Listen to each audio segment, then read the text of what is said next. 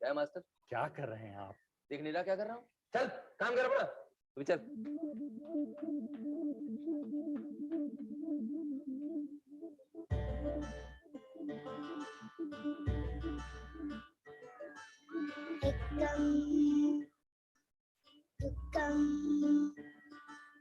एकम दुक्कम जोड़ जोड़ के हमने जोड़ी अपनी टोली।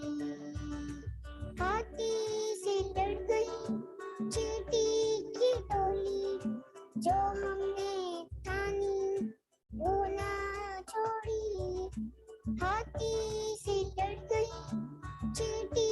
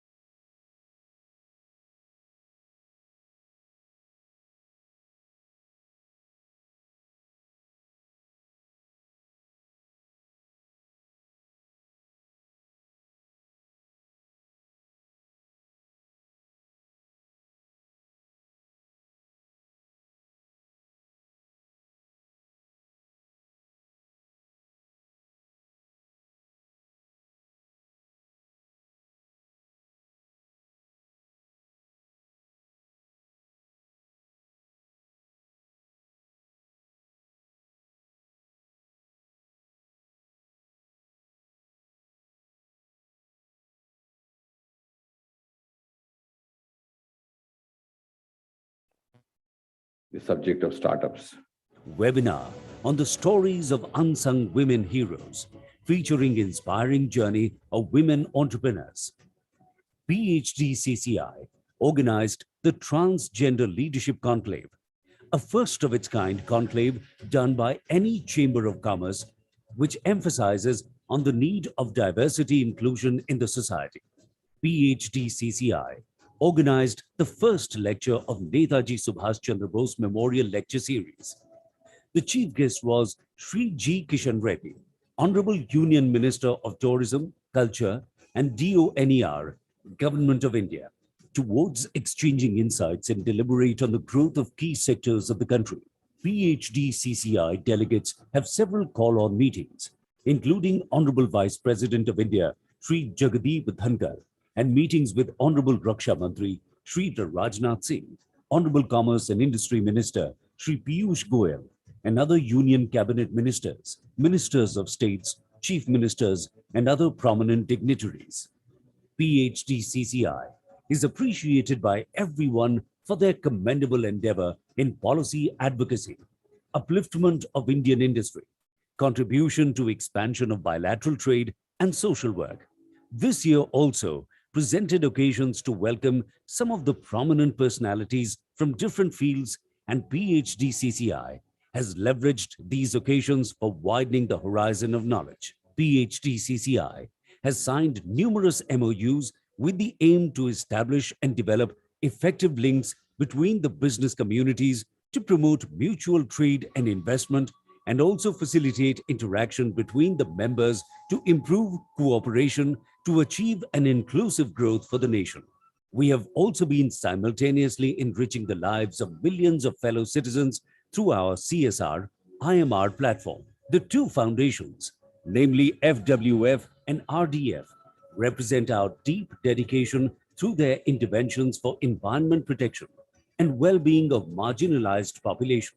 The double shock of COVID-19 crisis and Russia-Ukraine war has led to rising risks to global economy. However, Indian economy is projected to grow at the fastest rate as compared to the other leading economies in the world. PhD Chamber of Commerce and Industry has undertaken slew of initiatives to rejuvenate economy and businesses from the daunting impact of pandemic and recent geopolitical distress between Russia and Ukraine. The PhD Chamber represented more than 300 micro and macro level of issues of trade and industry to the various departments of Government of India and state governments, of which more than 200 have been very kindly accepted by the dignitaries. Make in India brings infinite opportunities for Indian manufacturers to fulfill the domestic demand and meet international quality standards of the products. At this historical juncture of India's emergence, which are being celebrated as Azadi Ka Amrit Mahotsav, the PhD Chamber stands like a pillar of strength for the industry and in solidarity with the government to make in India for the world.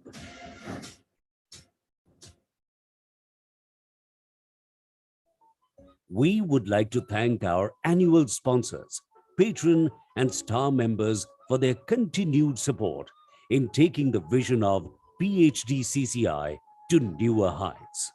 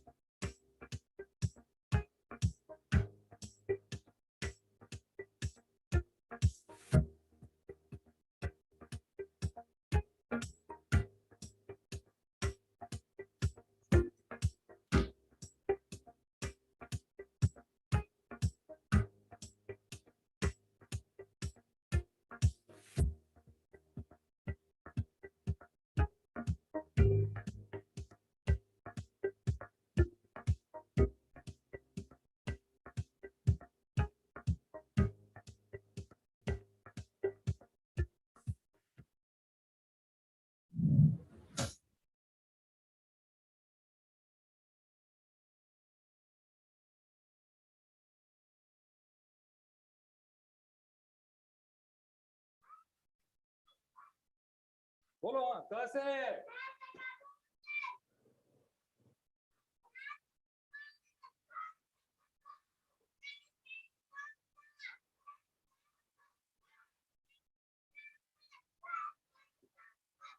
ए खड़ी हो, चल।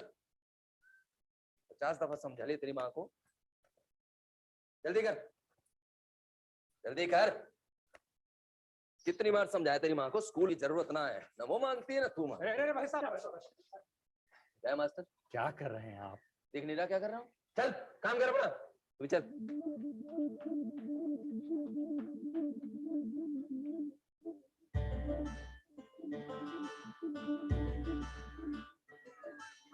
एकम दुक्कम एकम दुक्कम जोड़ जोड़ के हमने जोड़ी अपनी टोली। हाथी से लड़ गई चींटी की टोली, जो हमने ठानी वो ना छोड़ी। हाथी से लड़ गई चींटी की टोली, जो हमने ठानी वो ना छोड़ी।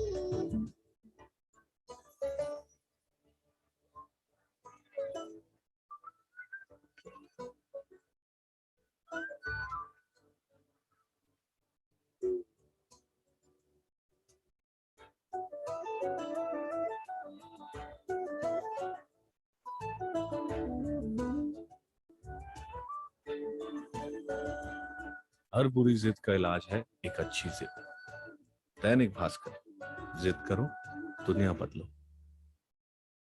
सत्यता और निष्पक्षता है हमारी जिम्मेदारी। सच के लिए कोई समझौता नहीं। भास्कर लिखेगा सच्ची बात बेधड़क। Intertwined with an eternal philosophy of affinity and prosperity, India is now one of the fastest growing big economies. It is a perfect melting pot of aim and ambition from where a future is rising to inspire the whole world. Propelled by the vision of the Honorable Prime Minister of India, standing in its 75th year of independence, India is poised to resurge its era of growth, greatness, and preeminence. आज जब हम अमृत काल में प्रवेश कर रहे हैं, अगले 25 वर्ष हमारे देश के लिए अत्यंत महत्वपूर्ण है। A true forerunner of Indian aspirations since 1905, PhD CCI has been a proud partner of nation's growth journey so far. PhD CCI has been taking persistent steps in congruence of Atmanirbhar Bharat mantra and endeavoring unceasingly to augment partnership and investment. As India marches ahead from a developing economy to a developed one, proactive and inclusive governance coupled with resilient entrepreneurship will be the key drivers of making India the most preferred destination for business. Collaboration, cooperation, and holistic participation amongst the government, industry, and its people are the cornerstones to enable India in this journey. PhD CCI, ideally positioned as the apex middle market chamber, representative of 70% MSME entities as members, spreading over 150,000 companies.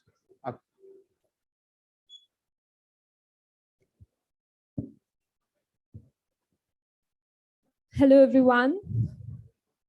Good morning, everyone. I request everybody to kindly get settled. And those of you who are not able to get settled here, they can shift to first floor Redico room. Thank you. So, ladies and gentlemen, a warm and dignified morning to our esteemed guest, our respected chief guest, distinguished speakers, and all the delegates gathered here today. We extend our heartfelt welcome to all of you at the first Media Summit, Rise of Indian Language Newspapers and the Tech Tide in 2023, organized by the Media and Communications Committee of PhD-CCI. The summit is dedicated exclusively to exploring the ascent of Indian language newspapers and the dynamic media sector, where we delve into the transformative impact of technological advancement. Our program is designed to facilitate enlightening discussions with industry experts, journalists, tech innovators, and policymakers, offering fresh perspectives to the ever-evolving media landscape. We are truly honored to have with us today the Secretary of Ministry of Information and Broadcasting, Shri Apurv Chandraji, whose esteemed presence adds immense value to the summit. To begin with the program's inaugural session, I kindly request the esteemed President of PHDCCI, Shri Saket Dalmia ji, and Executive Director of PHDCCI, Mr. Ranjit Mehta ji, along with our respected Chief Guest, Shri Apurv Chandra ji, Chairman of Media and Communications Committee, Mr. Pavan Agarwal ji, and co-chairperson, Mr. Mohit Jain ji, along with Assistant Secretary General, Ms. Shalini Sharma ji, to join us on the dais for the inaugural session.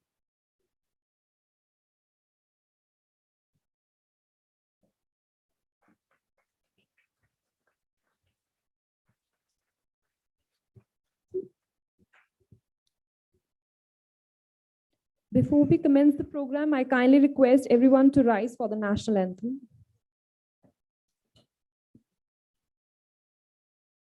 Jana Gana मन अधिनायक जय हे भारत भाग्य विधाता पंजाब सिंध गुजरात मराठा द्राविड़ उत्कल गंगा विंध्य हिमाचल यमुना गंगा उच्चल जलधि तरंगा तव शुभ नामे जागे तव शुभ आशीष मांगे गाहे तव जय गाथा जन गण मंगलदायक जय हे भारत भाग्य विधाता जय हे जय हे जय हे जय जय जय जय हे.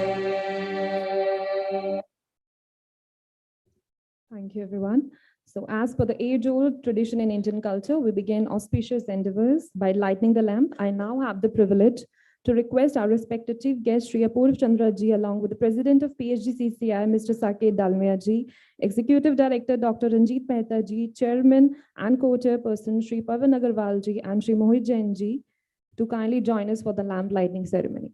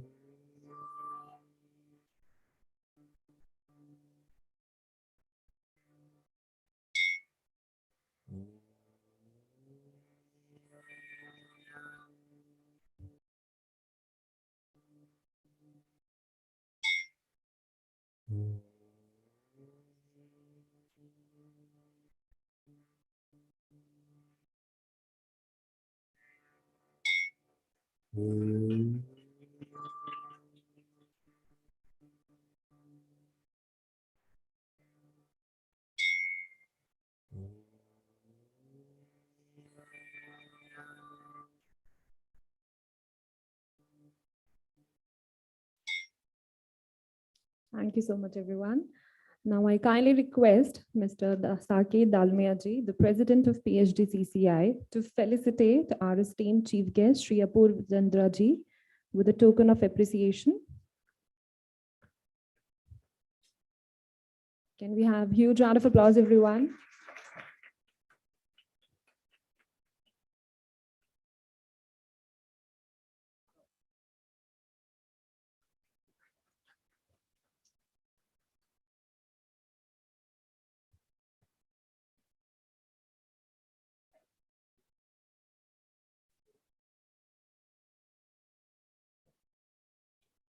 Thank you so much, everyone. So ladies and gentlemen, it is time to inaugurate the summit and begin our inaugural session. I kindly request our respected Executive Director, Dr. Ranjit Mehta ji, to join us on stage and deliver introductory remarks.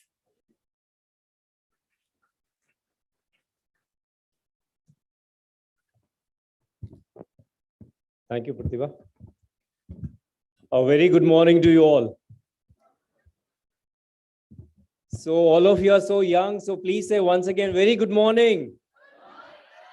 Very good, thank you. Shri Apur Chandraji, Honorable Secretary, Mr. Saket Dalmia, President PhD CCI, Mr. Mohit Jain, our co-chair of the Media Committee, and Mr. Pawan Agrawal, the chair of our Media Committee. Ladies and gentlemen, dear boys and girls, thank you very much for joining us this morning today. It's a great moment for us because what happens is that media has been taking up the issues of the society, issues of everyone. I think we thought, our committee decided, our president said that somebody has to take up the issues of the media. Because media is doing everything for the society, everything for us. So we thought that this committee will look at the issues and deliberate on them so that we can raise those issues and take it to the right forums, whatever issues the media has.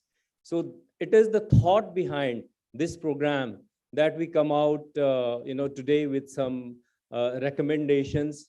We can give it to the right people, policymakers at the right places, sir. Normally what happens that during the, let me also tell you, during COVID time, PhD chamber was the only chamber who had come out with a report where we highlighted the contribution of the media and how they contributed towards the overall, how they help the people. They came out with certain suggestions where they helped out people. They brought them to the light, and so that people came and they helped everybody. So we were the only chamber that who really raised these media issues during the COVID time as well. So with this in mind, we have organized this summit. Now, before I won't like to take much of time. We have very distinguished people sitting here on the dais. Now, I would like to call Mr. Saket Dalmia, President of PhD CCI, for his welcome address.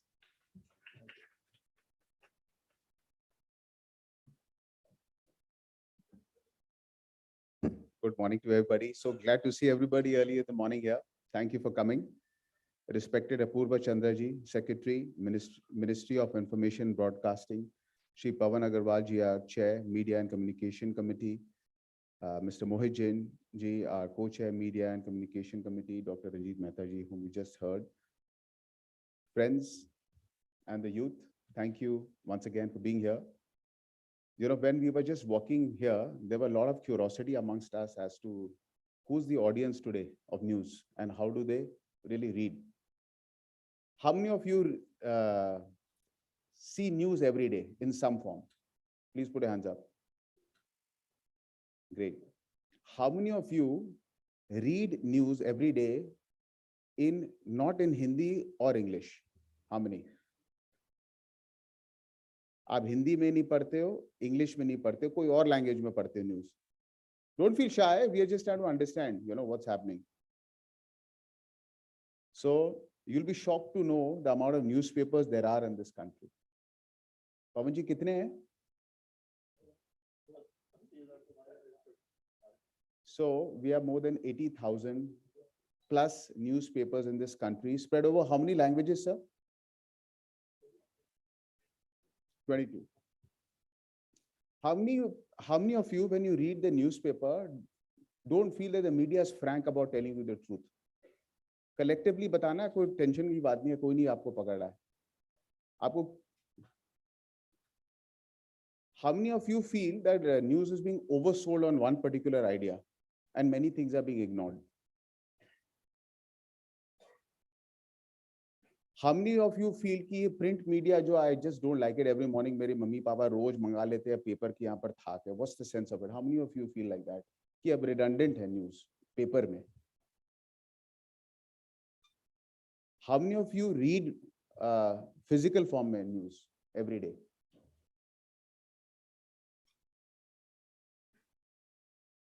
So we have people from 12 institutes, all in the business or the aspiration of being in the business of media. Am I right? Apart from our esteemed guests. The point, what we are trying to do here is trying to decipher the road ahead for media. Why? Why is it so important? I think all of us, we always talk about the cultural heritage of our country. We talk about the Mahabharata, we talk about Ramayana, how they have influenced our mind through the fables, through the stories. And they're reinforced to us again and again. आज Instagram में भी सबसे पहले सुबह कृष्ण जी दिखते हैं मुझे, या कोई ना कोई अच्छी दर्शन होती है. So that's our culture.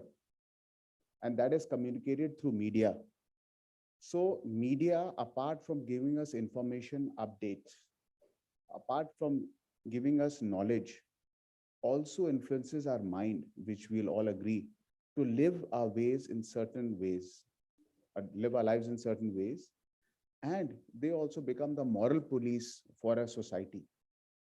With such challenging ideas or such challenging impact of media, I think no matter how much communication we have on this platform to discuss this important issue is less.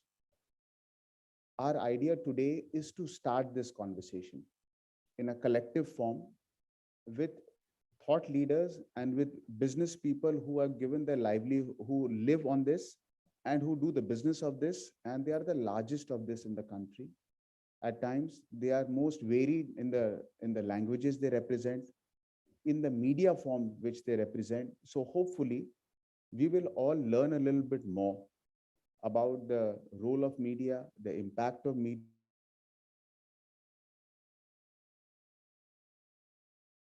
We get in knowledge. So I think I've said enough. Hopefully, we will get some good learning, all of us. Thank you so much for being here.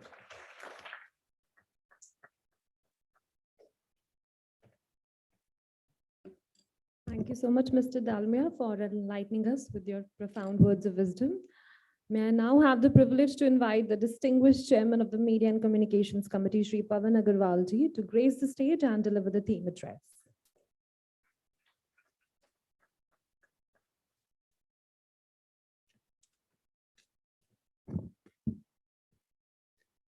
Thank you, Saket, Mr. Dalmia, for setting the tone for the day. And with this, very good morning to esteemed guests, delegates, and participants today.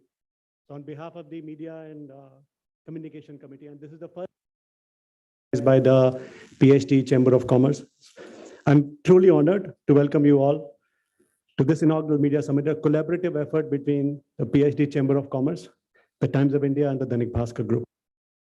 We'll embark on a remarkable journey to delve into a topic of utmost significance, which is the resurgence of Indian language newspapers and the Tech Tide 2023. Our agenda of this summit is twofold. We'll aim to celebrate the remarkable resurgence of Indian language newspapers. As you all know, Indian languages newspapers are deeply rooted in our cultural diversity.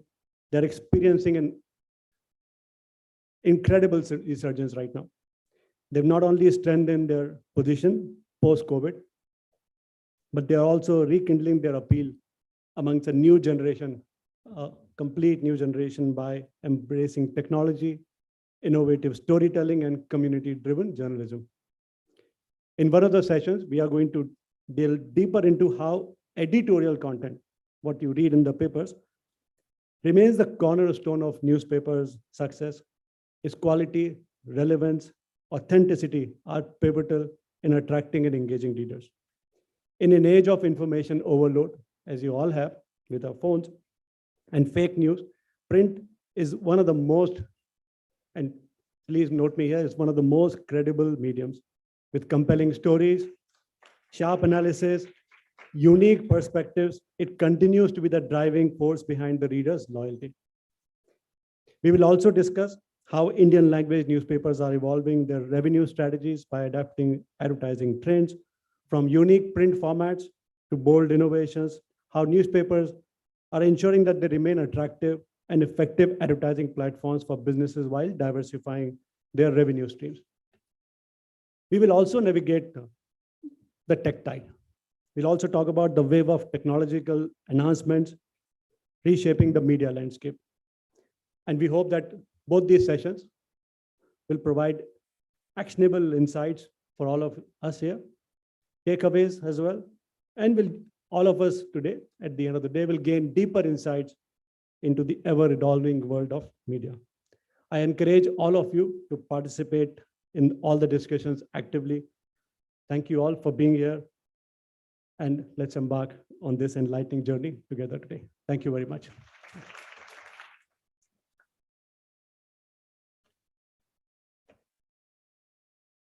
Thank you, Shri Agarwalji, for enlightening us. Now, with great pleasure, I extend the invitation to our Honorable Chief Guest, Shri Apurv Chandra Ji, to deliver the keynote address.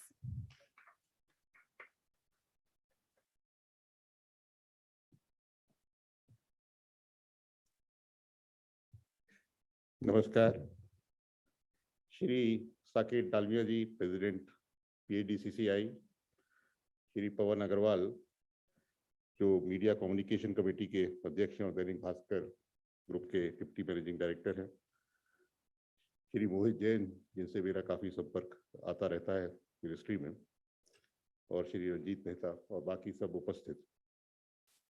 सबसे पहले तो वैसे तो श्री साकेत डालमिया जी ने कई प्रश्न किए और बड़े इंटरेस्टिंग प्रश्न किए और जिनका उत्तर भी मिला।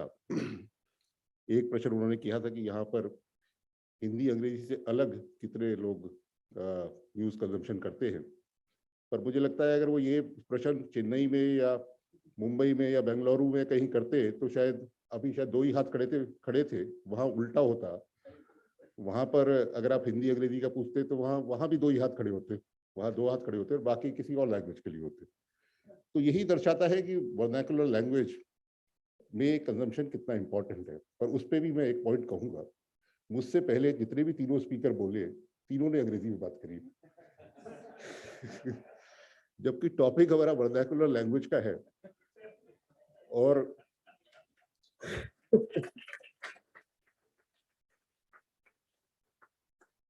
पवन अग्रवाल जी, जो कि दैनिक भास्कर को रिप्रेजेंट करते हैं, वो भी अंग्रेजी में बोले तो ये भी फिर एक दर्शाता है कि हमारी सोच या जो हमारा शिक्षण है, आज हम सब अंग्रेजी के ऊपर या हम लोग ज्यादा अंग्रेजी के ऊपर रिलाई करते हैं। और मोहित जैन जी, क्योंकि उसके रिप्रेजेंटेटिव है, सब लोग times of India, Indian express या हिंदुस्तान टाइम दिल्ली में ये पेपर ज्यादा कंज्यूम करते हैं और इसी से हमारी सोच बनती है। पर नेशनल मीडिया इसीलिए ज्यादा जो है एक तरह से इंग्लिश रिलायंट हो गया है और हमारा जो डिस्कोर्स है वो भी इंग्लिश लैंग्वेज सेट करती है। पर रीजनल मीडिया, मैं महाराष्ट्र कैडर से हूँ, मैंने बहुत समय महाराष्ट्र में व्यतीत किया और वहाँ मैंने देखा कि जो रीजनल मीडिया था, बहुत रिस्पेक्टेड रीजनल मीडिया था, चाहे वो महाराष्ट्र टाइम्स हो, लोक सत्ता हो, सकाळ हो, और कई पेपर्स हैं। महाराष्ट्र में बहुत लंबी ट्रेडिशन है न्यूज़पेपर्स की और वहाँ का जो वर्नाकुलर मीडिया था बहुत ही स्ट्रांग था और बहुत अच्छा उसका एडिटोरियल कंटेंट भी था और बहुत क्वालिटी थी। ऐसे ही आज यहाँ पर बहुत और भी अमर उजाला से लेकर ईनाडू से और बाकी कई न्यूज़पेपर्स के यहाँ बैठे हैं, जो कि आगे आपको पैनल में भी संबोधित करेंगे। तो रीजनल मीडिया में आज मैं बल्कि नेट पे भी सर्च कर रहा था कि जो इंडिया में मेरे ख्याल से टॉप 10 में केवल टाइम्स ऑफ इंडिया ही अंग्रेजी का एक न्यूज़पेपर है, बाकी सारे रीजनल मीडिया के ही न्यूज़पेपर्स हैं जिनका प्रिंट रन है। तो रीजनल मीडिया की जो पहुंच है और जो रीच है वो इंग्लिश मीडिया से कहीं अधिक है। और माननीय प्रधानमंत्री जी बिल्कुल इस बात में पूरी तरह से विश्वास करते हैं। हम जब भी मिनिस्ट्री ऑफ इंफॉर्मेशन ब्रॉडकास्टिंग में जो भी उनका सूचना रहती है वो यही रहती है कि हमें कंसंट्रेट करना है रीजनल मीडिया पे, क्योंकि इंग्लिश एक लिमिटेड ऑडियंस है। और जो मैं न्यूज़ चैनल्स में भी देखता हूँ, जो रीडरशिप, जो लिसनरशिप है 1:30 या 40 का फर्क है। अगर जो हाईएस्ट हिंदी न्यूज़ चैनल है और जो हाईएस्ट इंग्लिश न्यूज़ चैनल है उसमें बार्क रेटिंग में 1:20 या 30 का फर्क है। वैसे ही न्यूज़पेपर्स में भी अगर जो है जो हाईएस्ट जो टाइम्स ऑफ इंडिया के बैठे और भास्कर ग्रुप है तो मेरे ख्याल से 1:10 का फर्क होगा, मेरे को लगता है प्रिंट रन में या रीडरशिप में। तो हमारे यहाँ देश में जो कंजम्पशन है वो आज भी इंग्लिश में कम और बाकी रीजनल लैंग्वेजेस में, हिंदी में स्पेशली, और बाकी जो भी राज्य है उसके उस राज्य में उस लैंग्वेज में होता है। और रीजनल लैंग्वेज का, इसीलिए रीजनल लैंग्वेज न्यूज़पेपर्स का जो हमारा भी काम, जो मिनिस्ट्री ऑफ इंफॉर्मेशन ब्रॉडकास्टिंग का यही है कि हम केवल इंग्लिश और या डेली न्यूज़पेपर्स पे कंसंट्रेट ना करें। जो हमारी जो भी खबर है, आज चाहे G20 की खबर हो या जो भी देश में जो भी विकास की खबरें हैं, वो पूरे देश में पहुंच सके और जो कस्टमर हैं, जो पढ़ने वाले हैं, उनको उनकी लैंग्वेज में प्राप्त हो सके। अब इसके लिए मैं रीजनल पेपर्स को भी एक तरह से आग्रह करूंगा कि उनको भी आवश्यकता है कि दिल्ली में उनके जो रिपोर्टर्स हैं, जो उनका ब्यूरो है, उसको स्ट्रेंथन करें, उसमें थोड़ा सा अधिक लोगों को बढ़ाएं, क्योंकि ऐसा भी ना हो कि हम बस इंग्लिश में देते रहे और वो ट्रांसलेट होता है और वो लोग बस आप ट्रांसलेटेड वर्जन को अपने आगे न्यूज़पेपर में आगे बढ़ाते रहे। अपनी तरफ से भी उसको जो है थोड़ा सा स्ट्रेंथन करने की जरूरत है। और दूसरा विषय ये है कि जो एडिटोरियल कंटेंट है सबसे महत्वपूर्ण, क्योंकि जो प्रिंट मीडिया में और आज जो अब आप लोग तो सब यूथ है, जो आज कंजम्पशन है, वो मोस्टली अब जो है डिजिटल की तरफ जो है शिफ्ट धीरे धीरे होता जा रहा है। और जो यूथ है वो डिटेल्स में जाने की जगह बस न्यूज़ को जो है इन शॉर्ट्स में पढ़ लिया, या फिर जो है आपके पास नोटिफिकेशन आया, नोटिफिकेशन शॉर्ट पे ये पढ़ लिया कि कहीं पर अर्थक्वेक हुआ या कहीं पर कुछ G20 का समिट हुआ। अब उसमें क्या हुआ उससे कोई मतलब नहीं है, बस हुआ समिट हुआ। उसमें जो है प्रेसिडेंट बाइडेन आए, क्या बोले उससे मतलब नहीं है, बस आए। तो ये जो प्रवृत्ति है कि डिटेल में ना जाना, इसके लिए भी न्यूज़पेपर्स को कैसे रोचक बनाएं, किस तरह से कंटेंट को भी किस तरह से लोगों तक पहुंचाएं, ये एक महत्वपूर्ण वो है। और क्योंकि रीजनल जो न्यूज़पेपर्स हैं उसका कंटेंट सबसे अधिक पढ़ा जाता है, सबसे अधिक पहुंचता है, तो उसमें थोड़ा सा सीरियस कंटेंट भी उसमें किस तरह से पहुंचाए। केवल जो है वायलेंस या कहीं पर जो है क्राइम या कहीं पर मर्डर्स या एक्सीडेंट्स, वो सब छोड़ के किस तरह से उस कंटेंट की रूपरेखा को थोड़ा बदले, डेवलपमेंट ओरिएंटेशन की तरफ लेके जाए, ये भी बड़ा महत्वपूर्ण है। आज आपकी तरफ, आपके यहाँ कई पैनल्स में इस तरह के डिस्कशंस होंगे और बहुत डोयंस हैं जो कि इंडस्ट्री के यहाँ पर रहेंगे, तो मुझे पूरी अपेक्षा है कि इसमें कुछ अधिक निकल के आएगा। PATCCI ने पहली बार, ये पहला ही मीडिया समिट है, मैं उनको इस बात के लिए उनकी शुभेच्छा व्यक्त करता हूं कि आपने पहला मीडिया समिट किया है। आपके आउटकम्स अच्छे रहें, इसी तरह से आपका नए और आगे आप समिट्स करते रहें, और कुछ उसमें जो डेलिब्रेशंस हो उसको हमें भी बताएं। अगर गवर्नमेंट का उसमें कहीं इंटरवेंशन लगता है तो किस तरह से हम अपनी पॉलिसीज को चेंज कर सकें, किस तरह से और न्यूज़पेपर्स को बढ़ावा दे सकें।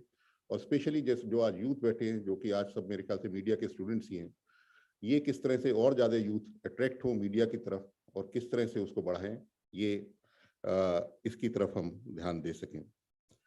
जो Indian institute of mass communication है, जो गवर्नमेंट का जो इंस्टीट्यूट है, उसमें हम डेफिनेटली लैंग्वेज जर्नलिज्म के ऊपर भी एम्फेसिस करते हैं, क्योंकि केवल इंग्लिश में ही नहीं, हमारे यहाँ जो रीजनल जो कैंपसेस है वहाँ पर उड़िया या मलयालम या मराठी, इस तरह का जर्नलिज्म, उर्दू, तरह तरह के जो भी जिस स्टेट में वो है वहाँ का उस जर्नलिज्म का भी हम एम्फेसिस करते हैं कि जो जर्नलिज्म के कोर्सेज हैं वो उस लैंग्वेज के जर्नलिज्म को प्रमोट करें।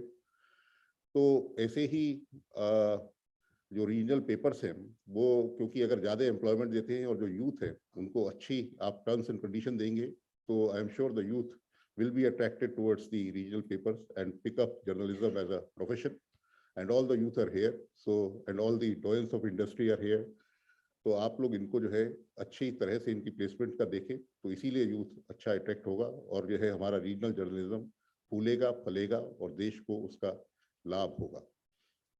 तो इसके साथ मैं आप सबको शुभेच्छा देता हूँ। धन्यवाद।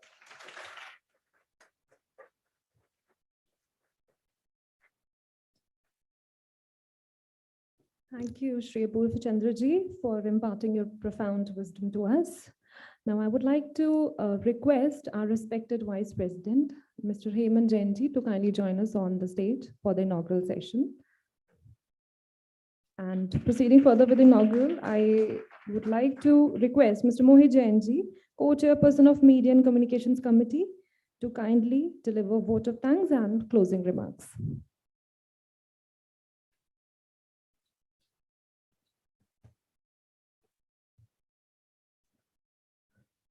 Thank Thank you.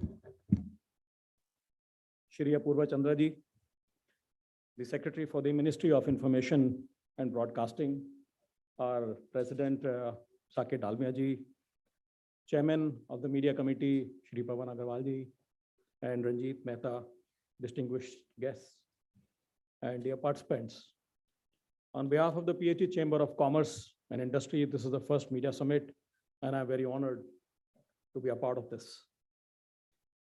This gathering thrives on participation and commitment of everyone present, and today we are overwhelmed by the enthusiastic response. A special note of thanks to Shri Apurva Chandra ji. Your presence not only lends gravitas to the summit, but also underscores the significance that government attributes to a flourishing and a fact-driven media sector. Your insightful remarks, they motivate us. Your words are an exceptional fusion of depth and clarity, serving as a direction for the gathering over here.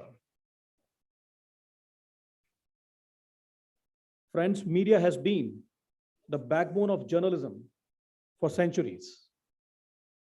It has not just informed, but also shaped the opinions and brought through revolutions and chronicled the history of our civilization. Today, as we evolve in the digital age, the tactile experience of reading a newspaper or magazine on the romance of the ink and the paper remains unmatched. And I was very happy to hear, Saket ji, the answers to your questions where people raised, hands that whether media or the news or the newspapers, are they still relevant for all of us? Thank you guys. Thank you so much. Right? A round of applause for that. We are thrilled to present a dynamic range of panel discussions today. And much like the mining for gold, engaging in meaningful dialogue allows us to deep dive and unearth viable solutions. Our discussion will span from crafting engaging editorial content and evolving advertising trends to the role of technology in shaping news consumption and the pivotal theme of freedom of speech. In the symphony of progress, the freedom of speech is the melody that ensures every note, regardless of its pitch, contributes to the harmony of just and open society. As the pillars of democracy hold a nation high, freedom of speech remains its cornerstone. And we urge the government, sir, to fortify this foundation so that every voice resonates freely. And friends, I'm just reminded of a very famous quote from our former President of India, Dr. Abdul Kalam, where he says that sapne wo nahi जो हम सोते वक्त देखते हैं, सपने वो हैं जो हमें सोने नहीं देते. Our Honorable Prime Minister, Shri Narendra Modi ji, speaks of a powerful dream that galvanizes the spirit of New India, a developed India in 2047. The recent G20 summit not only spotlighted India, its influence, but also showcased our prowess in forging pivotal consensus on key initiatives like India, Middle East, and the European corridor, climate action, systems of digital public infrastructure, and many more. Truly, sir, we are in the India's Amrit Kal. And I dream of an enlightened citizenry. It's a dream that I believe the media will play a great role in making it a reality. With this prelude, sir, I thank you on behalf of the PhD Chamber of Commerce and reiterate our deep appreciation for your presence on the dais today. Thank you so much.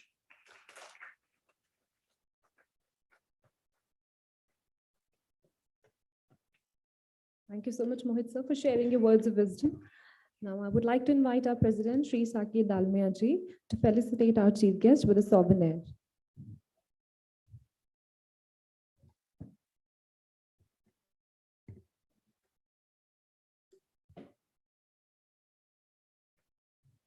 Can we have a huge round of applause for our chief guest?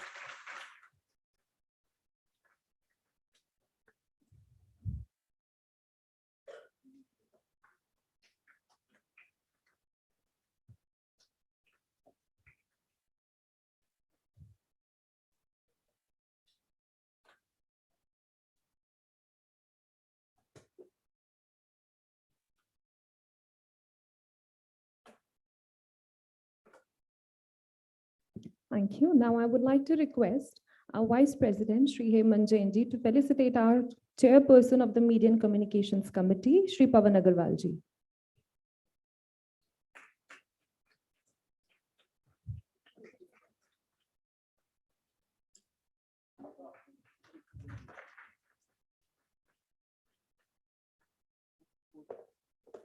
I would like to finally request our Executive Director, Dr. Ranjit Mehta ji, to felicitate our co-chairperson of the Media and Communications Committee, Mr. Mohit Jain ji.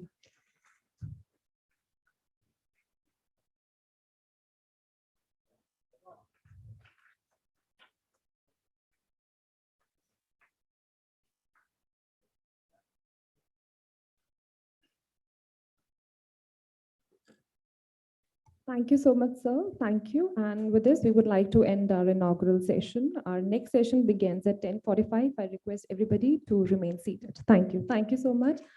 Saket sir, Apurva sir, Ranjit sir, Pavan sir, and Mohit sir.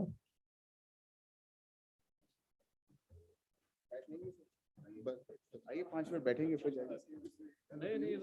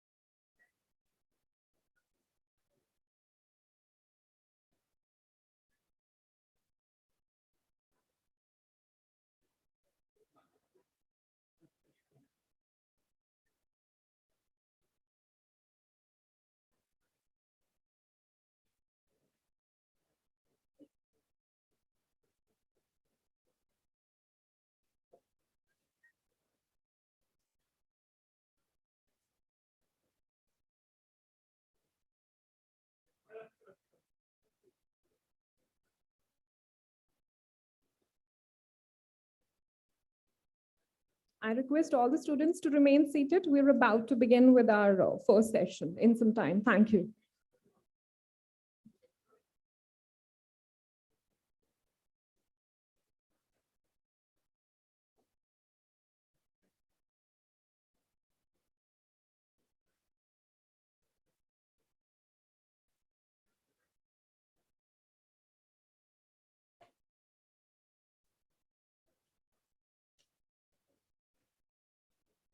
May I have your attention, everyone? So we are about to begin with our very first session. We shall now begin with our very first session, session 1, which is Resurgence of Indian Language Newspapers. So I kindly request Mr. Vipin Gupta ji, MD and Senior Partner, BCG, Mr. Girish Agarwal ji, Director, Dainik Bhaskar Group, Mr. Tanmay Maheshwari ji, Managing Director, Amar Ujala, Mr. I. Venkat ji, Director from Inadu, Mr. Dhruba Mukherjee, CEO, ABP Group, to kindly join us on the stage for the first session.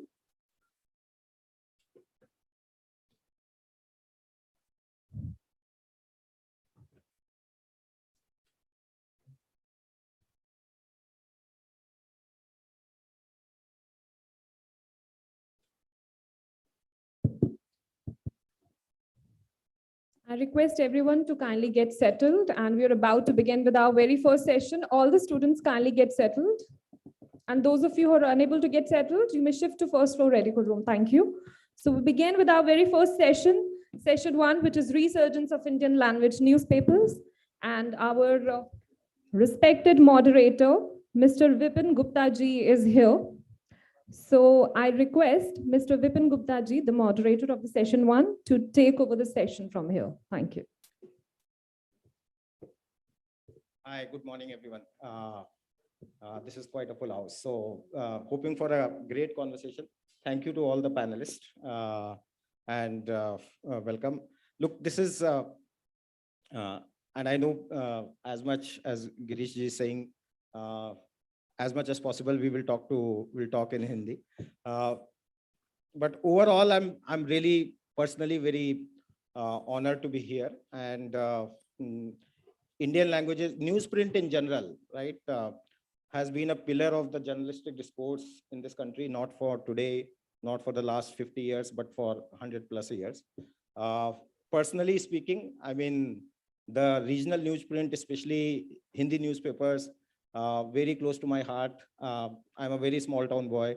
I grew up like in a small village of 5,000 people outside Kanpur.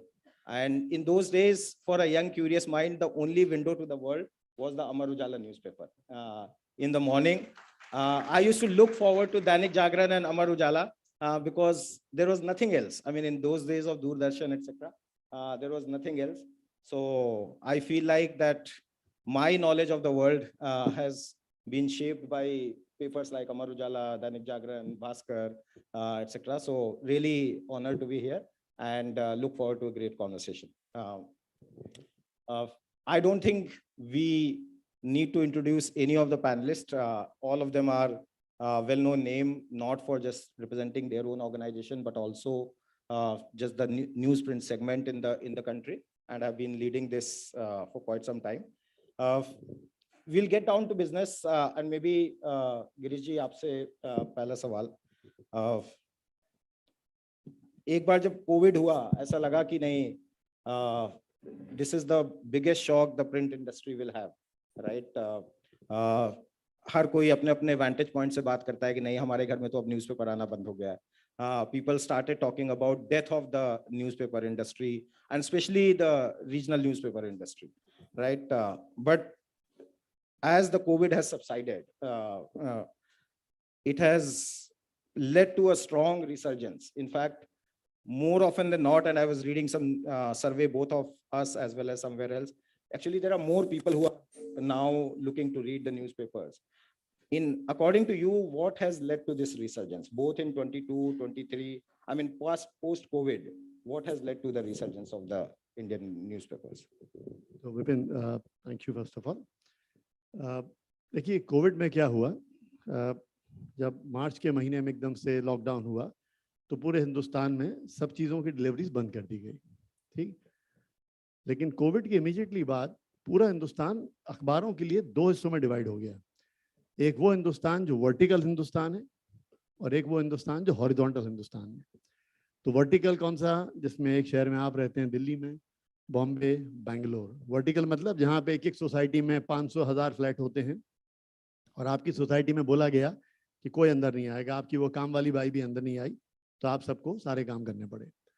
लेकिन जो दूसरा हिंदुस्तान है, जो Bhopal, Indore, Madhya Pradesh, Kerala, waste Bengal, वो पूरा horizontal है।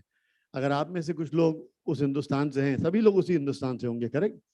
तो उस हिंदुस्तान में आप 18वें माले पे नहीं रहते, आपका अपना या तो खुद का घर है या सेकंड फ्लोर, थर्ड फ्लोर तक है, तो वो हॉरिजॉन्टल हिंदुस्तान है। वहां पे कोई टेंशन नहीं हुआ। वो 14 दिन के बाद आपका दूध भी आया, सब्जी भी आई, काम वाली बाई भी आया, आपका दोस्त भी आया, सब कुछ हुआ। आपको लिफ्ट की परमिशन नहीं लेनी पड़ी सोसाइटी के, यार वो सोसाइटी से पूछो हमको नीचे जाना है तो कितने बजे लिफ्ट मिलेगी। तो एडवांटेज क्या हुआ इंडियन लैंग्वेज न्यूज़पेपर्स को कि ठीक 15 दिन बाद जब वापस मार्केट खुला तो सारा का सारा सर्कुलेशन जो है वो अगले 2 महीने के अंदर उसके बाद पूरा लाइन पे आ गया। मैं आपको डेटा बताता हूँ फैक्चुअल। केरला से शुरू करते हैं। केरला में newspapers are back to 93% circulation of pre covid. In case of Andhra Pradesh, they are back to almost 89% of pre-COVID. In case of Madhya Pradesh, Gujarat, Uttar Pradesh, West Bengal, they all are ranging in the range of 88 to 90%. थोड़ा नुकसान हुआ हमारा, करीबन 8 से 10% का circulation कम हुआ, लेकिन वो भी कहाँ कम हुआ, मैं इसलिए एड्रेस कर रहा हूँ ये बात, क्योंकि क्या होता है, ये थोड़ा सा एक लूज हो जाता है ना कि अरे यार न्यूज़पेपर तो आजकल कम हो गए यार, अब दिक्कत आ गई है, ठीक। तो अपन ये लूज स्टेटमेंट को खत्म करते हैं पहले। तो जो 8-10% कॉपी भी कम हुई, वो कौन सी कम हुई, ऑफिसेज की। क्योंकि ऑफिसेज में वो एचआर वाले आते हैं, वो कॉस्ट कटिंग के चक्कर में बंद हुई कॉपी, तो उन्होंने कहा रोक ही दो यार इसको, तो वो कॉपी कम हो गई। रेलवे स्टेशन पे गवर्नमेंट ऑफ इंडिया ने हमको 2 साल तक परमिशन नहीं दी न्यूज़पेपर्स बेचने की, तो वहां पे कॉपी कम हो गई। तो अगर उन कॉपीज को हटा दें तो लगभग 90% कॉपी सारे अखबारों की, हाँ अंग्रेजी के अखबारों को अनफॉर्चुनेटली दिक्कत आई। क्योंकि दिल्ली, बॉम्बे, बैंगलोर शहर में आप बगैर अखबार के थे 12 से 16 महीने तक। तो जब 12-16 महीने आपके पास अखबार नहीं था तो आपकी आदत दूसरे फॉर्मेट पे चली गई, तो वहां नुकसान ज्यादा हुआ। लेकिन भारतीय भाषाओं के अखबारों को, इंडियन लैंग्वेज न्यूज़पेपर्स को, इसमें कहीं कोई नुकसान नहीं हुआ। अब आइए रिसर्जेंस पे। तो हम लोग तो पहले 90% पे आ गए। किसी भी न्यूज़पेपर ऑर्गेनाइजेशन की, आप जितने लोग बैठे हैं यहाँ से, कितने लोग जर्नलिज्म में वर्किंग कर रहे हैं, जरा हाथ उठाइए। और बाकी लोग प्रोडक्शन वगैरह दूसरे काम में कर रहे हैं, करेक्ट, ठीक। किसी भी न्यूज ऑर्गेनाइजेशन के लिए सबसे इंपॉर्टेंट होता है न्यूज इवेंट का टाइम। कि अगर मान लीजिए कोई घटना, कोई एक्सीडेंट, कुछ भी हुआ, सिर्फ 1 दिन की न्यूज है, तो मैं कितनी भी मेहनत कर लूं 1 दिन के अंदर खत्म हो जाएगी। Covid was the longest news event in the world. 18 महीने का कोविड था। ये मार्च 2020 में शुरू हुआ और सितंबर 2021 तक चला, 2021 तक। तो 18 महीने का न्यूज साइकिल था। As a consumer of news, everybody was looking at कि आज कितना नंबर है, कहाँ पे क्या हुआ, अमेरिका में क्या हुआ। एंड सडनली जो हम ग्लोबल विलेज बोलते हैं, वो एक्चुअल में ग्लोबल विलेज हो गया। आपको न्यूयॉर्क का भी पूछना था, आपको कानपुर के बारे में पूछना था, आपको अपना शहर भी चाहिए था, दिल्ली, बॉम्बे, सब कुछ चाहिए था। 18 महीने का न्यूज साइकिल हुआ। तो न्यूज़पेपर की readability, time spent on newspaper, newspaper के लिए सबसे इंपॉर्टेंट क्या होता है, टाइम स्पेंड। जो एडिटर होते हैं वो बेचारे इसी में पूरा टाइम लगे रहते हैं कि यार हम 40 मिनट, 35 मिनट, 45 मिनट, 1 घंटा उस आदमी का कैसे सुबह हमको मिल जाए। जो चैनल पे होता है ना टीआरपी के लिए कि 1-1 मिनट इंपॉर्टेंट होता है, ऐसे यहाँ न्यूज़पेपर के लिए सुबह का टाइम बहुत इंपॉर्टेंट है कि हमको 40 मिनट आपके चाहिए। तो उनके लिए 18 महीने का टाइम था। उसमें उन्होंने इतना इन्वॉल्व किया अपने रीडर को, इतनी जान लगाई, इतनी मेहनत की। और मैं खास करके इस प्लेटफॉर्म से जितने भी जर्नलिस्ट हिंदुस्तान में काम कर रहे हैं उनको लिटरली उनको नमन करना चाहूंगा। उनको मतलब I can't stop appreciating them at all. मतलब उन्होंने, देखिए माफ करिए, कोविड जब हुआ तब अधिकतर लोग, आप लोग क्या कर रहे थे उस महीने, 2 महीने, 4 महीने में, बोलिए क्या कर रहे थे आप लोग? घर में थे, वर्क फ्रॉम होम वगैरह वगैरह वगैरह। अब आप सोचिए उस जर्नलिस्ट का जो पीपी किट पहन के हॉस्पिटल के वार्ड में जाके चेक कर रहा था कि वो कोविड पेशेंट ठीक से ट्रीट हो रहे हैं कि नहीं हो रहे हैं। सोचिए हमारे उन जर्नलिस्ट की, भास्कर के 16 जर्नलिस्टों ने एक बोट करके गंगा के एक कोने से उत्तर प्रदेश के दूसरे कोने तक करीबन जाके 16-18 दिन बोट पे डेड बॉडीज काउंट की थी। आप जान पहचान के लोगों की शव यात्रा में नहीं जा रहे थे यार। और वो जर्नलिस्ट आपके लिए, आपको फैक्ट बताने के लिए अपनी जान से खेल रहा था। आप सोच के देखिए, उस जर्नलिस्ट की भी तो बहन है, बीवी है, माँ है, बेटा है, वो भी तो बोलते होंगे उससे। But that journalist took that call कि नहीं यार। तो मैं सारे जर्नलिस्ट, और इसीलिए जो रिसर्जेंस हुआ वो क्यों हुआ, इसीलिए हुआ कि आपका टाइम न्यूज़पेपर में बढ़ा। आपने न्यूज़पेपर को देखना शुरू किया, आपने उसके बारे में अच्छा बोलना शुरू किया, बुरा जो भी आपने बोला। और उसका एक बहुत बड़ा एडवांटेज कमर्शियली हमको हुआ, क्योंकि देखिए newspaper organisation, we are commercial organisation, we have to produce profit. Why? Because आज दैनिक भास्कर के पास 10,000 एम्प्लॉइज हैं न्यूज़पेपर में, मेरे पास 10,000 लोग काम करते हैं न्यूज़पेपर में, उसमें से 3,500 जर्नलिस्ट हैं। Probably I am proud to say I have the largest team of journalist in the world. तो वो जो जर्नलिस्ट हैं उनको सैलरी भी देनी पड़ती है, ठीक, उनके साथ काम भी करना पड़ता है, उनके भी खर्चे हैं। दूसरा, एक जमाने में माना जाता था जर्नलिस्ट तो वो आदमी होता है वो झोला लेके चलता है बेचारा, कोई दूसरा काम नहीं मिला तो ये कर लिया। ऐसा नहीं है। आज की तारीख में मेरे एडिटर्स, मेरे जर्नलिस्ट और मेरे क्या टाइम्स ऑफ इंडिया के, तन्मय के, सारे अखबारों के journalist, they all are paid huge money. 40, 50, 70, 80 lakh रुपए तक की सैलरी एडिटर्स की, करोड़ करोड़ रुपए की सैलरी आजकल होने लगी है। और मुझे फक्र है वो देखे कि भाई होना चाहिए, क्योंकि वो लोग अपनी जान पे खेल रहे हैं यार, वो लोग काम कर रहे हैं। तो इस कोविड का एडवांटेज ये हुआ कि हमारी प्रॉफिटेबिलिटी प्री कोविड से बेटर है। जैसे आज मैं बड़े गर्व से बोल सकता हूं कि हिंदी अखबार सारे के सारे, गुजराती, मराठी, तेलुगु, तमिल, हम सब की प्रॉफिटेबिलिटी प्री कोविड से बेटर है। और अंग्रेजी के अखबार जो एक जमाने में बहुत ज्यादा प्रॉफिट कमाते थे, उनसे गर्व के साथ बोल सकता हूं, now my profit is double than the biggest English paper in the country.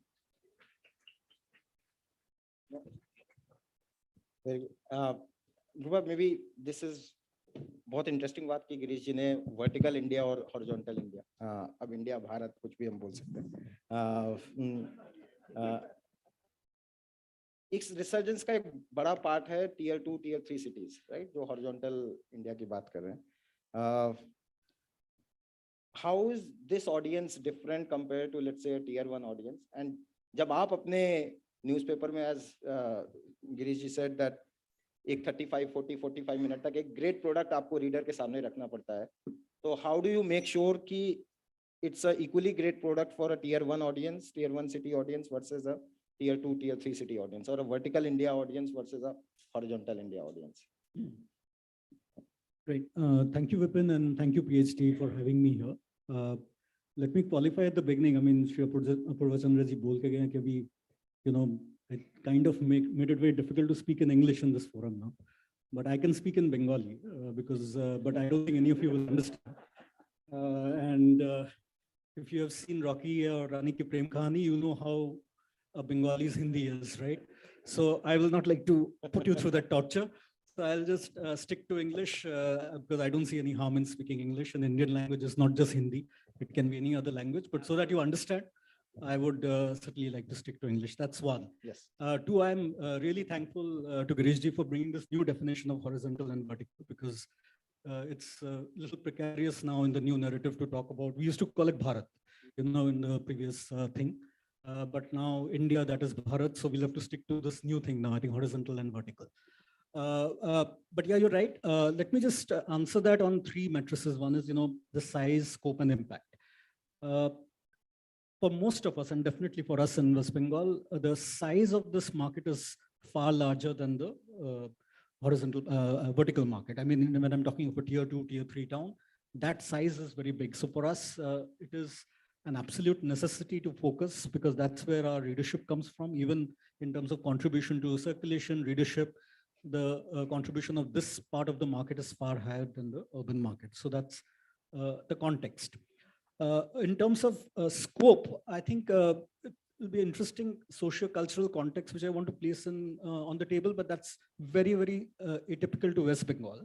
because many of you probably will not be aware that West Bengal was under the communist rule for about 30 years. And in early 1980s, the West Bengal government decided not to teach English till before class 5, right? So my generation and the next generation, those who studied in government schools, and that is predominantly 90% of the education system, didn't learn English before class 5. And hence we have 2-3 generations of people who have grown up who almost treats English like a third language. And if you kind of read a language as a third language, you're not comfortable reading it on a day-to-day basis. So for us, that market naturally gravitates to an Indian language, in that case, Bengali. So again, it's very important from that context that a natural momentum is already there in the tier 2, tier 3, more so in tier 2, tier 3, because their exposure to English medium school is even lower. They gravitate towards Bengali as a language, and hence it's a growing market. Now, the other scope is, as you rightly pointed out, Vipin, in your initial remarks, which is a psychographic scope, that a typical reader from a small town, which is a tier 2 or tier 3 town, has a much bigger aspiration to prove himself or herself. And hence, the need to know and that hunger for curiosity is far, far higher. And hence, they are information seekers. They are knowledge seekers. They go out of their way because development is a little skewed in these places, and hence they don't have access to many things which we take for granted in the urban area. We talk of the great digital revolution, but there is a digital divide. In tier 2 and tier 3, they don't have a 5G kind of speeds and etc. So a lot of what we kind of take it for assume as taken for granted is not there. So their hunger to know is more, and hence, again, the print circulation does far better than any other circulation, because on the TV front, there are a lot of large-scale power cuts, etc., which still happens in a very rural hinterlands of India. So it's not that TV has an unadulterated access or uninterrupted access. It doesn't. So either which way, we have seen that in these markets, print rules, because TV is handicapped by power, digital is handicapped by the kind of speed, and hence print is a natural gravitational force towards print. Now, given the scope, now how are we creating an impact? Now, the impact are typically, if you say management framework of 4 Ps, the first and most important one is obviously product, which is, we talked about content, right? And the way we play, and all regional newspapers play, is on this hyper-local content, which is like a news which even Google won't serve you. The news of your hometown, of your neighborhood, etc. Try and look it up in Google, try and look it up even with the digital television. They will not be able to deliver that, which only a newspaper can. And that is our key differentiator in these markets. And I think Inadu started it long time back, and I'm sure Venkat will talk about it, but others have also followed. We pretty much have a edition for every district and district subtown in the areas that we operate, because we realize that hyper local is what's going to keep us ahead. Despite citizen journalism, etc., whatever, still hyper local is what differentiates newspaper in terms of content from any other media. In terms of price, we also segment the markets, because every region doesn't have the same affordability or power to pay. So yes, there is a differential pricing strategy also. So in Bengal, if you broadly divide it into 3 parts, Calcutta, South Bengal, North Bengal. North Bengal is the least developed, followed by South Bengal, followed by Calcutta. So we have a completely differential pricing, a lower pricing in North Bengal than we do in other places, so that at least there is the pricing should not be a hindrance for a person's willingness to read. So that's on the price front. Distribution is amazingly leveraged in these markets, because it's almost a case study. And I think the relationship that distributors have with readers is almost like an extended family. It's something you and I will not be able to relate in urban areas. For us, we don't even know who probably delivers the paper. It's given, you pick it up. The person's an outsider. He just delivers. He's a logistics guy. But in the small towns, that guy is almost an extended family. And his relationship often, and Girishji talked about this rebound. A lot of that rebound is because the distribution trade had fantastic relationship with the readers. And when things opened up, they were able to go back and start the supply in the households, and people didn't object. And they took it because it was an extended family member. His livelihood is dependent on it.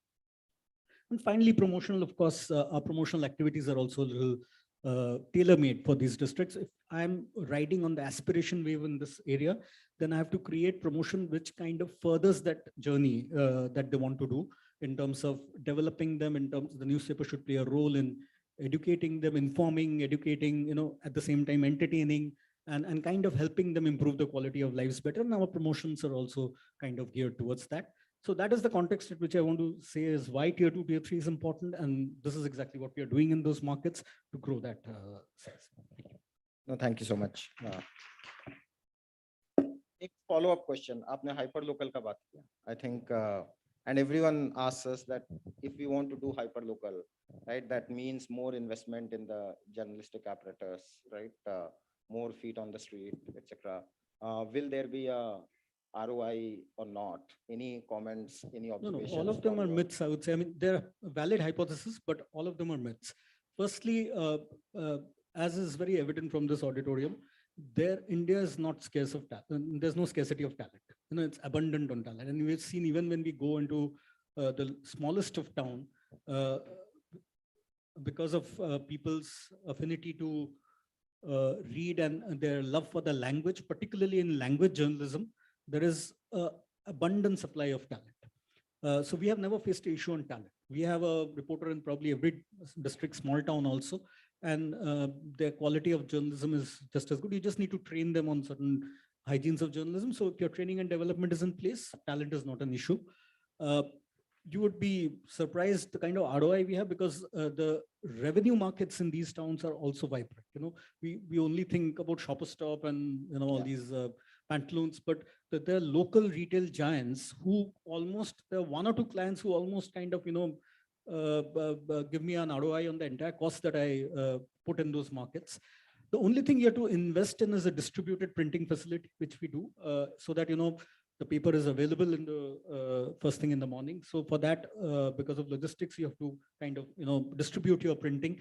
That has an initial investment, but normally these printing presses are on a 15 to 20 year lifespan, and it kind of more than delivers. So if you ask me again, within my P&L, I am not as profitable as Girishji is, but even then, I would say that a large part of that profitability actually comes from these hyperlocal editions, which is, I would say, insulated against incidences like COVID, because their livelihood depends on that region. They are not bothered about what Biden is saying and Putin is doing.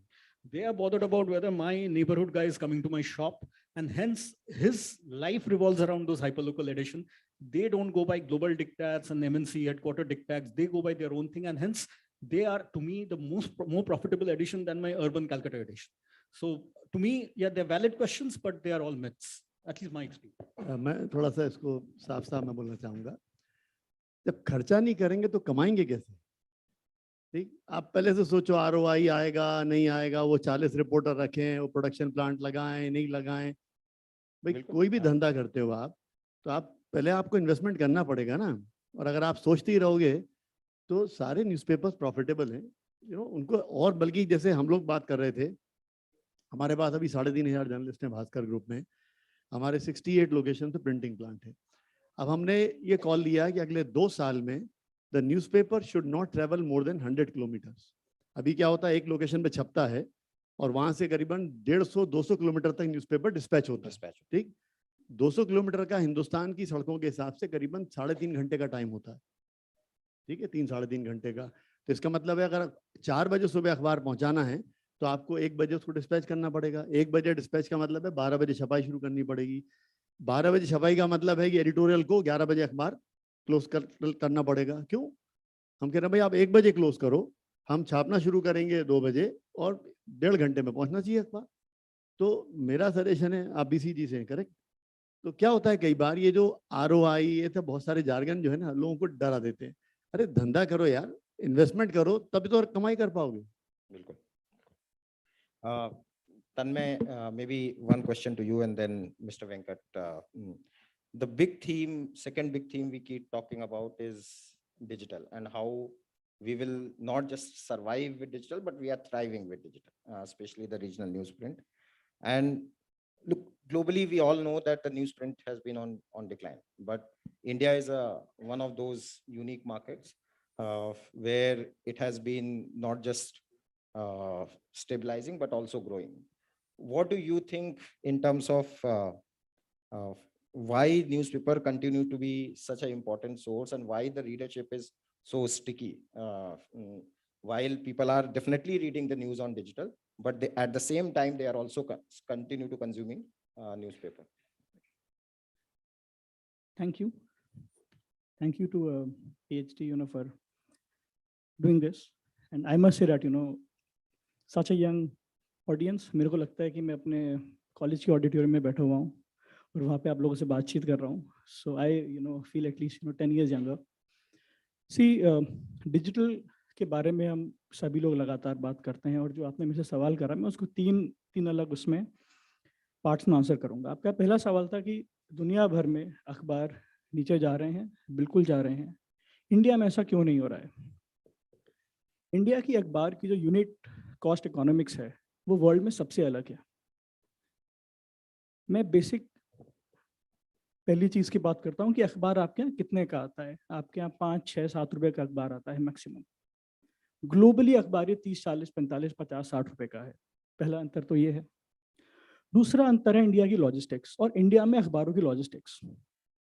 Logistics आजकल काफी ज्यादा large industry बन गई है.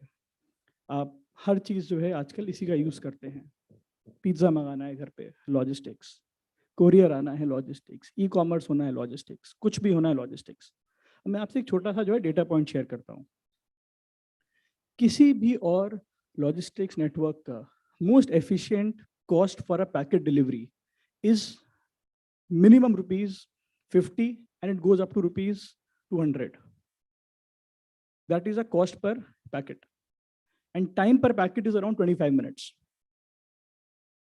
For print industry, the delivery per packet or the delivery per paper is ₹2.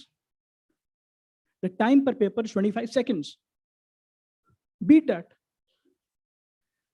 Globally, आप लोगों ने वो नेटवर्क ही नहीं बनाया जो यहाँ पे हमारे पास है. जैसे भी गिरीश जी ने भी बोला कि हम लोग और इन्वेस्टमेंट कर रहे हैं, हम लोग और आपके घर के पास आ रहे हैं, हम लोग और ज्यादा इंश्योर कर रहे हैं कि आपको देर रात तक की न्यूज मिले. तो ये था पहला कॉन्टेक्स्ट. जो आपने बोला ग्लोबल कॉन्टेक्स्ट क्या है. आपका दूसरा सवाल था डिजिटल. मैं वो सवाल पे आने से पहले इस ऑडियंस से जरा एक छोटा सा क्वेश्चन पूछूंगा. आई एम श्योर आप सब लोगों ने 12th करा होगा. हाँ, राइट. 12th में आप लोगों के काफी अच्छे नंबर भी आए होंगे. कुछ लोगों के आए होंगे, कुछ लोगों के नहीं भी आए, जैसे मेरे नहीं आए थे. उसके बाद में जब आपके अच्छे नंबर आए तो किसी ने आपको जो है व्हाट्सएप पे मैसेज डाला होगा, वेल डन. किसी ने जो है FB पे पोस्ट करी होगी, ग्रेट, कुडोज. किसी ने जो है लिंक्डइन पे डाल दिया होगा, वेरी गुड. ट्वीट कर दिया होगा या फिर X पे डाल दिया होगा. पर आपके शहर के लोकल अखबार में भी आपकी या आपके दोस्त की या आपके भाई की एक छोटी सी फोटो आई होगी, टिकट साइज. हम सब लोग उसे काट के रखते हैं. 30 साल, 40 साल, 50 साल अपने पास रखते हैं. वाई? नहीं, बच्चों को तो आप कुछ भी दिखा सकते हैं ना. अभी सोशल मीडिया पोस्ट की भी फोटो खींच सकते हैं. या concrete souvenir. So it's a pride and it is the impact of the paper. See, reach is not reach. आजकल क्या हो रहा है, यहाँ पे कुछ लोग मीडिया प्लानिंग फर्टिनिटी में भी जाएंगे, कुछ लोग अभी बैठे हुए थे, अपूर्वा जी अभी यहाँ पे बात कर रहे थे. देखिए, हम लोग इक्वेट करते हैं रीच को. In this world every commodity, every product is differentially priced. एक रोटी 5 रुपए की भी मिलती है, 50 की भी मिलती है, 200 की भी मिलती है, 2000 की भी मिलती है. सो यू पे for experience and impact. And in a newspaper brand, it is experience and impact. So in that half an hour, you are not just getting information. You are getting impacted, and your mind is getting actually shaped by whatever you are actually seeing and reading. And that is why it adds a lot of responsibility to all of us. I'm sure that all of you are trying to pursue a career in this line. It is not just a job. It is a responsibility of shaping up many, many minds. Now I come to the third part of the question, that how do we coexist with the digital medium? Now let us understand how does a typical digital economy works. It works on the method of consumption. Google, Instagram, YouTube, Facebook, LinkedIn, all of them, They are basically an algorithm. Now, how does this algorithm work? It works on a philosophy of driving more consumption based on your information habits, which would typically mean that अगर मैं एक type का content ज्यादा consume करता हूं वो मेरे को ज्यादा दिखाएगा. हम हमेशा अपने ऑफिस में एक वो करते हैं, मजाक करते हैं, और हमने उस पर एक एक्सपेरिमेंट भी करा. You start information search and say cow has 5 legs. आप उसे 6 महीने तक लगातार जो है वो सर्च करते रहिए. And believe me you, internet आपको एक दिन जो है विश्वास दिला देगा कि गाय के 4 नहीं 5 पैर होते हैं. यूट्यूब पे वैसे वीडियो देखेंगे, इंस्टाग्राम पे वैसी पोस्ट आएंगी, ट्विटर पे कोई आदमी ट्वीट कर रहा होगा यूके में बैठ के, हाँ यार मैंने वो देखी गाय, देख उसके यार 5 पैर थे. This is called as information bubble. आपके माइंड को डेवलप ही नहीं होने देता. Human evolution is based on the development of human minds, and the very algorithm is anti that thesis. वो ये कहता है जिसको जो अच्छा लगता है वो दिखाओ, जो सही है वो चीज दिखाना जरूरी नहीं है. And that is where a traditional media comes in. Every news piece which goes live on our app, on our paper, passes through 4 hands and minds minimum. Reporters होते हैं, गिरीश जी ने बताया 3500 हैं, 3000 हमारे पास भी हैं, सबके पास होते हैं. उसके बाद में वो डेस्क पे जाता है, उसके बाद में वो दोबारा चेक होता है, फिर वो एडिटर चेक करते हैं, उसके बाद वो लाइव जाता है. And that information is not curated because XYZ person wants to read that information. That information is given because that is right information. And I believe this very attribute of giving right information to the audiences. See, information is like a basic need. It's like food, clothes. जब तक human race है, need for information रहनी है. And as media brands, it is our basic work to give right information, whether it is served digitally, whether tomorrow it is, served through AI, through algorithms, machine learning chains, whatever it is. Our objective is to deliver right information. That is what all of us have been doing for the last 40, 50, 70 years. That is what has kept us alive, relevant, and useful for the nation. And as long as we're useful for you, for the nation, I think so there is no issue.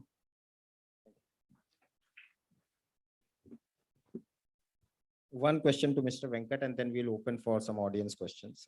And not just people with the good marks in 12th, but also not so good marks in 12th can ask questions. Mr. Venkat, I'll just pick on what Tanmay said. These algorithms are creating what we call fake news, deficit of trust, especially in the digital platforms, right? Traditional newspaper पे कभी ऐसा सवाल ही नहीं था, right? Trust was always a big factor. English news हो, Hindi newspaper हो, trust was always a big factor. But now that this is a question which is raised on the digital news about the mistrust or the fake news, जो हमारे Indian language newspaper हैं या जो English है, Hindi है, जो भी newspapers हैं, उनको क्या करना चाहिए जो so that this mistrust doesn't get further developed, and as a newspaper we can continue to maintain our integrity and also the editorial standards, etc., जिसकी वजह से ये trust बना रहे public. Thank you, Mr. Gupta. I'll answer this question, but I would also like to react to some of the points which started with Girish, then Yes. Tanmay and Dhruva. First of all, let me go back to this question. I'll answer you. Simply today, every newspaper, like Tanmay in the last part of his address, he mentioned about the newspapers as compared to digital media. Yes. I'm not saying digital media does not follow the rigors which print follows, but in print today, there is something called fact check, and nothing goes without the fact check in any of the major newspapers. That's one thing very, very important which one has to. Okay, one odd place where something might slip through. I'm not saying it's perfect, 100% perfect, but this is what is most important. One has to take into account as far as the print is concerned. And print credibility among the media is the highest today. If you go to any yardstick to measure, the research also has shown that print credibility is higher. So this is something which is very important, which you have to bear in mind. I'll come back to a couple of points which were raised in this right from you. I remember as a kid, we were all taken to, I live in Hyderabad.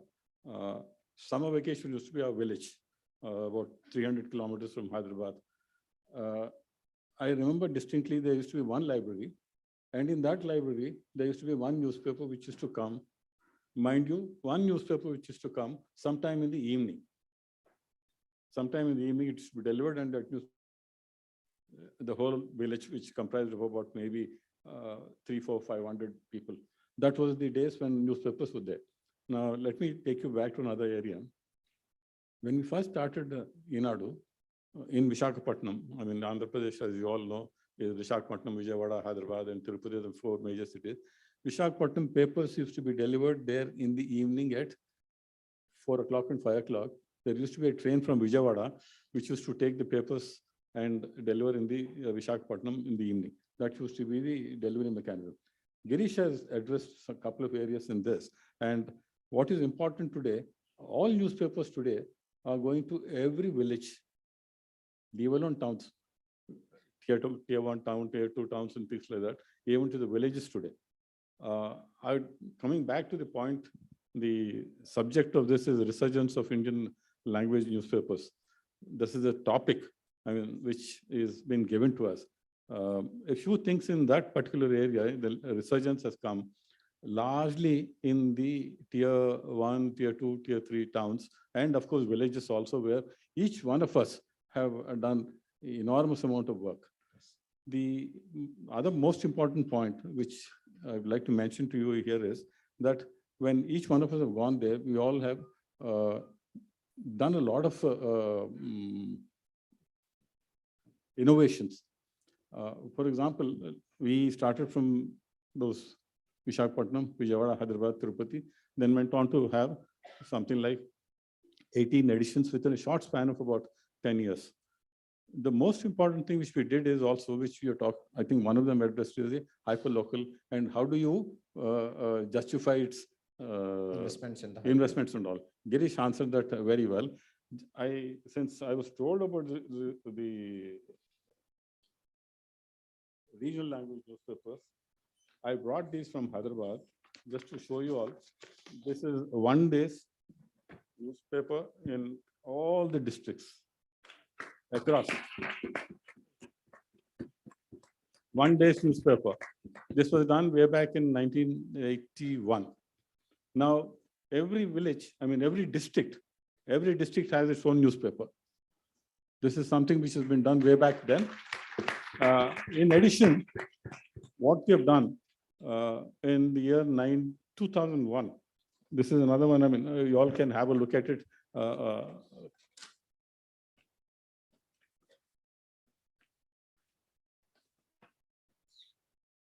The development which we have done much later in 91, we started, 2001.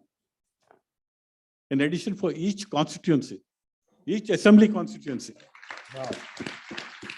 These are all from different, Andhra Pradesh, erstwhile Andhra Pradesh had 294 assembly constituencies. These are all the 294 assembly constituencies papers. Now, more important is, like, for example, I carry this for people to know, newspapers carry the local news of that particular district. Look at the number of photos which are carried. This is the day after the Independence Day. So each of the city, each of the edition will carry these kind of things. These are something which language newspapers have done in India. Believe me, this is what, when you talk about resurgence, this is the resurgence which we have done this, but if you, on this day, if you go to Bhaskar or Ujala or, these people, Anand Bazar Patrika, each one of them have gone one step further and did things. There are one or two points which I would like to mention here. Way back in 2000, 95 to 2000, I don't remember exactly, I was in Calcutta and attended one ATLAB meeting. This is a presentation being made by Ms. Rhoda Mehta. I'm sure you would have heard about. She is a legend in this media world. She made a remark saying that media follows markets. Please understand, media follows markets. in our language newspapers, particularly Inadu, is actually the markets followed media.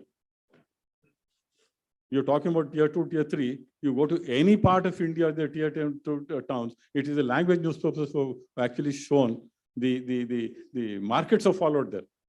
Media went ahead. The tradition for I heard that comment made by Rhoda. I always used to think that's true, but when she made, I clarified to her later, you go into any newspaper, any district, anywhere, you will find that the markets only came after the media went. Yes. That's another important thing. Now, there are many things which we can go on like this, which the language newspapers have done. And I think I leave it here. There's some questions to this. I'll take it later. So maybe 2 questions. I'll request you to. I'll request you to stand up, say your name, and then the question. Okay. Can I just add one last point? Please, I forgot while the mic one. is reaching there. please. Some 20 years ago, I was going through the data given by INS, Indian Newspaper Society.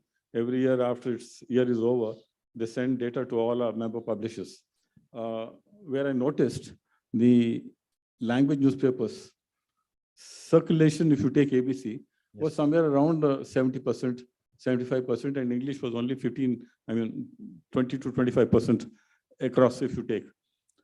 When I went through the data which was given by INS, to my horror, I found that 65 to 75% of the revenue was going to English newspapers, where they had no entry into the tier 1, tier 2, tier 3.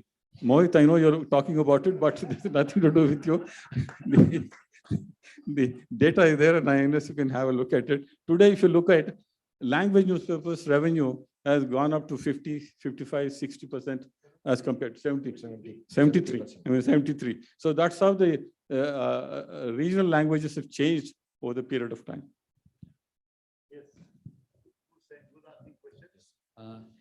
My name is Swagatam Roy, and I'm a student of FPG Institute of Mass Communication. My question goes to the entire panel. I do have an Indian Express subscription of both the print edition and the digital edition that comes on their app. Now, at a time when I get news in the morning, I also get news round the clock on their app. Also, as far as vernacular languages or regional languages is concerned, there is a newspaper back in my city in Assam, which is called Vartalipi. And even I was an employee with them with the digital wing that's called Vartalipi Digital, which used to work round the clock. I used to work round the clock with their organization. Having said that, my question to the panelists is that, is the border somewhere being blurred? Are we shifting towards a generation where digital and print are being combined together? And if yes, amid that, should we start thinking about rather an industry, a collective industry, or should we keep thinking about the branches of the industry? So one correction, sit down, please. I've been hearing a lot of people saying that regional language, correct? You mentioned about regional language, something. What is regional language? It's the Indian languages, yeah.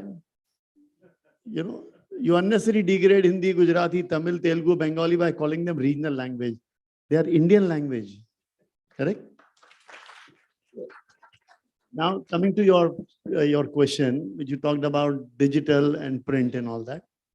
So now what we are noticing in cities like Bombay, Delhi, and certain more big cities is that people read newspaper in the morning, and throughout the day. So Indian, I appreciate Indians for that. We have a huge curiosity to know everything, correct? I haven't come across anybody who says, no, this is not my subject. I don't know about it. He has to talk about G20, whether you are involved or not, or whatever. So that curiosity takes you to a news app or a website. So you read your paper in the morning, and throughout the day, you want to know what's happening to G20, at the same time, what's happening to Alia Bhatt also. You know, so that's how this whole combination works. My question was actually like Indian Express is a newspaper, and it has an app which gives updates round the clock. So are the borders being blurred? They are the same organization. Yes. Yes, so they are working in print and digital together. So if I will call Indian Express print media or news media. Borders, are in your mind. So, there is no print, digital, television. We are in the business of content generation. wherever, the audience will go, the news will actually follow them. Sorry, ma'am, yes. Good morning to the panel. Myself Shreya Singh from Institute of Home Economics. Sir, I have listened to all of you with all my attention, as this is the first media summit. Being a female student of journalism, I have always this question in my mind, that there is very less representation of women in media. And as of now, I have listened to all of you, and there is even not less representation. There is no representation of women over here, sir. So I think you have raised a very pertinent question, very, very pertinent question. And why I can relate to this, 6 months back, we had a meeting with our editorial board, and we said, we personally feel, and sorry for the male journalist, the women journalists are more committed, proportionately. And we believe internally we have taken a call that at least 20% of our editors, sub-editor and reporters should be, represented by the women. But we need people like you. We need people like you. And I must say, आपने बोला, मैं example देता हूँ, हमारी एक reporter है मनीषा भल्ला. जब Covid हुआ तो उसका एक दिन मेरे पास फोन आया, बोले सर आपसे एक पर्सनल मदद चाहिए. तो मैंने कहा इसका कोई ना कोई हॉस्पिटल में चला गया होगा, इसको रेमडेसिविर चाहिए होगी. भाई उस वक्त यही होता था, फोन इसलिए आते थे आपके पास. बट शी सेड नहीं सर मेरे को आपकी गाड़ी चाहिए. मैंने क्यों? जी सर मैं बॉम्बे से वाराणसी जाना चाहती हूँ गाड़ी में. ये जो माइग्रेशन हो रहा है बॉम्बे की लेबर का, मैं इसको खुद को देखना और समझना चाहती हूँ. मतलब आप सोचिए, मैंने कहा यार तुम जाओगी कैसे कोविड में, पीक कोविड में. सर आप गाड़ी दे दो मेरे को, ड्राइवर दे दो, I will manage. Hats off to that lady यार. She travelled from Bombay to Varanasi in the car for 4 days. So we need people like you. We need people like you in our organization. And I'm sorry on behalf of the panel that unfortunately none of us here have a representation from your side. And also, to add, what Chris Jesus said. See, it is true that females have a lesser, representation in media, but that is true for each and every, domain, right? But yeah, hold on. But that doesn't mean that it should not change. The way I look at this hall right now, I think so 75% of this hall is actually females. And this is what ultimately is going to change. So extremely happy, for all of you. Great to, have all of you here. And kudos to, all of you, to choose this line for yourself. Thank you. Tanmay, can I also just add to that here? Yeah, please. Oh, thank you for asking this question, but I can just say, if you stay back in the afternoon, there is a panel on freedom of speech. There are only women panelists on that. No, and to be fair to the organizing team, my colleague Nimisha was supposed to moderate this panel. I am the poor substitute, right? So please bear with me. Venkata garu. Yes, sir. Bagunara. Nenu bagunanu. Chala bagunanu. ध्रुव दादा केमन आछो? आमी भालो छी. लेकिन शुरुआत में करूंगा हिंदी से ही. मूलतः एक हिंदी का पत्रकार हूं, लेकिन इस समय आप लोगों के सामने खड़ा हूं. कुमार राजेश नाम हुआ, as a professor of Manav Rachna university. लेकिन पत्रकारिता से बड़ा लंबा लगाव लगा रहा है, क्योंकि 4-5 सालों से मानव रचना का प्रोफेसर हूं. 30 साल से एक टीवी पत्रकार हूं, शुद्ध हिंदी टीवी पत्रकार. एक दिन भी प्रिंट में काम करने का मौका नहीं मिला. लेकिन अभी मैं अपने प्रश्न की शुरुआत करता हूं वेंकट गारू के बहुत प्रेरणादायक अखबारों के, जो हम लोग सब बहुत प्रभावित हुए कि कोई एक अखबार किसी एक राज्य के हर जिले में और हर कंस्टिट्यूंसी में पहुंच जाता हूं. तो अपने तेलुगु का ज्ञान बहुत सीमित है, क्योंकि एक टीवी पत्रकार के तौर पे एनडीटीवी वर्ल्ड वाइड की तरफ से आपके साक्षी के पूरा प्रबंधन के लिए मैं हैदराबाद में कुछ दिनों था. तो I picked up a bit of Telugu. और चूंकि बिहार का रहने वाला हूं तो बांग्ला तो मोरलेस अपनी ही भाषा है। और दूसरा है कि मानव रचना के प्रोफेसर के साथ साथ एबीपीपी के एक चैनल पे मेरा वीकली शो भी आता है, क्या बात है, एबीपी गंगा पर। हालांकि अब आप लोगों ने उसको चैनल हटा के डिजिटल करने की बात कर ली है, लेकिन तो I am happy with it, I will go with digital also. लेकिन सवाल ये है, जो कि सवाल ये मैं ध्यान आकर्षण करना चाहूंगा तन्मय जी का भी और गिरीश जी का भी, कि अगर विपिन जी आंध्र प्रदेश में, ये वेंकट जी आंध्र प्रदेश में अपने अखबार को हर जिले का एक यूनिक एडिशन बना सकते हैं और हर कंस्टिट्यूंसी का बना सकते हैं, तो हिंदी भाषी क्षेत्र से मैं आता हूं, तो क्या मैं उम्मीद करूं कि अमर उजाला या दैनिक भास्कर, और मूलतः मैं 40 साल से दिल्ली में हूं लेकिन बिहार का रहने वाला हूं, तो वहीं से शुरू करूंगा, क्या औरंगाबाद जिला, गया जिला और साथ में जितने भी बिहार के जिले, झारखंड के जिले हैं, क्या कभी ये दिन आएगा कि जैसे आंध्र प्रदेश में इनाडू ने धूम मचा रखी है? प्रोफेसर साहब, आपको रोक सकता हूं क्या बीच में? जी जी जी, वो सवाल वही है कि क्या वहां भी पहुंच पाएगा? आपको रोकना चाहूंगा। आप 40 साल से दिल्ली में हैं, आप लगता है काफी टाइम से बिहार गए नहीं है। वो इसलिए 6 महीने जाता हूं, क्योंकि देखिए बिहार में, उत्तर प्रदेश में, हरियाणा में, सब जगह हर जिले का अखबार पिछले 7 से 10 साल से ऑलरेडी आ रहा है सर। तो अब की बार आप जाएं तो जरूर उसको चेक करके आइए। लेकिन आपका पॉइंट मैं वेंकट जी की तारीफ करना चाहूंगा। Inadu was the newspaper which did this experiment in the 90s, early 90s. You know, we all followed it later, but Inadu was the one who did it in early 90s. And I'm proud to say, today every possible Indian language newspaper has their district and sub-district edition countrywide. Thank you. लेकिन मैं वही थोड़ा सा professor साहब, अपन ये वार्तालाप अलग से कर लें, बच्चों का सवाल पूछ लें। देखता वो केवल तथ्य क्या गलत नहीं होना चाहिए वो मैं बताना चाह रहा हूँ। गांव पहरपुरा, थाना मदनपुर, जिला औरंगाबाद, बिहार, हर 2 महीने पे मैं जाता हूँ। जैसे वेंकट जी ने कहा कि जब वो जाते थे तो 4 बजे उनके गांव में अखबार पहुंचता था। आज तक हमारे गांव में अखबार पहुंचता ही नहीं है, भास्कर हो, अमर उजाला हो, हिंदुस्तान हो या कोई भी हो। तो ये थोड़ा सा उसको सुधार की आवश्यकता है। धन्यवाद। Sir, here. Hi, sir. Sorry.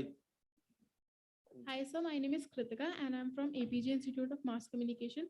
So, मेरा question ये है, in today's digital generation where everything is changing into digital form, and sir अभी सर ने पूछा कि आप में से कितने लोग यहाँ पे न्यूज़पेपर पढ़ते हैं, तो आई थिंक काफियों के हाथ नहीं उठे, क्योंकि अगर हमें कोई भी न्यूज़ चाहिए होती है हम सुबह अपना इंस्टा या फिर फेसबुक वगैरह स्क्रॉल करते हैं, उसमें हमें न्यूज़ मिल जाती है and then we will go to our work. तो सर आपको क्या लगता है कि जो ये जितना भी सब कुछ अभी चेंज हो रहा है डिजिटल फॉर्म में, तो print media it's going to hold its root in future और it will lost it will you?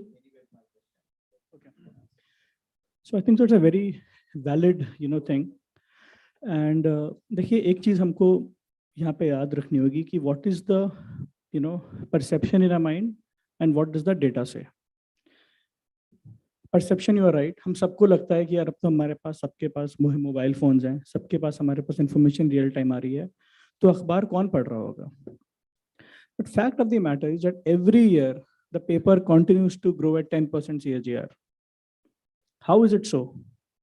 Because the market is expanding and the thirst for knowledge is getting higher. पहले केवल 100 में से 10 लोगों को awareness थी, लिटरेसी रेट 50% था, affordability थी नहीं। अभी क्या हो गया? 70-80% लिटरेसी हो गई, प्रोपेंसिटी टू पे हाई हो गई, और थर्स्ट फॉर नॉलेज जो सबसे इंपॉर्टेंट है वो हायर हो गई। अब मैं आपका एग्जांपल लेता हूँ। आपने कहा जी मैं इस पे FB पे अपनी न्यूज़ देख लेती हूँ, बहुत अच्छी बात है।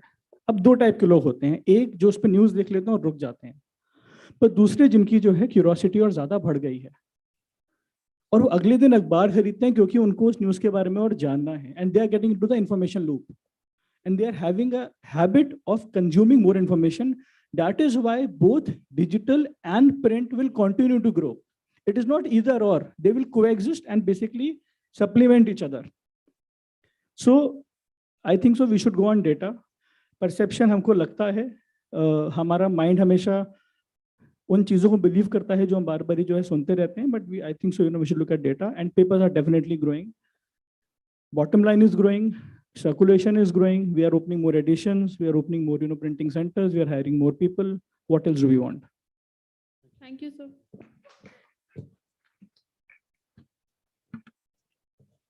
Yes, so maybe just building on to her question, तन्मय, आप यहाँ पर सबसे probably youngest media leader हैं. The younger audience, right? कई बार ये भी एक misperception होता है कि नहीं, younger audience newspaper नहीं पढ़ रही है, right? अमर उजाला में so that we can hold a younger audience interest, आप क्या कर रहे हैं, या और किसी इंडियन लैंग्वेज न्यूज़पेपर के बारे में अगर आप बात करना चाहें, किस टाइप का इनोवेशन या क्रिएटिविटी जो इंडियन लैंग्वेज न्यूज़पेपर कर रहे हैं जिससे कि यंगर ऑडियंस का इंटरेस्ट वैसा ही बना रहे? काफ़ी अच्छा सवाल है आपका कि हम यंग ऑडियंस के लिए रिलेवेंट कैसे रहें. ऐसा नहीं है कि यंग ऑडियंस आज आई है, यंग ऑडियंस हमेशा थी, हमेशा रहेगी, और यही यंग ऑडियंस ओल्ड भी होती है. हर अखबार एक कंप्लीट फैमिली प्रोडक्ट होता है जिसमें हर आदमी के लिए, हर वर्ग के लिए अलग अलग चीज़ें होती हैं. अब जैसे मैं बात करूं आपसे इसमें स्टार्टअप्स के बारे में, हर अखबार आजकल जो है स्टार्टअप्स की न्यूज़ बहुत अच्छे से दे रहा है, इंटरनेशनल कॉलम्स इंडिया में लेके आ रहा है, best of the class content आपको दे रहा है, and it is helping the youngsters to make more better inform choices.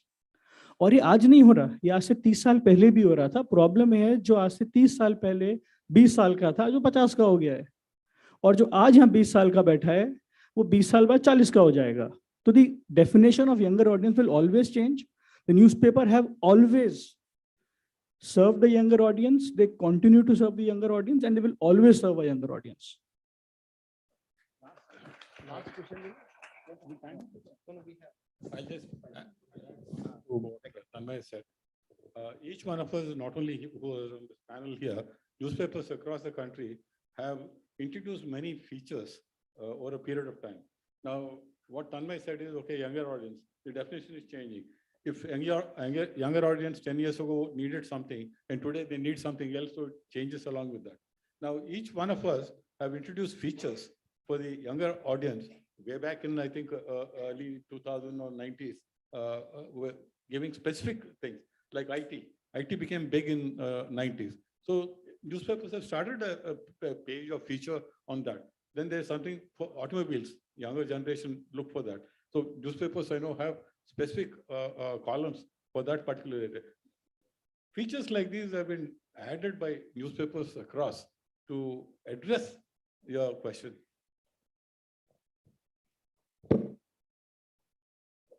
Please go ahead. Yeah. Hello. Sir, here. Sir मेरा सवाल ये है, जो फील्ड रिपोर्टर्स होते हैं, दे जर्नली वो अफेक्टेड हो जाते हैं इन field.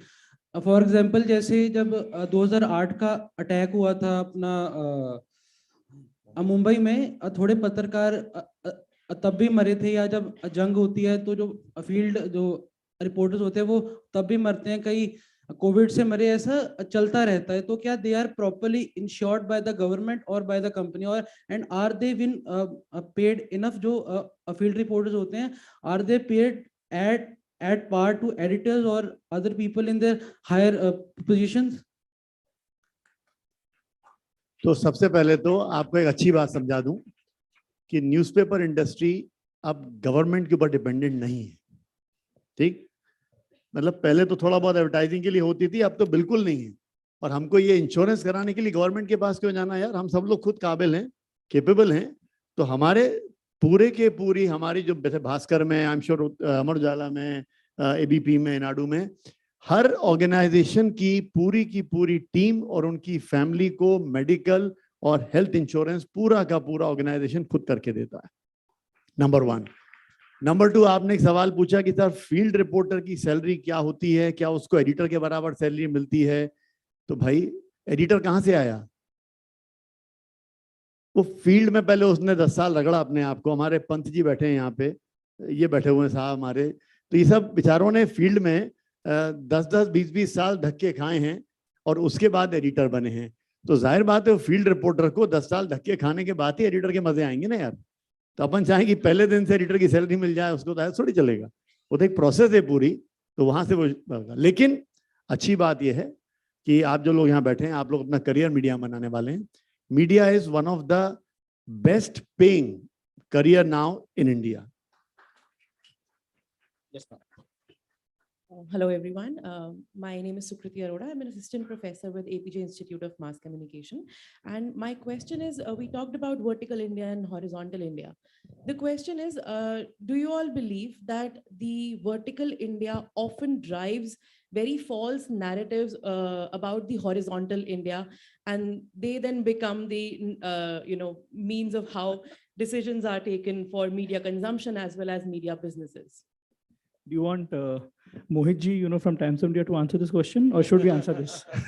Anyone can answer it, sir. Thank नहीं, you. आप बिल्कुल सही बोल रहे हैं। क्या होता है जब आप बम्बई दिल्ली में बैठते हैं, रहते हैं, तो आपको क्या लगता है दुनिया सारी ऐसी है, ठीक? You start generalizing things the way you live the life in that particular city. Unfortunately, the Bombays of the world or Delhis of the world cannot be compared with the Kanpur and Bhopals of the world. Lifestyle different है, ethos different है, time span का difference बहुत ज़्यादा है, लेकिन फर्क ये हो जाता है कि जो डिसीजन मेकर्स बैठे हुए हैं वो बैठे हैं दिल्ली बॉम्बे में, तो वो आदमी डिसाइड कर लेता है कि नहीं यार अब तो लाइफ ऐसी चलती है, ठीक, दुनिया ऐसी चल रही है। तो ये एक प्रॉब्लम होती है कि जो वर्टिकल इंडिया जो है ये हॉरिजॉन्टल इंडिया को काफी कुछ परसेप्शनली चेंज करने की कोशिश करता है। लेकिन अच्छी बात यह है ये जो भारत है हमारा, जो हिंदुस्तान है हमारा, ये बिल्कुल अपने आप में बहुत स्ट्रॉन्ग है और सारी की सारी ग्रोथ यहीं से आ रही है। If you look at now 73% of the revenue of print business come from the Indian languages. 81% of the branded consumption in India, whether it's a Audi or a Mercedes or any car or any FMCG and all that, is now happening from the tier 2, 3 and 4 cities. The horizontal India is becoming much more stronger. Thank you. Maybe in the interest of time, I would get each of the other three panelists to also talk about what is your view if you look at the next 2 to 3 years, right, in terms of the resurgence. Do we have more time? Can we run 5 minutes more? Yeah. Okay. Then let's take the question and then we can. Hello, sir. Hello, everyone. This is Pragya Singh from IHE Journalism, Delhi University. I'm very glad to be here, and I just want to ask a question that what could be the long-term socio-cultural and economical impacts might the resurgence of Indian languages newspaper have on the linguistic diversity, regional identity, and the socio-political fabric or pattern of India? Thank you.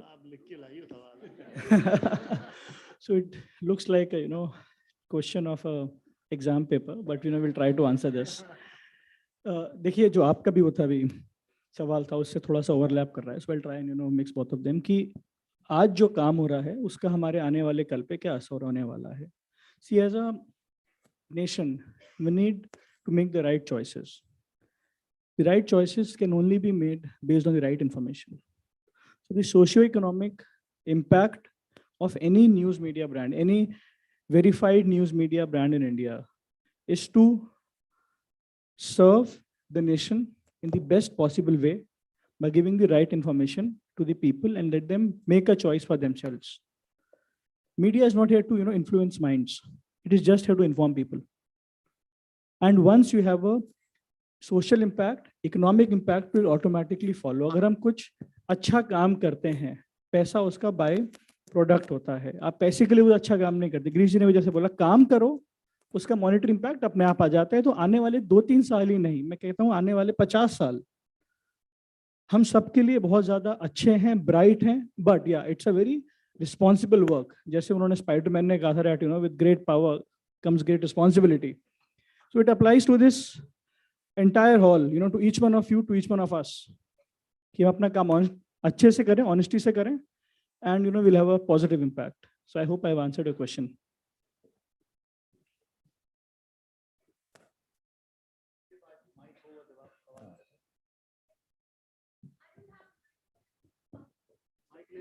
We can.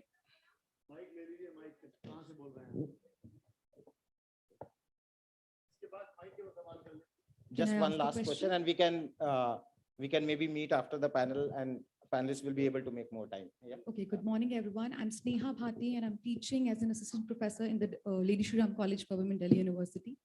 So my question is that we're talking about information bubble. We're talking about print and digital coexisting together, and they have a long way ahead together. What I want to ask is that there is a lot of misinformation, disinformation which is happening these days because of WhatsApp and several other mediums which are out there. What is the combat mechanism for this misinformation, disinformation, rumors from the side of press? Is there a mechanism to combat it? Yes. And maybe, ma'am, can you also ask your question and then we will try to answer both together? Yes, sir. Thank you so much for giving me this opportunity. My name is Dipanvita Bera. I'm the student of Mass Communication and Journalism Masters from Amity University, Noida. So, sir, my question is particularly for Dhruv, sir. That newspaper provides us the detailed news and the concrete news and of our nearest place that Google cannot. I appreciate that is true. But don't you think that the newspaper, the regional newspaper has degraded its content? Because recently I'm a Bengali, तो Bangla newspaper में ही मैंने एक heading पढ़ा था that it was written in Bengali and I'm talking in Bengali as well कि Durga पूजोते husband ওয়াইফকে শাড়ি কিনে দিতে পারেনি যেটা বলা হয়েছিল তাই জন্য ওয়াইফ লেফট मतलब दुर्गा पूजा में हस्बैंड ने वाइफ को साड़ी खरीद के नहीं दे पाया what she wanted to buy and that's why wife left और ये न्यूज़पेपर में छपा था. So don't you think that this we should not consume this kind of content? There is no information. So, Mr. Dhruva, Yeah. obviously, and then Mr. Venkat. Yeah, I appreciate your question. So I'll start with Dipanvita's question, and I think thank you for bringing it up. Dipandita, I don't know what is your definition of degradation, but the fact that you remember the headline probably shows the impact it has, right? You won't probably recall what was the main story headline that day. But the fact remains that you're right. Now, the question is that kind of a story, how is it prioritized? Please try and understand the newspaper serves 8 to 80, ABCDE kind of ACC, and we have to give something for everybody. Now, everybody is not interested in G20 and what Biden said about Mr. Modi holding a glass during toast or not, right? But there's some people who would just thrive on that news. It's like in Bengali, you know, we call it chotok news or we call it frivolous in English. The nearest word is frivolous news. It has to have, you know, in any kind of a theater, you'll see there's a dramatic relief. So in a newspaper, some stories are like a dramatic relief. It's like people talk about in a conversation in a dinner table, have a laugh and move on. But that is not shaping society. Our front page, you know, our editorial, that's shaping society. Now, if that finds itself in a front page or editorial, there is a serious issue of degradation, as you call it. But I think otherwise we'll have to see that how is a newspaper prioritizing each section, how is it responding to what it is supposed to do in terms of building a narrative for the society. I would still say that, you know, our Indian language newspapers are doing a fantastic job in terms of building the narrative because that is the language we are very comfortable with. And psychologists say we think in our mother tongue. I don't know how much that is true, but probably that's true because that is the comfort level that Indian languages are determined. You wanted to add something? Now the last answer to your question कि आपको WhatsApp से कुछ खबर मिल जाती है, आपको social media से खबर मिल जाती है, तो वो जो फेक न्यूज़ है या उसको हम कैसे कंट्रोल करें, करेक्ट? उसका डिफेंस मैकेनिज्म क्या है? देखिए, सबसे पहले आप सब लोगों से हाथ जोड़ के निवेदन है कि एक डिफरेंस समझिए न्यूज़पेपर मीडिया में और सोशल मीडिया में, ठीक? WhatsApp is not a newspaper media, news media. WhatsApp could be a gossip media for you. अब आप 4 गॉसिप कर रहे हैं, किसी दोस्त ने एक और भेज दिया आपको, लेकिन आपको क्या लगा ये न्यूज़ थी वो. तो I request everybody कि when you consume any news, please see the news source. Have you seen the news on a news organization website, in a newspaper, on a app? Then you can say it's a news. But if you're consuming on a frivolous platform, Facebook and what are these platforms are, तो वहां पे news तो क्या हो रहा है, वो किसी ने कुछ और मजा करते करते न्यूज भी डाल दी आपको बेवकूफ बनाने के लिए और आप बन गए. तो इसलिए for God sake it's very very important and specially people start using the forward. आपके पास कुछ खबर आई तो सबसे पहले आपको एंजाइटी होती है कि 12 लोगों को बता दो, तो आप वो तुरंत 12 लोगों को फॉरवर्ड करना शुरू कर देते हो, सब ग्रुप में डाल देते हो. मेहरबानी करके please Stop this forwarding business. You can forward a joke, you can forward a meme, but when it comes to news, never ever do that. Why? Because you don't know what you are passing on. It could be a fake news. You could become a carrier of a fake news. You don't want to be. So my request to all of you, please understand the difference between a social media platform and a news media platform. Thank you very much to all of you. Thank you very much. Sab, I think इस session को I just wanted to end in a lighter manner to respond to that sari question. Right? So I was just wanted to say कि आपने कहा कि वो साड़ी के ऊपर कोई बात हुई, तो मेरे ख्याल में ये अच्छी बात है कि एक्चुअली खबर उस बात की नहीं साड़ी के ऊपर, लेकिन ये है कि हस्बैंड वाइफ में जो तनाव हुआ वो किस मुद्दों तक पे हो जाता है, खबर वो है। क्यों खबर तो एक्चुअली क्या है कि अखबार का घर पे वक्त पे आना अपने आप में खबर है, बाकी खबर तो एक अलग बात है। लेकिन हमारे अगर समाज में भावनाओं की इतनी ज्यादा प्राथमिकता है तो ये अच्छी बात है। और फिर दूसरा ये है कि शायद जिंदगी इतने ज्यादा सीरियसली लेनी भी नहीं चाहिए उसके आगे। Very well said. Yeah. Thank you so much. Thank you all the panelists.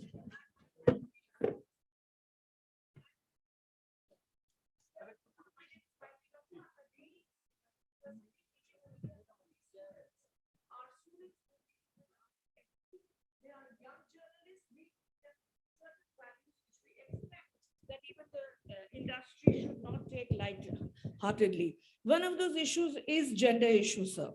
Wife पे मजाक शायद एक मजाक है मर्दों के लिए.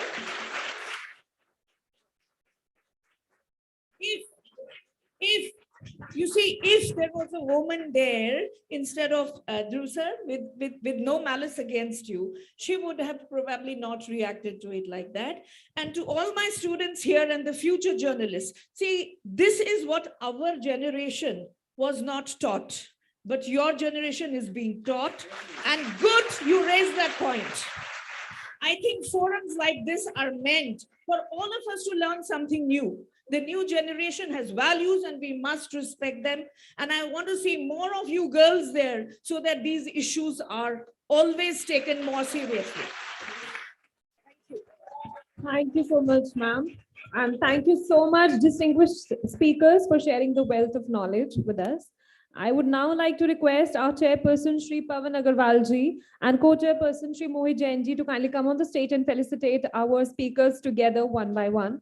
Can we have a huge round of applause for our distinguished speakers?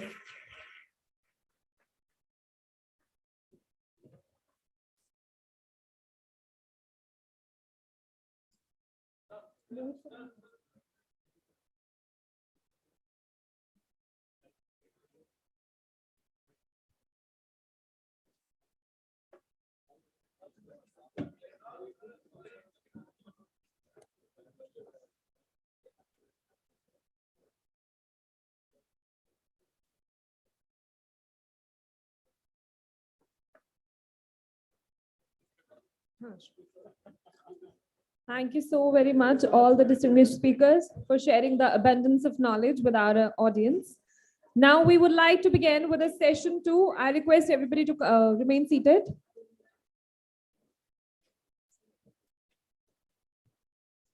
I request everybody to remain seated. Within 2 minutes, we will begin with our next session.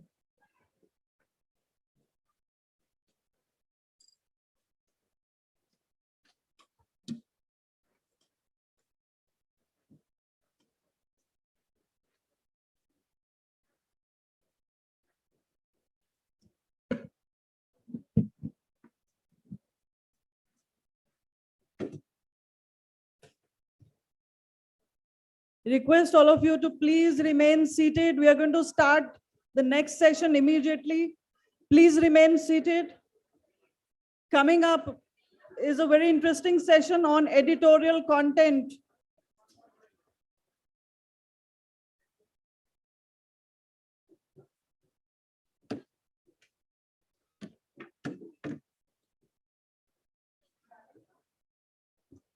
I humbly request everybody to kindly get settled soon, and we are about to begin with the next session, which is on editorial content as a deciding factor in attracting and engaging readers.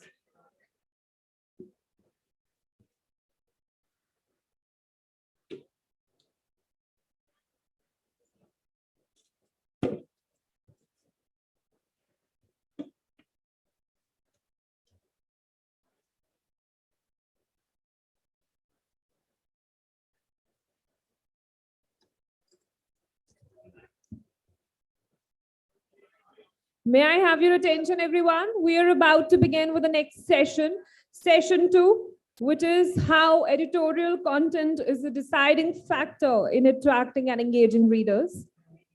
So I would like to invite Mr. Sumit Avasthi ji, Consulting Editor, NDTV, Mr. Pratap Somvanshi ji, Managing Editor, Hindustan, Mr. Lakshmi Prasad Pant ji, National Editor, DB Group, Mr. Vinod Agnihotri ji, Consulting Editor, Amar Ujala, to kindly join us for session 2.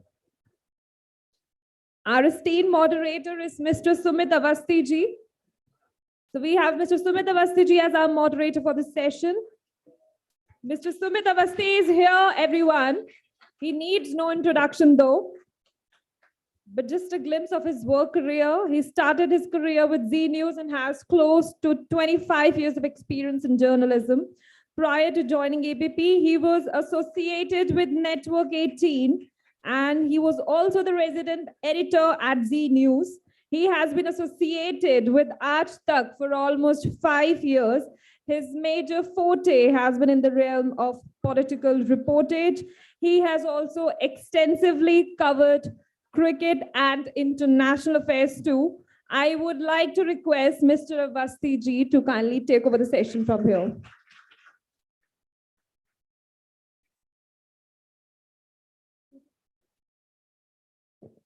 So Mr. Sumit Avasthi ji will take over the session as the moderator from here. Thank you so much. Good afternoon. ठीक 12 बज रहा है. गाड़ी आधे घंटे late चल रही है, लेकिन हम कवर अप करने की कोशिश करेंगे. बहुत से सवाल छूट गए हैं और ज्यादा अगर हो चुके हैं तो और भी अच्छी बात है. हम लोगों को कम सवालों का सामना करना पड़ेगा. तो thank you so much for your patience. हम हिंदी में बात करेंगे और जिनको हिंदी आती है बहुत अच्छी बात है, और जिनको हिंदी नहीं आती है उनसे मैं माफी चाहता हूँ.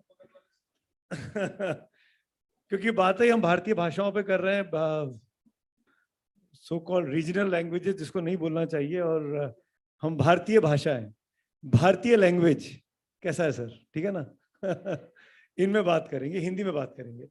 तो तीनों लोग परिचय का करा देता हूं. सबसे पहले आपसे मेरे पहली तरफ सबसे प्रताप सोमवंशी जी हैं.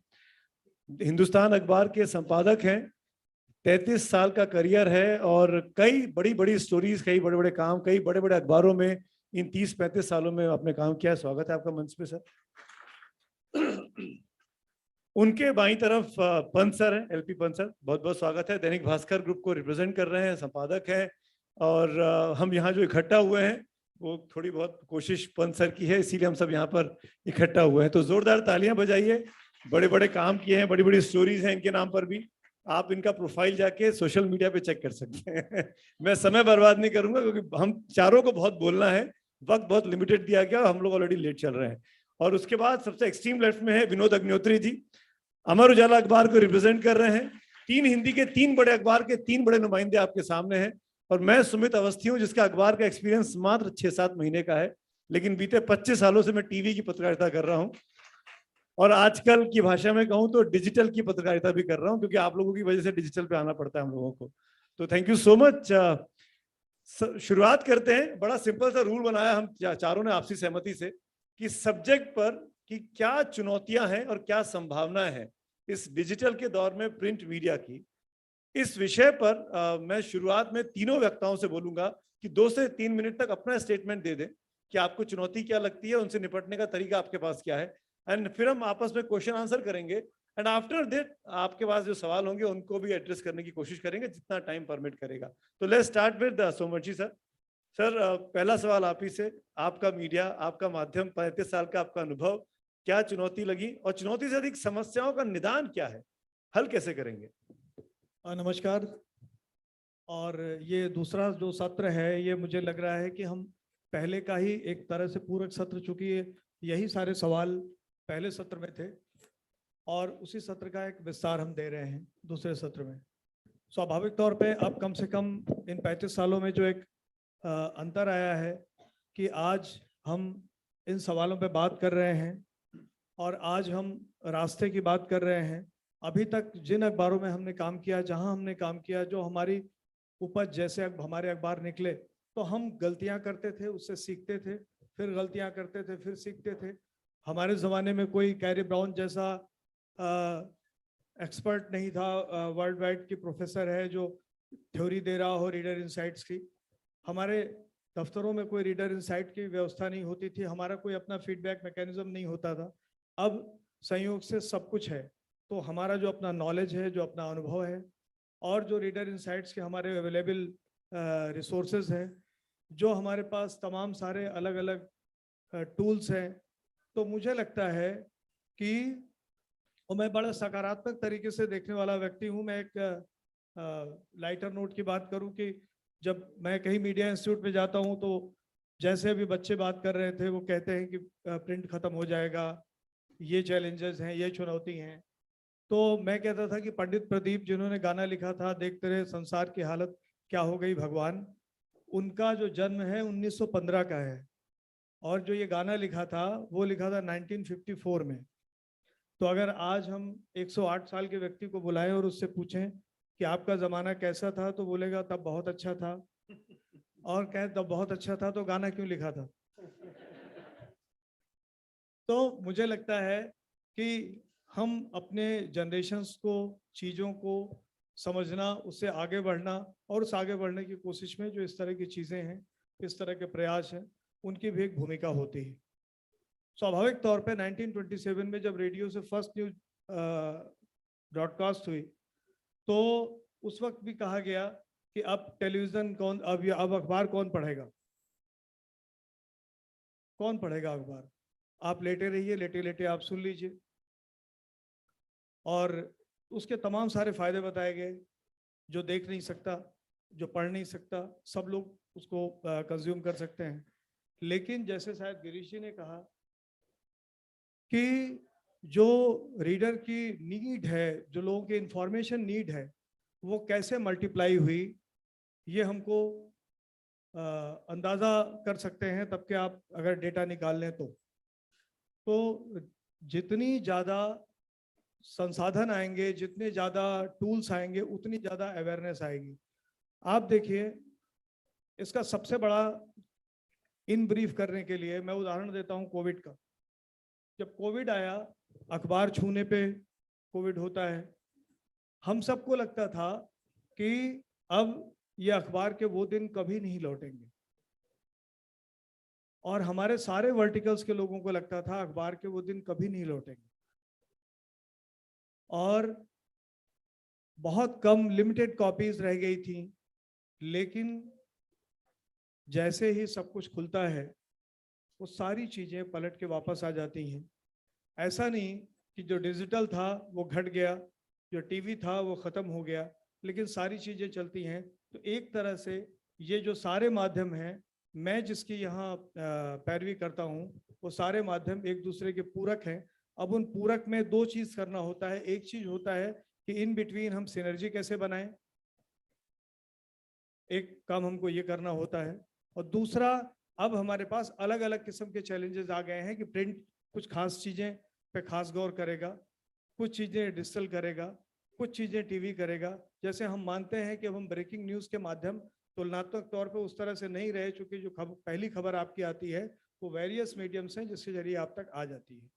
तो पहले अपनी अपनी बात बाकी लोग कर लें, फिर मैं इस बात को आगे बढ़ाते हैं। Thank you so much. मैं बीच में टोकना नहीं चाह रहा था पर समय हमको समय के दायरे का ध्यान रखना पड़ेगा। बड़ी इंपॉर्टेंट बात है कि मेरे ख्याल से समझ में आ रहा होगा कि चुनौती हर दौर में होती है, लेकिन उस चुनौती का आंसर भी हमको मिल जाता है। हमको अपने आप को इवॉल्व करना आना चाहिए, सिचुएशन में कैसे ढाला जाता है और उससे कैसे निकला जाता है। हम सब ने देखा, कोविड का बेस्ट एग्जाम्पल है। हमारे पहले के पैनल ने बड़ा अच्छा एग्जाम्पल दिया गिरीश जी ने, कि हम लोग रिसर्जेंस भी कर चुके हैं और प्रॉफिटेबल भी हो चुके हैं। और आजकल की डेट में हिंदी के अखबार जो हैं, या जिसको आप भारतीय भाषाएं कह रहे हैं, वो अंग्रेजी के अखबारों से ज्यादा प्रॉफिट कमा रहे हैं। तो मार्केट में है। और इसके पहले कि मैं विनोद जी के पास अगले कमेंट के लिए जाऊं, विनोद अग्निहोत्री जी आपकी बारी है, माइक उठाइए। मैं इस बात का एश्योरेंस आपको देना चाहता हूं, हालांकि मैं इन सब में सबसे जूनियर हूं, शायद 25-26 साल का एक्सपीरियंस है मेरा। न्यूज कभी खत्म नहीं होने वाली। ये काम जो है, एक व्यक्ति जब तक भी जिंदा है इस धरती के अंदर, तब तक उसके अंदर ये उत्सुकता रहती है, यार क्या होने वाला है, ये चीज वहां मिलेगी कि नहीं मिलेगी, मुझे वहां मौसम कैसा मिलेगा, मुझे क्या खाना चाहिए। तो ये जो उत्सुकता है नई चीज जानने की, ये ताउम्र रहने वाली है। तो हम न्यूज कभी खत्म नहीं होगी, न्यूज के मीडियम चेंज हो सकते हैं।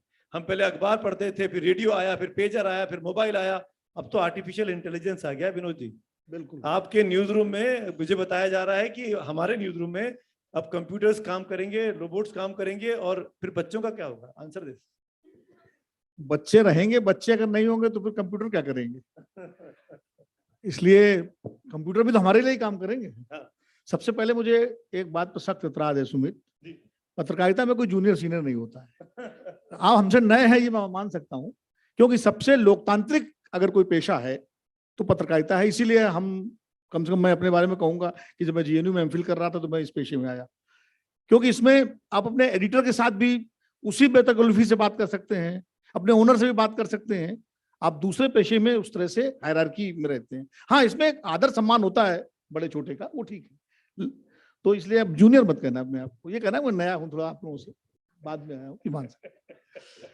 हमारी पत्रकारिता के बचपन के साथी राजेंद्र भारद्वाज बैठे हुए हैं, हम लोगों ने साथ साथ हमारे टाइम से शुरू किया था। चुनौतियां हर वर्ग हर समय रही, हर काल में रही हैं, और आजादी से पहले जब अखबार शुरू हुए थे तब दूसरी चुनौतियां थी, आज दूसरी चुनौती है।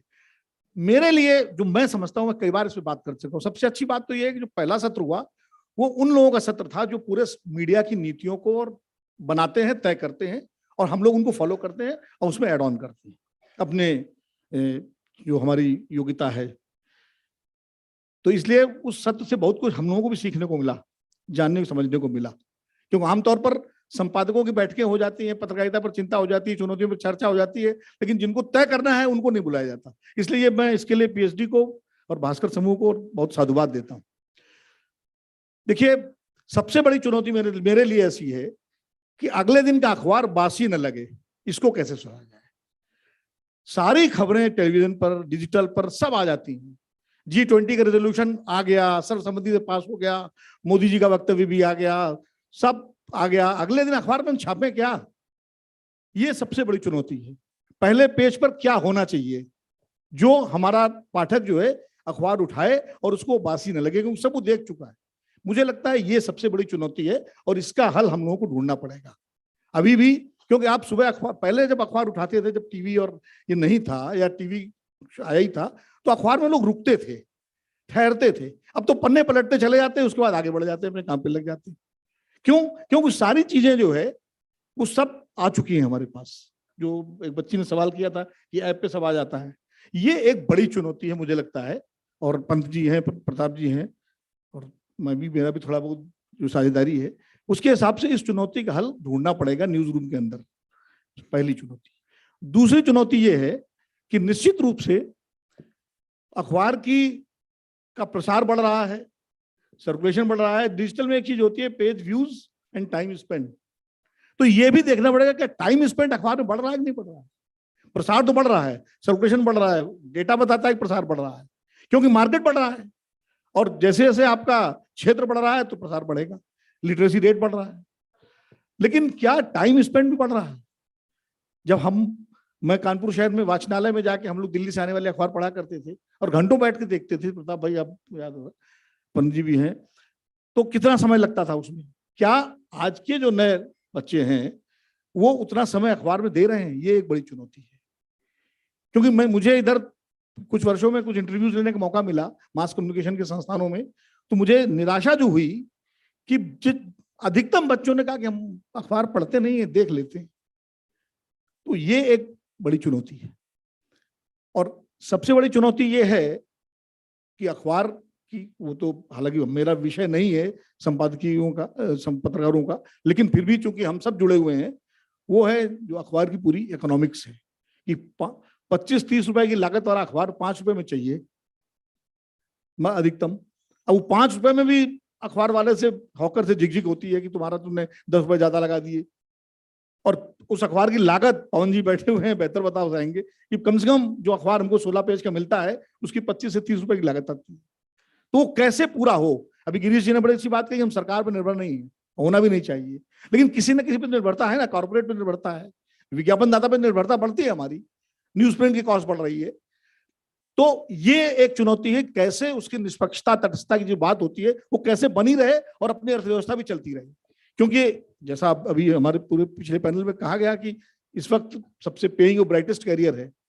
निश्चित रूप से खर्चे बहुत बढ़ रहे हैं मीडिया में, अखबारों में बढ़ रहे हैं। जिस तरह से टेलीविजन आया, और टेलीविजन में बड़ी बड़ी सुमित तो टेलीविजन में ही रहे हैं, इन्हें मालूम है इन पैकेजेस का अंदाज। अखबारों में उसकी तुलना में पैकेजेस बहुत कम होते हैं आज भी, लेकिन अब दबाव है प्रबंधन के सामने। तो मुझे लगता है कि वो भी एक बड़ी चुनौती है, कैसे उसको मैच किया जाए। और जो सबसे बड़ी चुनौती है वो है विश्वसनीयता की, क्योंकि अखबार या प्रिंट जिसको हम कहते हैं वो सबसे सर्वाधिक विश्वसनीय माना जाता है। हमारी संस्कृति में कहा जाता है कि अक्षर जो है वो ब्रह्म है और दृश्य माया है। माफी के साथ सुमित, दृश्य माया है, अक्षर ब्रह्म है। अखबार जो है लोग कहते थे अखबार में पढ़ा है इसलिए सही है। तो ये बात, चूंकि फेक न्यूज के जमाने में उस विश्वसनीयता को बनाए रखना एक बहुत बड़ी चुनौती है। और पांचवी चुनौती जो मुझे लगता है, जिसको हम सब मानते हैं, कि कैसे नई पीढ़ी, नौजवान, हमारे युवा जो सोशल मीडिया और डिजिटल मीडिया और तमाम सारे माध्यमों में इस वक्त ज्यादा काम देखते हैं, वो प्रिंट के साथ जुड़े रहें और ज्यादा से ज्यादा जुड़ते रहें।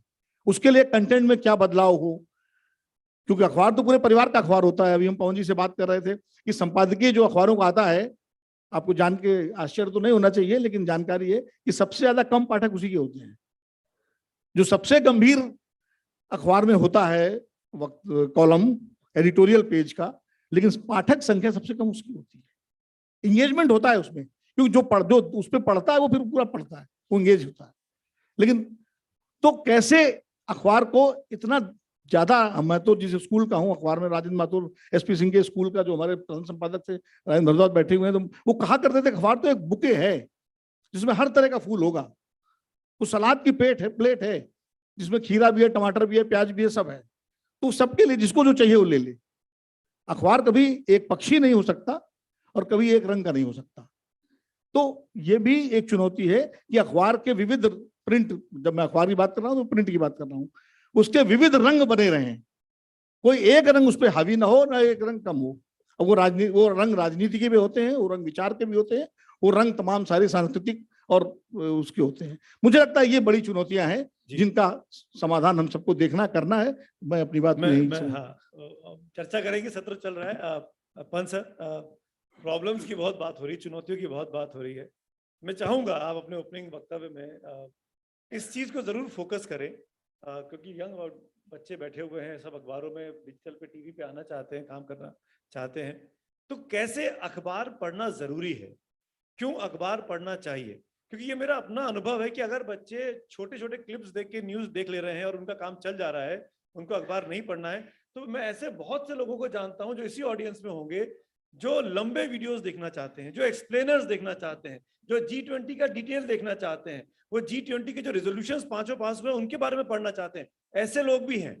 तो ऐसे लोगों के अंदर आदत कैसे बढ़ाई जाए अच्छी चीज पढ़ने की, उसके बारे में अगर आप मैं आपके इसी सवाल से अगर शुरू करूं तो चाहे वो यूजीसी का टॉपर हो, आईआईटी का टॉपर हो, एसएससी का उसने एग्जाम क्लियर करा हो, ये नीट की तैयारी कर रहा हो, उससे अगर आप पूछेंगे कि उसकी सफलता का राज क्या है, वो ये बताता है कि अखबार की भूमिका सबसे महत्वपूर्ण है।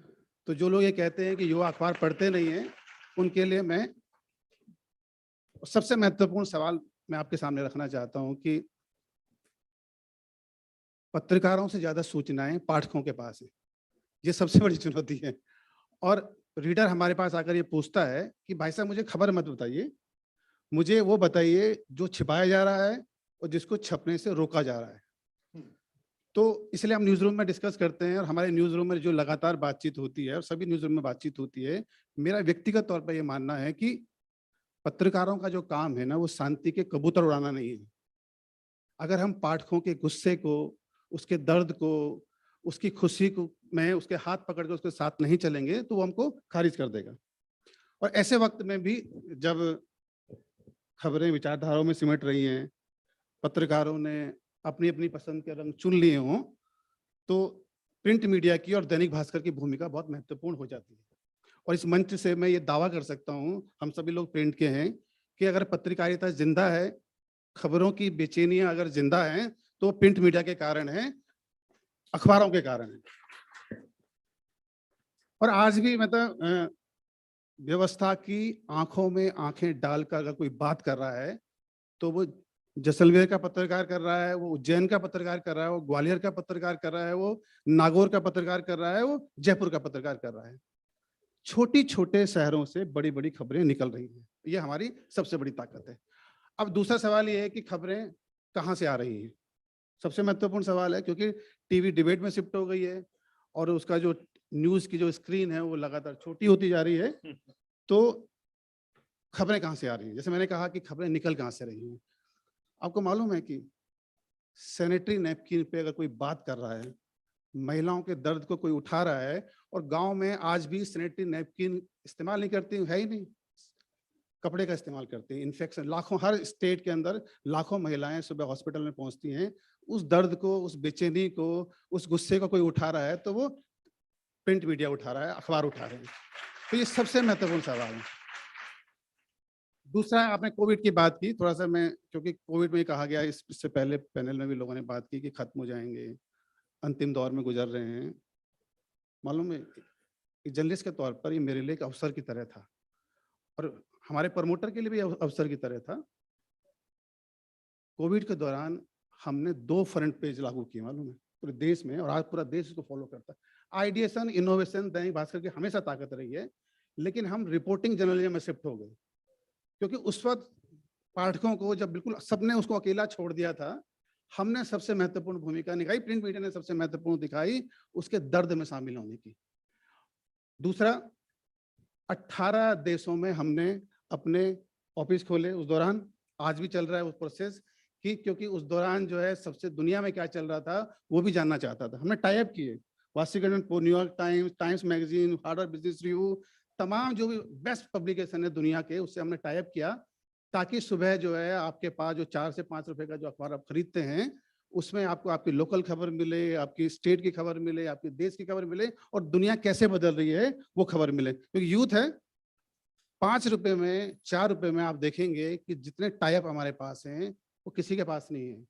वर्ल्ड क्लास पब्लिकेशन के टाई अप हमारे पास हैं, हिंदी में है, जो जो जितनी, तो एक हिस्सा ये है। दूसरा, सुमित जी, जो हमारे ना केंद्र में पाठक है, टीआरपी नहीं है। प्रिंट मीडिया की जो, और प्रिंट मीडिया जो है, जो व्यवस्था के जो बनाए रास्ते हैं उन पे चलता नहीं। शुक्रिया अपन सर। मैं इस बातचीत को प्रिंट वर्सेस टीवी नहीं बनाना चाहता हूँ, मैं यहाँ प्रिंट की तरफ से ही हूँ, ऐसे मान के चलिए। मैं इसलिए नहीं कह रहा हूँ कि मैं इस डिबेट को हार सकता हूँ, लेकिन मैं इस डिबेट में और भी चीजें जोड़ के इस चीज को, मतलब दिशा चेंज हो जाएगी। मैं टॉपिक पे रहना चाहता हूँ, हम अलग से प्रिंट और टीवी के बारे में बात कर लेंगे किसी दिन। लेकिन एक चीज जो मैं एज अ रीडर, क्योंकि मैं अखबार को पढ़ता आया हूँ, आज से नहीं, जब मैं स्कूल से था, घर में अखबार पढ़ने की आदत बचपन से पड़ी। पिताजी इंफॉर्मेशन सर्विसेज में थे, तो अखबारों का सिलसिला था, तो दैट्स हाउ इट इज। खैर, तो मैं ये जानना चाहता हूँ, इनफैक्ट सवाल मेरा विनोद जी से आपसे। विनोद जी, मैं आपको इसलिए समय दे रहा हूँ कि आपको जाना भी है, मुझे पता है। मैं पहले ही माफी मांग ले रहा हूँ, विनोद जी को पहले से कमिटमेंट था, 12:30 बजे चले जाएंगे, उनको कहीं जाना है। तो ये सवाल मेरा आपसे है, आप ही ने वो बात की, इसीलिए आपसे पूछ रहा हूँ। हमने आज शाम को दिखा दिया कि नरेंद्र मोदी जी ने G20 में डिक्लेयर कर दिया कि दिल्ली डिक्लेरेशन एक्सेप्टेबल हो गया है। अगर मैं प्रिंट में हूं और मुझे पता लगे कि ये खबर तो छप गई है, और खुद मोदी जी ने मुझे बोल दिया, और तमाम बड़े बड़े अखबारों में, डिजिटल प्लेटफॉर्म पर, आपके अपने डिजिटल प्लेटफॉर्म पे छप गया है, तो कल सुबह अखबार पे विनोद अग्निहोत्री की कैसे बायलाइन छपेगी? और G20 ही छाया हुआ है, तो आप अगर संपादक हैं या अगर आप रिपोर्टर हैं, तो आप कैसे लड़ेंगे अपने संपादक से कि मुझे फ्रंट पेज पे ये खबर पे ये, मतलब कैसे आप दिख पाएंगे? ये चुनौती जो है। बहुत अच्छा सवाल है। क्योंकि G20 की बात है, देखिए G20 की सारी खबरें और उनके डिटेल्स वो सब डिजिटल पे और टेलीविजन पे आ चुके थे,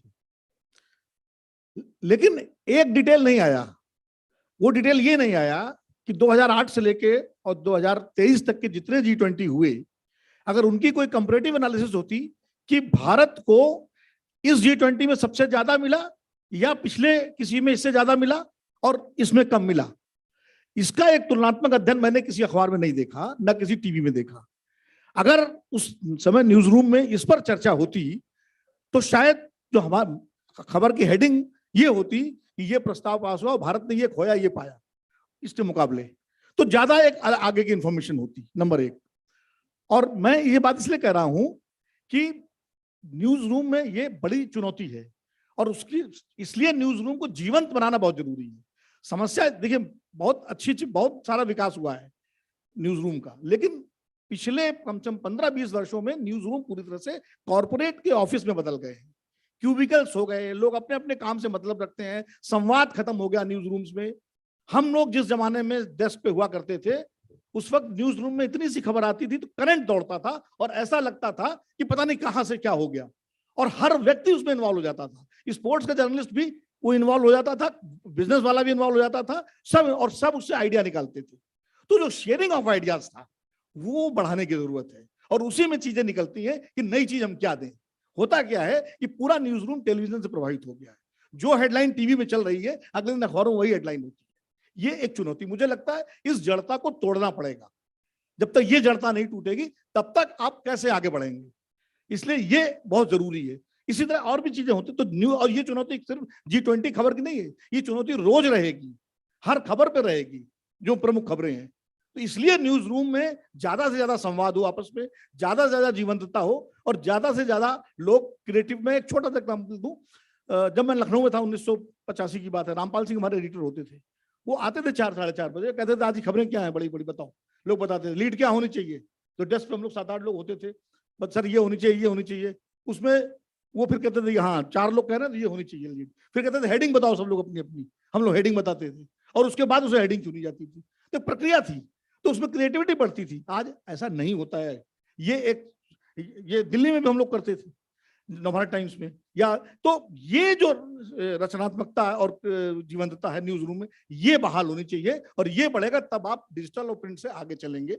एक बात और कह के मैं, कोविड की बात हुई, कोविड में मैं अमर उजाला की बात कर रहा हूँ, सारे अखबारों का सर्कुलेशन गिरा था उस समय, क्योंकि सोसाइटीज ने, लोगों ने अखबार लेना बंद कर दिया था। मैं अखबार, मेरी पत्नी कहती थी क्यों पढ़ते हो अखबार, लेकिन मैं पढ़ता था, मजबूरी थी, क्योंकि भाई हम तो अखबार वाले हैं, हमें पढ़ना ही। लेकिन हमको बचाया किसने? गांव ने। हमारे संस्थान के लोग बैठे हुए हैं यहाँ। अमर उजाला जो है वो ऐसा अखबार, जैसे अभी बात हो रही थी इसकी कॉन्स्टिट्यूंसी की और जिले के अखबार की, हम तो गांव के अखबार है भाई। गांव के स्तर पर आज हर गांव में संवाददाता है, और उस गांव ने हमारे सर्कुलेशन को संभाल के रखा, बाद में फिर रिकवर हुआ। तो जितना आप नीचे जाएंगे जनता के बीच, लोगों के बीच, पाठकों के बीच, उतना आपकी ताकत बढ़ेगी। बहुत इंटरेस्टिंग पॉइंट विनोद जी ने बोला है। विनोद जी अब मेरी तरफ से आप फ्री हैं, अगर आपको जाना है, आपकी फ्लाइट है, दैट्स अप टू यू। ठीक है, तो बैठिए आप।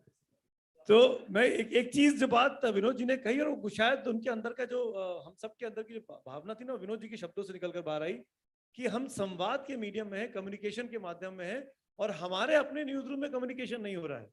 एंड मुझे तुरंत रियलाइज हुआ कि आप जो कह रहे हैं वो शायद सबके साथ ऐसा हो रहा है। वो शायद समाज की दिक्कत है कि हम सब अपनी अपनी स्क्रीन में इतने व्यस्त हो गए हैं कि हमको दूसरे के पास बात करने का वक्त नहीं बचा है। हम अपने घरों में भी देखो, शाम के घर पहुंचो, 4 आदमी घर में, चारों के हाथ में अपना अपना मोबाइल है, 4 अपनी अपनी 4 चीजें कंज्यूम कर रहे हैं।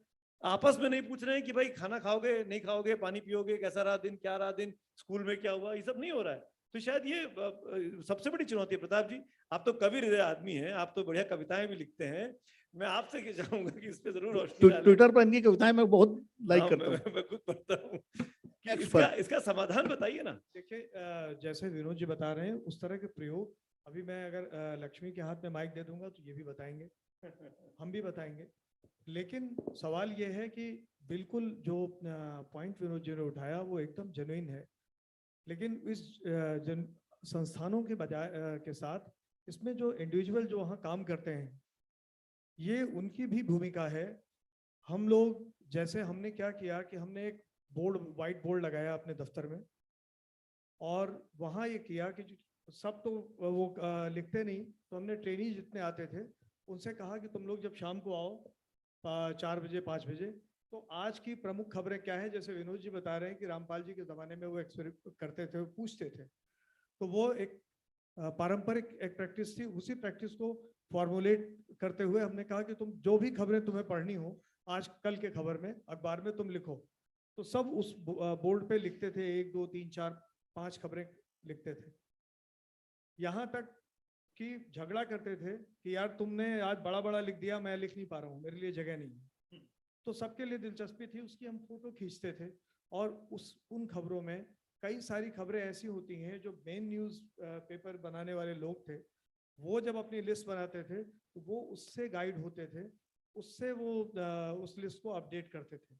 तो ये एक तरीका था और वो तरीका फिलहाल नहीं चल रहा है, लेकिन ये बहुत ज़रूरी चीज़ है कि हम अब डायलॉग करें। हेडिंग का एक्सपेरिमेंट हम आज भी करते हैं, लेकिन उस तरह से नहीं आते हैं हेडिंग। विनोद जी, आप भी साथियों से कहते होंगे, वो लोग क्या करते हैं कि 3 हेडिंग किसी ने किसी ग्रुप में लिखा कि ये खबर है, ये बजट की हेडिंग है, पूरे ग्रुप में कहा कि आप बजट की अच्छी हेडिंग लगाएं। तो जो शुरू के 5 लोगों ने उत्साह में लिख दिया, बाकी सब उसी को रेप्लिकेट करते हैं। कोई आउट ऑफ द बॉक्स सोचना, शायद ये हमारी भी गलती है कि अगर कहीं कोई चीज़ गलत है तो हम आज यहाँ पे बैठ के सब जिम्मेदारी दूसरों पे नहीं डाल सकते, कि आउट ऑफ द बॉक्स जो थिंकिंग है वो थोड़ी कम हुई और अखबार में बहुत ज़रूरी है, क्योंकि अखबार में जो एक्सपेरिमेंट हैं वही तारीख बनते हैं। क्योंकि अब आप देखिए, हम लोगों ने जब ब्लैक एंड वाइट अखबार निकाला उत्तर प्रदेश के एक शहर से, इलाहाबाद से, जो मेरा अपना शहर है, वहाँ हम एक इलाके में जा रहे थे, एक मस्जिद से तकरीर हो रही थी, तो वो तकरीर जो मौलाना पढ़ रहे थे, तो मैं रुका थोड़ी देर के लिए, मेरे कानों में आवाज़ आई कि जो मुल्क का वफादार नहीं, वो मजहब का वफादार नहीं। हमारे दिमाग में ये बैठाया गया था कि मजहबों में जो बाहर से मौलाना आते हैं, जो तकरीर करते हैं, या कुछ ना कुछ एंटी इंडिया बोलते हैं, जो एक बच्चे के मन में रहता है। बहुत सारे लोग इस तरह से सोचते हैं, ये सोचते हैं कि नहीं करेगा तो कोई देश की बात नहीं करेगा, समाज की बात नहीं करेगा, वो सिर्फ मजहब की बात करेगा। हम गए वहाँ, तो मौलाना जीशान, पूरा उनका नाम मुझे भी नहीं याद आ रहा है, तो हमने पूरा पढ़ा, पूरा हमने उसे लिखा। मौलाना से हमने कहा कि हम आपकी फ़ोटो छापना चाहते हैं। उन्होंने कहा नहीं, हम फ़ोटो नहीं छपवाते। ठीक है, तो कल किस सब्जेक्ट पे आप तकरीर करेंगे? तो उन्होंने कल का सब्जेक्ट बता दिया। तो हमने पूरा जो ऑडियंस थी उसकी फ़ोटो छापी, उनकी तकरीर छापी, उस तकरीर में लिखा कि कल इस विषय पे वो तकरीर करेंगे। तो कल उनके यहाँ बहुत सारे लोग बढ़ गए, हमारे जो सर्कुलेशन वाले थे वो भी बड़े खुश हो गए, वो कह रहे उधर से तमाम सारे लोग न्यूज़पेपर मांग रहे हैं। ये 95-96 की बात है। फिर जब मैं अगले दिन भी गया, दूसरे तीसरे दिन मौलाना साहब वहाँ बोल रहे हैं, तो उन्होंने कहा कि मैं देख रहा हूँ कि इस तकरीर के बीच से बहुत साहब आ रहे हैं, बहुत साहब जा रहे हैं, तो उनसे गुजारिश है जो साहब नहीं रुक पा रहे हैं, वो फला अखबार में मेरी तकरीर तफसील से छपती है, वहाँ पढ़ लें। तो ये एक बॉन्ड भी बनाता है और एक एक्सपेरिमेंट, हमारा एक दृष्टिकोण भी बदलता है। तो अगर हम अपने आप को ओपन रखें, आउट ऑफ द बॉक्स सोचें, तो जाहिर तौर पर इसी से रास्ता निकलता है, समाधान आता है। जी, अच्छा, विनोद जी के लिए भाई तालियां बजा दीजिए। विनोद अग्निहोत्री जी को जाना है, आपकी शुभकामनाएं। मुझे फ्लाइट पकड़नी बाहर के लिए जाना है, इसलिए मैं जा रहा हूँ, माफी के साथ आप लोगों। शुक्रिया sir, thank you so much, thank you so much sir. Sir mike ले लीजिए आप। 3 माइक है, 3 आदमी है हिसाब बराबर हो गया। मेरा सवाल आपसे ये है, क्योंकि यंग ऑडियंस बैठी हुई है, और ये सवाल आया भी था, अभी किसी स्टूडेंट ने पूछा था कि जैसे जैसे यंग ऑडियंस आती जा रही है, क्या आपके मन में इस तरह का सवाल आता है, इस तरह की चिंता आती है कि अखबार खत्म हो जाएगा, अखबार, या जो बात यहाँ बैठकर तन्मय जी बोल रहे थे कि दोनों कोएग्जिस्ट करते हैं, इनफैक्ट तो डिजिटल भी है, तीनों चीजें कोएग्जिस्ट कर रही हैं आपस में। मैं ये पूछना चाहता हूँ कि एज ए संपादक, एज ए पत्रकार, कभी मन में लगता है कि ये अखबार के दिन बुरे आ गए हैं, अखबार खत्म हो रहा है, या ये यंग बच्चे जो बैठे हैं जिन्होंने आज बहुत कम हाथ उठाए, मैं उसी वक्त कमरे में आया था हॉल में, और जब ये सवाल पूछा जाता कितने लोग अखबार पढ़ते हैं, मुश्किल से 10 से 15% हॉल बच्चों ने हाथ उठाए होंगे, लोगों ने, नॉट बच्चे, लोगों ने हाथ उठाए होंगे कि अखबार पढ़ते हैं।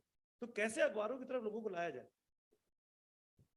पहले इस सवाल का जो सीधा जवाब ये है कि युवा तो पहले भी अखबार नहीं पढ़ता था,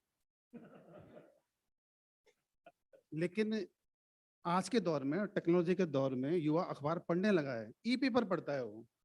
तो आप उसको शिफ्टिंग देखिए ना, उसको ऐसा नहीं वो अखबार नहीं पढ़ रहा है, वो ई पेपर पढ़ रहा है। ये सबसे बड़ा बदलाव है और ये सबसे महत्वपूर्ण बदलाव है। दूसरा जो सबसे महत्वपूर्ण तथ्य ये है कि भाई युवा अखबार पढ़ते नहीं है। आपको मालूम है आने वाले कुछ सालों में, या मेरे ख्याल से 3 या 4 सालों में 26 करोड़ लोग साक्षर हो रहे हैं। 26 करोड़ लोग। और अखबार कौन पढ़ता है? साक्षर लोग।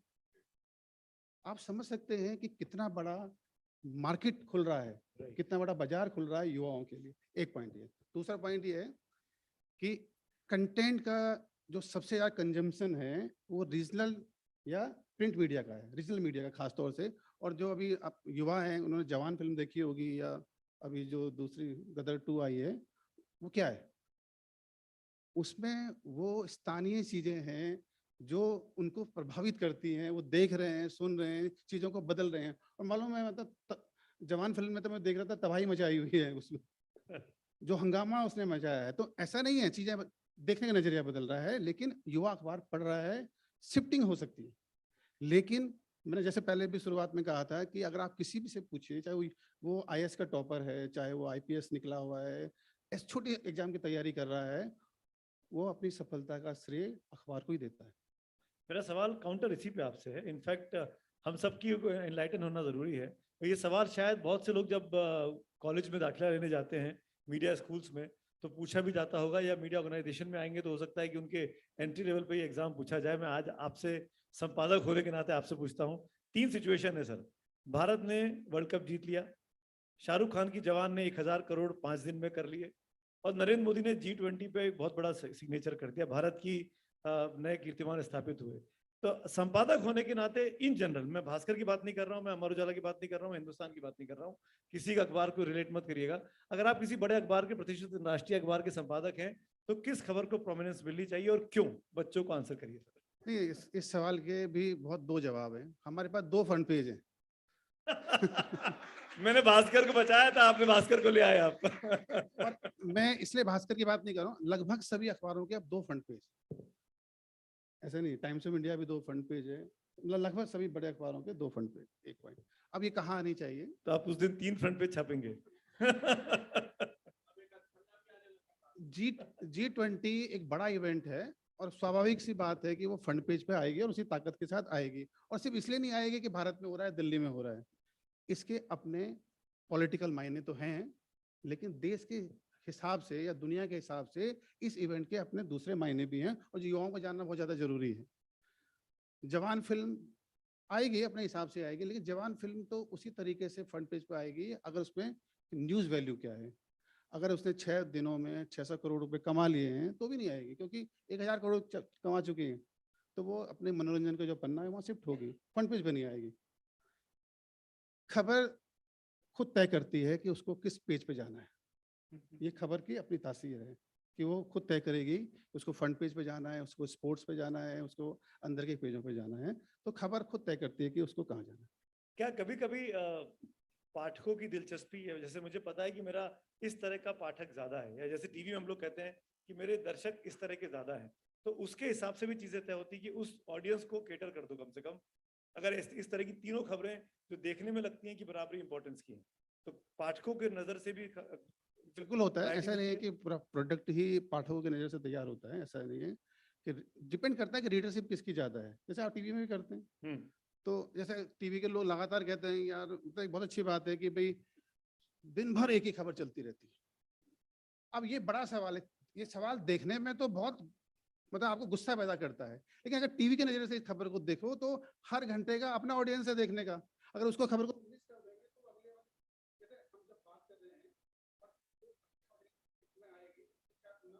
नहीं पता,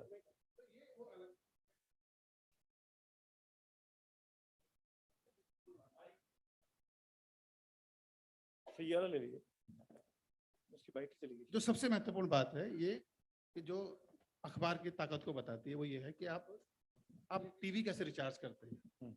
आप टीवी जब रिचार्ज करते हैं तो आपको फिल्में भी चाहिए होती हैं, स्पोर्ट्स भी चाहिए होता है, आपको सास बहू भी चाहिए होती हैं, और डिस्कवरी भी चाहिए होता है, और फिर न्यूज भी चाहिए होता है।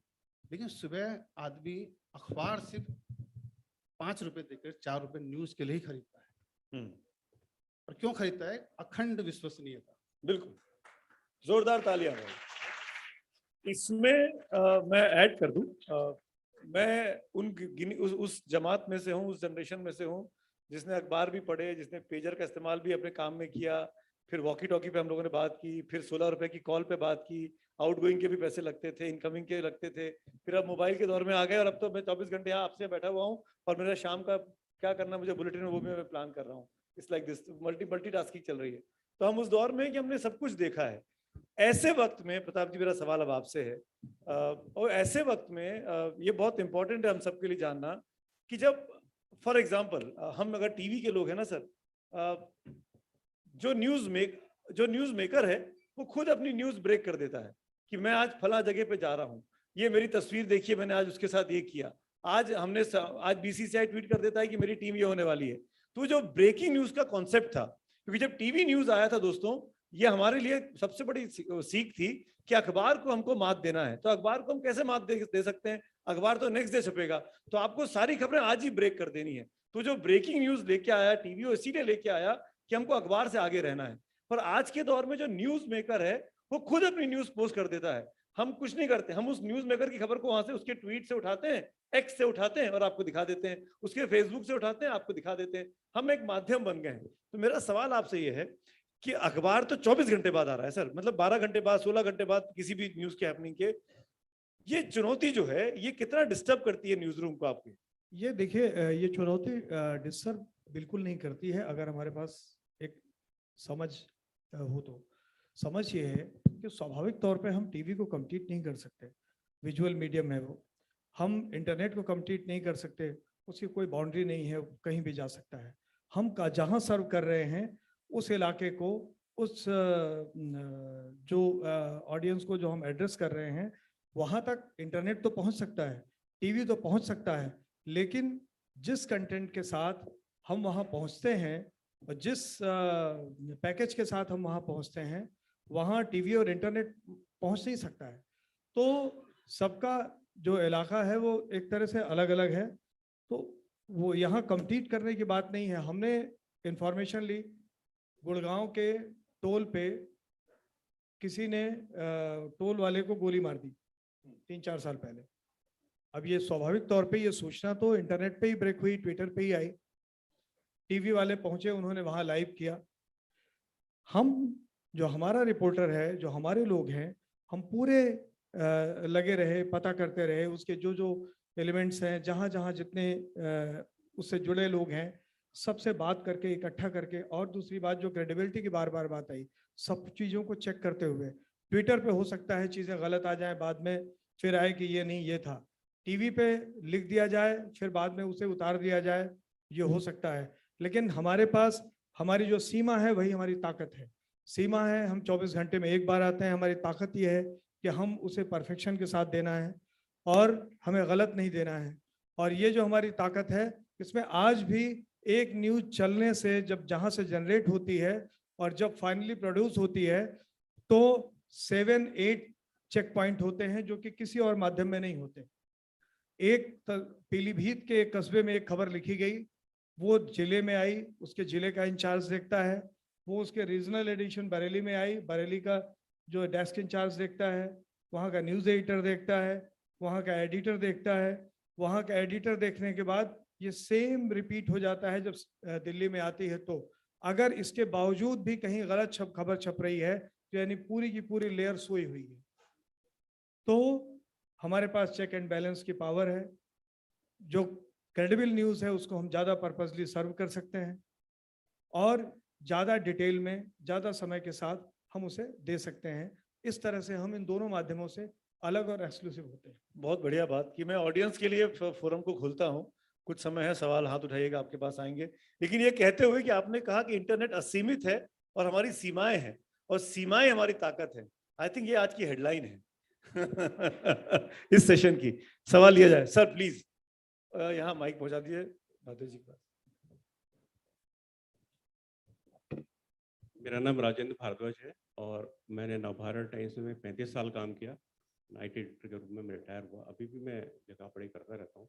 मैं विनोद अग्निहोत्री जी की बात को आगे बढ़ाते हुए कुछ चीज़ें आपके सामने लाना चाहता हूँ कि अखबार के अंदर इनोवेशन बहुत ज़रूरी है। अगर हम रोज़ इनोवेशन करेंगे तभी आप सर्वाइव कर पाएंगे। इलेक्ट्रॉनिक मीडिया की अपनी लिमिटेशंस हैं और उनके पास अथाह समुद्र है, वो कुछ भी कह सकते हैं। लेकिन क्रेडिबिलिटी की जहाँ तक बात आती है, वो प्रिंट मीडिया की क्रेडिबिलिटी आज भी है। इनोवेशन के बाद में अगर मैं कहूँ तो अगर हम जो प्रिंट इलेक्ट्रॉनिक मीडिया में जो आ गया, अगले दिन सुबह अखबार में आप क्या नया देंगे वो इम्पोर्टेंट है। उसका डिस्प्ले कैसे बनाएंगे, उसकी फोटो कैसे लगाएंगे और सबसे ज़्यादा अट्रैक्टिव हेडिंग कैसे लगाएंगे। मैं 2-3 एग्जाम्पल आपको बताता हूँ जो हम लोगों ने किए और आप लोग उसको अप्रिशिएट करेंगे। मनमोहन सिंह जी जब प्राइम मिनिस्टर बने, हमने सबने लगाया प्रधानमंत्री होंगे, हमने लिखा मनमोहन सिंह होंगे सरदार। गजगामिनी एक पिक्चर आई थी जिसमें माधुरी दीक्षित ने लीड रोल अदा किया था और मकबूल फिदा हुसैन ने उसमें पैसा लगाया था। तो वो उसमें हमने हेडिंग दिया गजगामिनी माधुरी पर फिदा होने की मकबूल दास्तां। अब ये इनोवेशन है। राइट।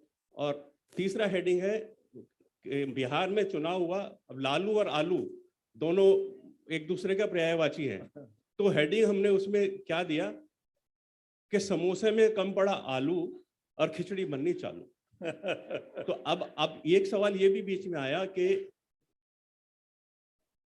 हर तरह का रीडर है और हर तरह के रीडर को आप कैसे सेटिस्फाई करेंगे, और आपने ही सवाल पूछा कि ये 3 तरह की खबरें हैं उनको कैसे आप डिस्प्ले करें।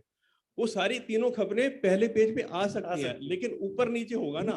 अब मकबूल फिदा हुसैन वाली खबर को आप एंकर बना सकते हो और अपने मोदी जी की G20 की को फर्स्ट एड बना सकते हो, उसमें अच्छी फोटो लगा सकते हो। Thank you sir. तो ये इनोवेशन तो आपको रोज करना पड़ेगा, रोज बनाना पड़ेगा, रोज खाना पड़ेगा। सर मैं बच्चों के मंच देते हैं, वक्त की कमी है, माफी चाह रहा हूँ, आप बहुत सीनियर हैं, हम और आप तो अनुभव से भरे हुए हैं। लेट्स एक हेडलाइन मुझे भी याद आ गई, टाइम्स ऑफ इंडिया ने लिखा था नोबडी किल्ड जसिका, वो भी काफी थी। आज तक ने लिखा था उस दौरान में जब डीपी यादव को बीजेपी में शामिल किया गया, बाहुबली नेता पश्चिमी यूपी के, कि बीजेपी ने बदला अपना चाल चरित्र और चेहरा, और 24 घंटे के बाद डीपी यादव को पार्टी से निकालना पड़ा था। तो ये हेडलाइंस की और मीडियम की ताकत होती है। सॉरी बेटा पीछे दे दो प्लीज, आप पूछ चुके हो। I'm not let's have everybody has an opportunity. Yeah please. जी सर, मेरा सवाल लक्ष्मीकांत सर से है। जैसा कि उन्होंने कहा कि जो लोग देख नहीं पा रहे हैं वो हमें दिखाना है, तभी लोग अखबार पढ़ेंगे।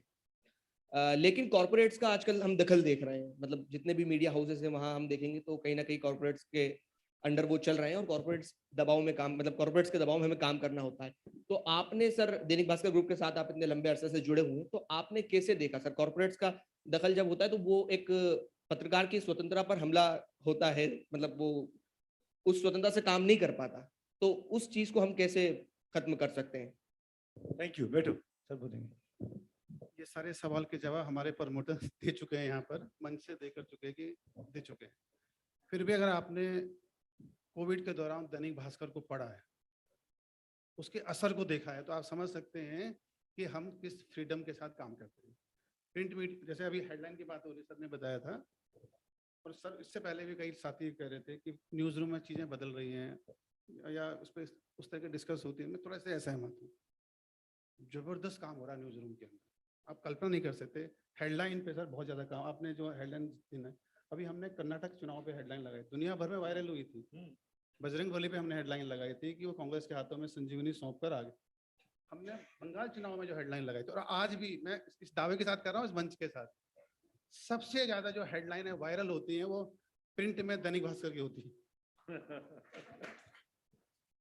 तो जिस सवाल का जो जवाब था कि देखिए क्या होता है कि जो खबर होती है, बस प्रिंट में अगर दैनिक भास्कर की होती है तो वो ध्रुवो चले गए, टेलीग्राफ की भी होती है अंग्रेजी में।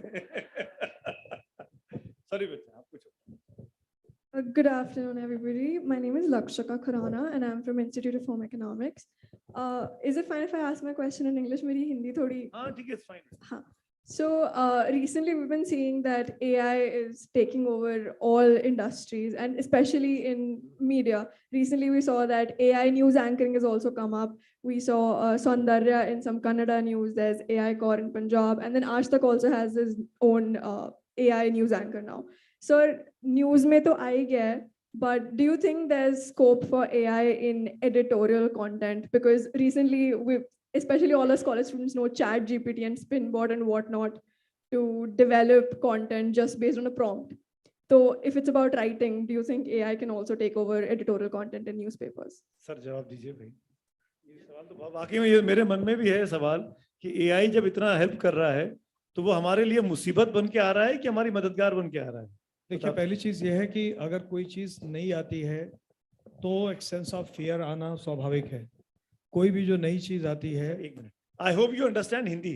You understand? ठीक है सर। तो सेंस ऑफ फियर आना स्वाभाविक है। इसी देश में जब कंप्यूटर आया था तो इसी दिल्ली में धरने हुए थे, इसी दिल्ली में रैलियां निकाली गई थी कि ये कंप्यूटर पूरे देश में सबको बेरोजगार कर देगा। कंप्यूटर के खिलाफ सब लोग अखबार के दफ्तरों में बाकी, और जब आए थे तो लोगों ने एजिटेशन में, कई सारे लोग ऐसे हैं जिन्होंने रिजाइन कर दिया था अपने अपने काम से। काम को छोटा, न्यूज़पेपर में हम लोग, क्योंकि हम मोनोटाइप से और आज के ज़माने की छपाई के बीच काम करते हैं, तो जब उनसे कहा जाता था कि आप टाइप कीजिए तो वो कहते थे ये टाइपिस्ट का काम छोटा होता है।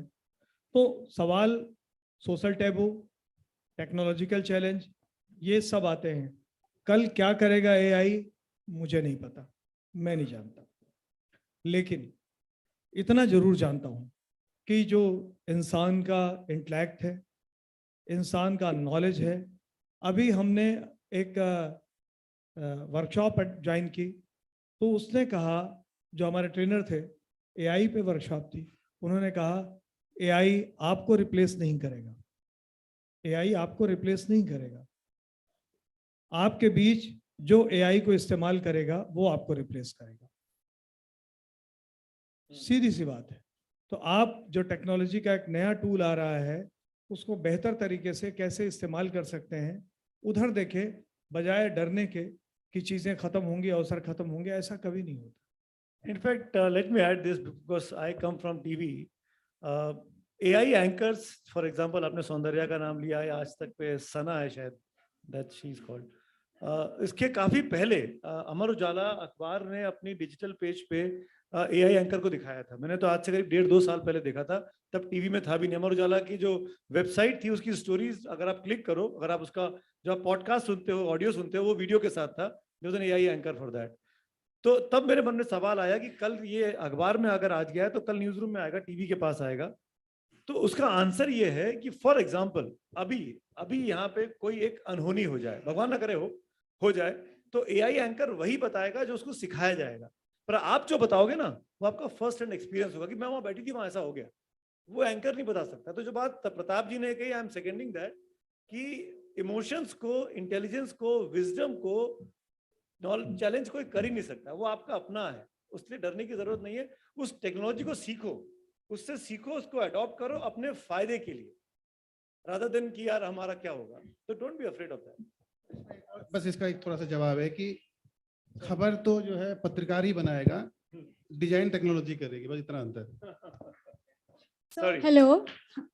My- Hi, can I एक माइक यहाँ भिजवा दो, 1 मिनट तक, तब तक वो सवाल ले लेते हैं। बोलिए। नमस्कार सर, मेरा नाम श्रेया सिंह है sir. Before asking my question I will take few seconds to let you know that I'm your biggest fan and I've been following you and moving forward sir, मेरा सवाल ये है कि सर जो मीडियाइजेशन ऑफ पॉलिटिक्स हो रही है या फिर पॉलिटाइजेशन ऑफ मीडिया हो रहा है, उस पर आप सबका क्या कहना है as a part of, as a representative of an organisation. और साथ ही मेरा एक और सवाल है, जैसे मैंने सुना भी अभी विनोद सर को, उन्होंने कहा कि अखबार एक बुके की तरह है, अखबार एक सैलेड प्लेट की तरह है जिसमें एक मिक्सअप कंटेंट होता है।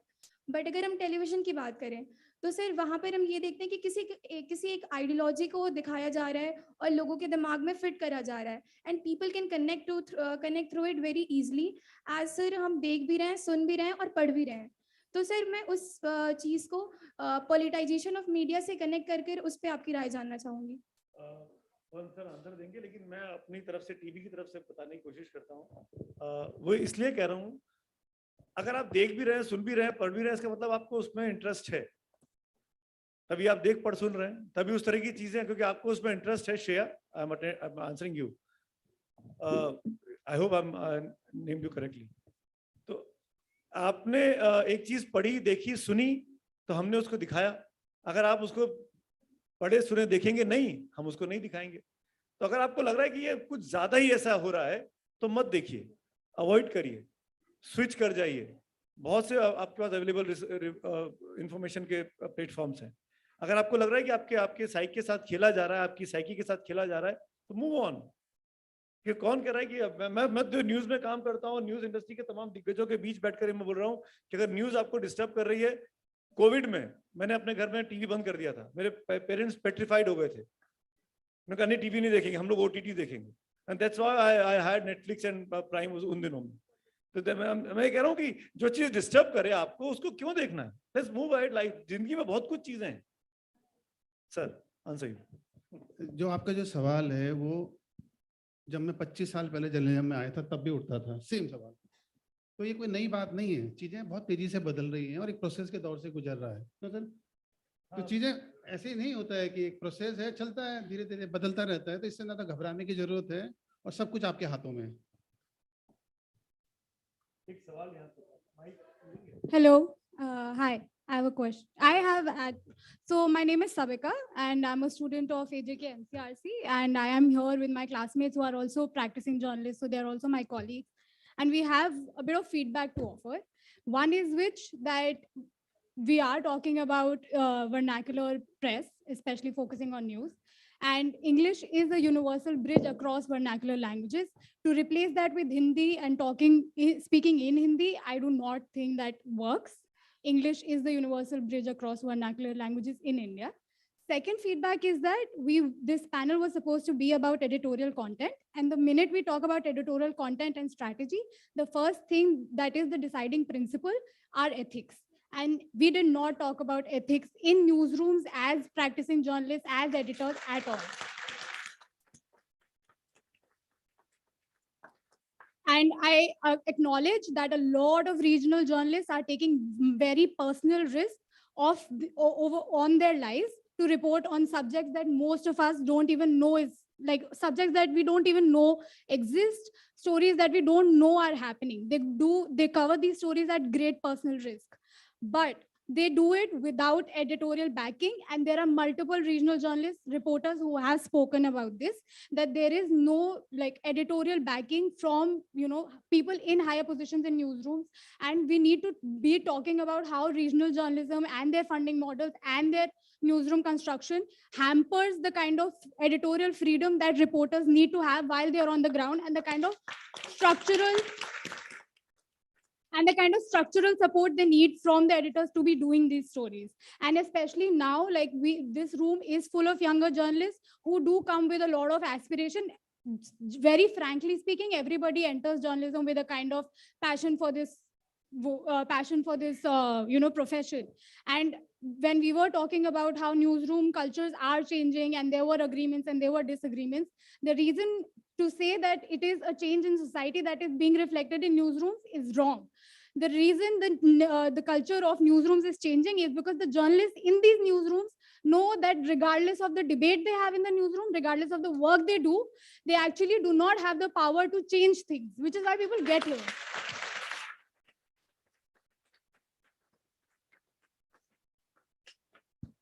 Are you done? Yeah.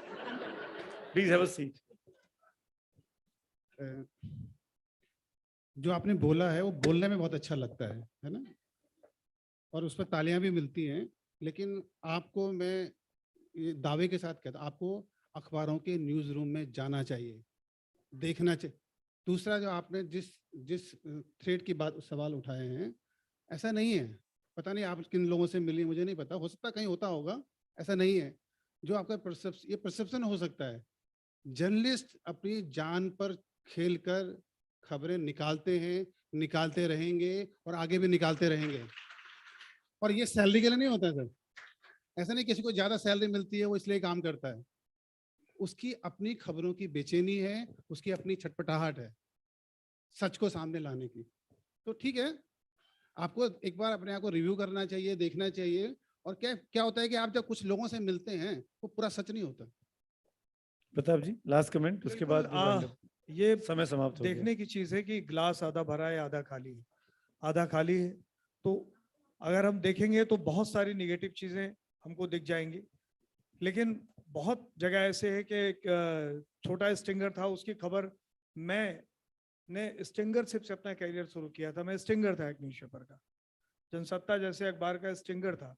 मेरी एक खबर आई, मेरी खबर एक स्टिंगर उत्तर प्रदेश के एक बहुत छोटे इलाके में मैं काम करता था, वहां से वो खबर आई, वो खबर जनसत्ता में भीतर के पेज पे छपी, लेकिन उस खबर में पावर थी, तो वो खबर इंडियन एक्सप्रेस ने अगले दिन उसको पहले पेज पे छाप दी खबर उठा के।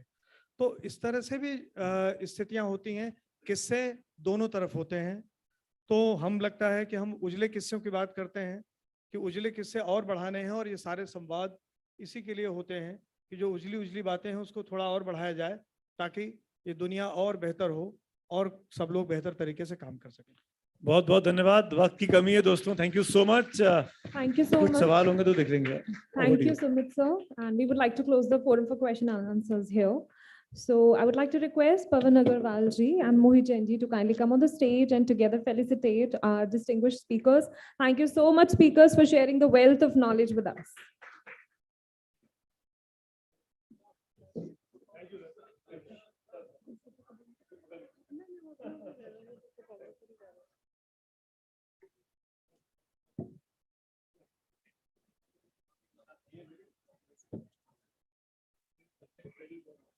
I request everybody to kindly remain seated. We are about to move forward to our next session.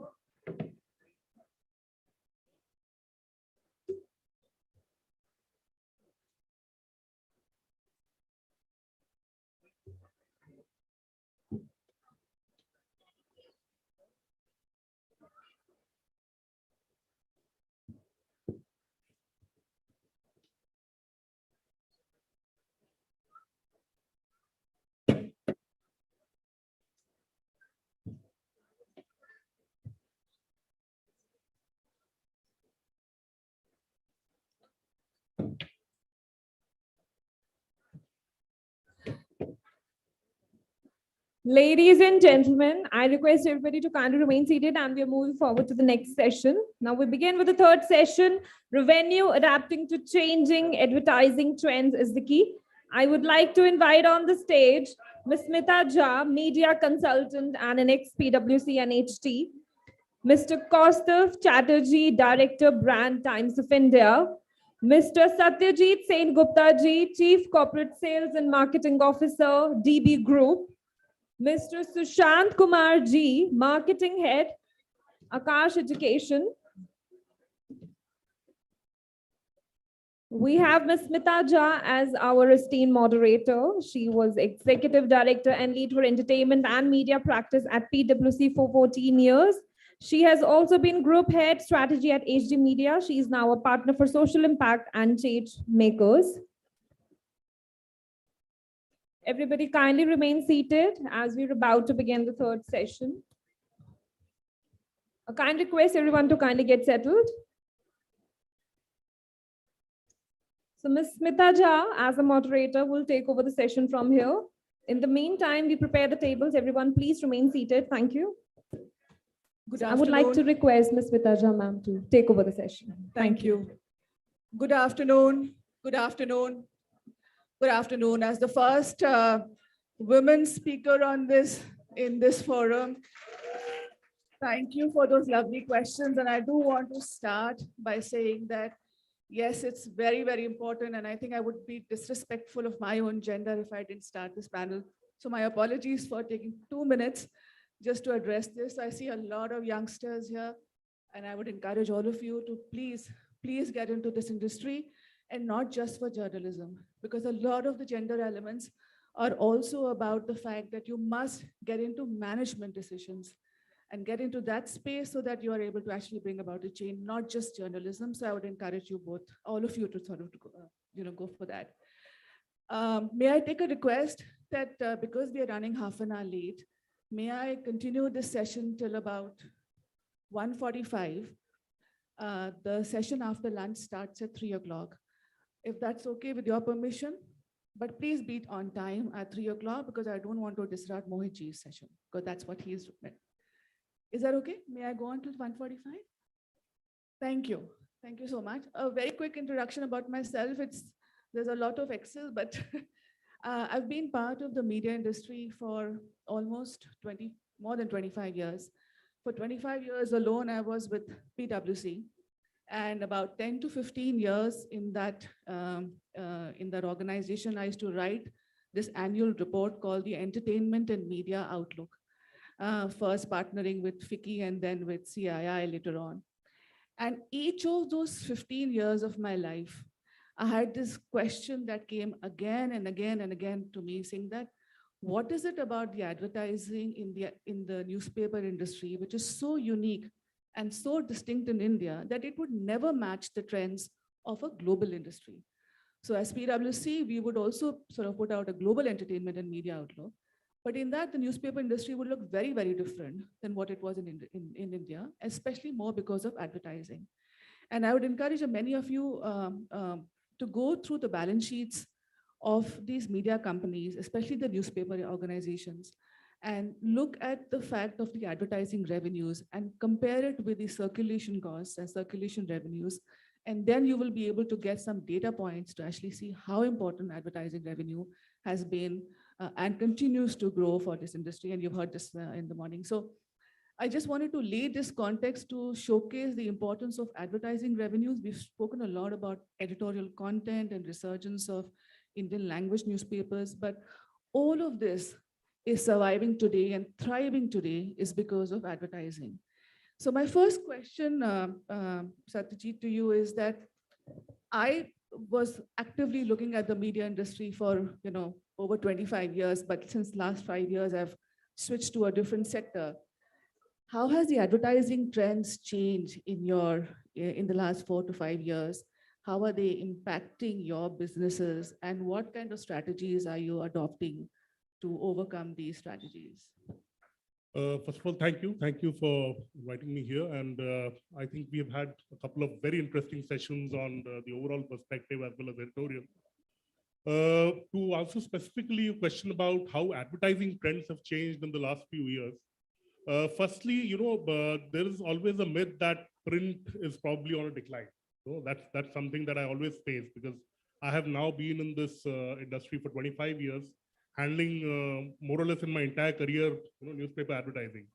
So if you look at the data points, if you look at the figures, in the last 10 years, while the share of print advertising in the overall pie has reduced, the actual figures say that in 2012, what used to be 12,000 crores is now 20,000 crores. So actually, the advertising revenue has kind of increased all through this time. Of course, there was a blip during COVID where everything stopped for a bit and revenues did go down. But after that, we have recovered. And if you look at the numbers that our group has, for example, we reported a 17% growth last year, and very, very healthy bottom line. So that's been the overall revenue trend as far as advertising is concerned. If I go a bit more deeply into this in terms of how one sees, and as a practitioner, as someone who's out in the market every day, we have seen, the nature of advertising that's coming into print undergoing a change. At Bhaskar, we are uniquely placed because we do have two parts to our advertising. About 65 to 70% of our revenue comes from what we call the retail market. So we are there in, all the large states. We have across 12 states of the country, Madhya Pradesh, Chhattisgarh, Rajasthan, Gujarat, all the entire this thing. So the revenue that comes from there is what we call the retail revenue, which is mostly from verticals like real estate, education, jewelry, retail, so all the local verticals, so to speak. So that part has been extremely responsive, and that part has been growing very strongly. In fact, even this year, while we speak, we are getting about nearly 20% growth in that over last year itself. So that is very different as far as the way the trajectory has been. The other part, which I specifically handle, is the corporate part of the advertising, which comes from the large cities in terms of verticals like automobiles, telecommunications, e-commerce, BFSI, etc. That has been slightly more, in terms of growth, that has been slightly more subdued. Now, there are obviously reasons, because there have been, newer ways of looking at advertising. Digital has come up in a big way. And the chief trend that we have observed is that there is a lot of emphasis on sales. So everyone is looking at performance, everyone is looking at sales. And that is probably the biggest adaptation that we have needed to do as far as print is concerned.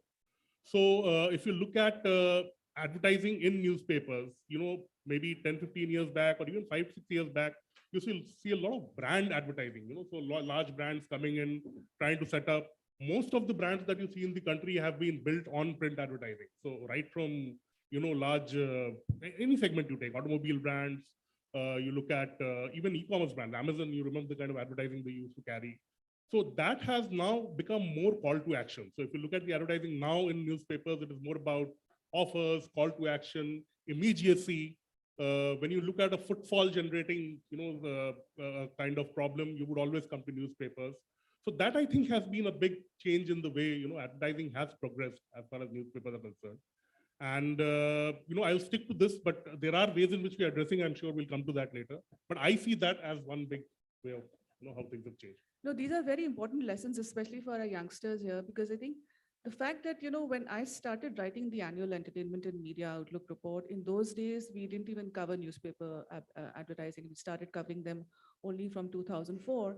And, that time television was at boom. I myself, used to work at a lot for television clients, and they said, oh, newspaper advertising is dead, But here we are, I'm here 30 years later, and it's thriving. And one of the key reasons, as you mentioned, Satyajit, is about the retail advertising, which is growing at 20%. There are very, very few organizations or very few sectors which can boast of a 20% annual growth rate of as high as 20%, except for, say, retail advertising in newspaper publishing. So I think that is a very, very strong fact, which must be sort of, remembered around that. And yes, of course, as you mentioned, the challenges are on the corporate side, because you're dealing with brands.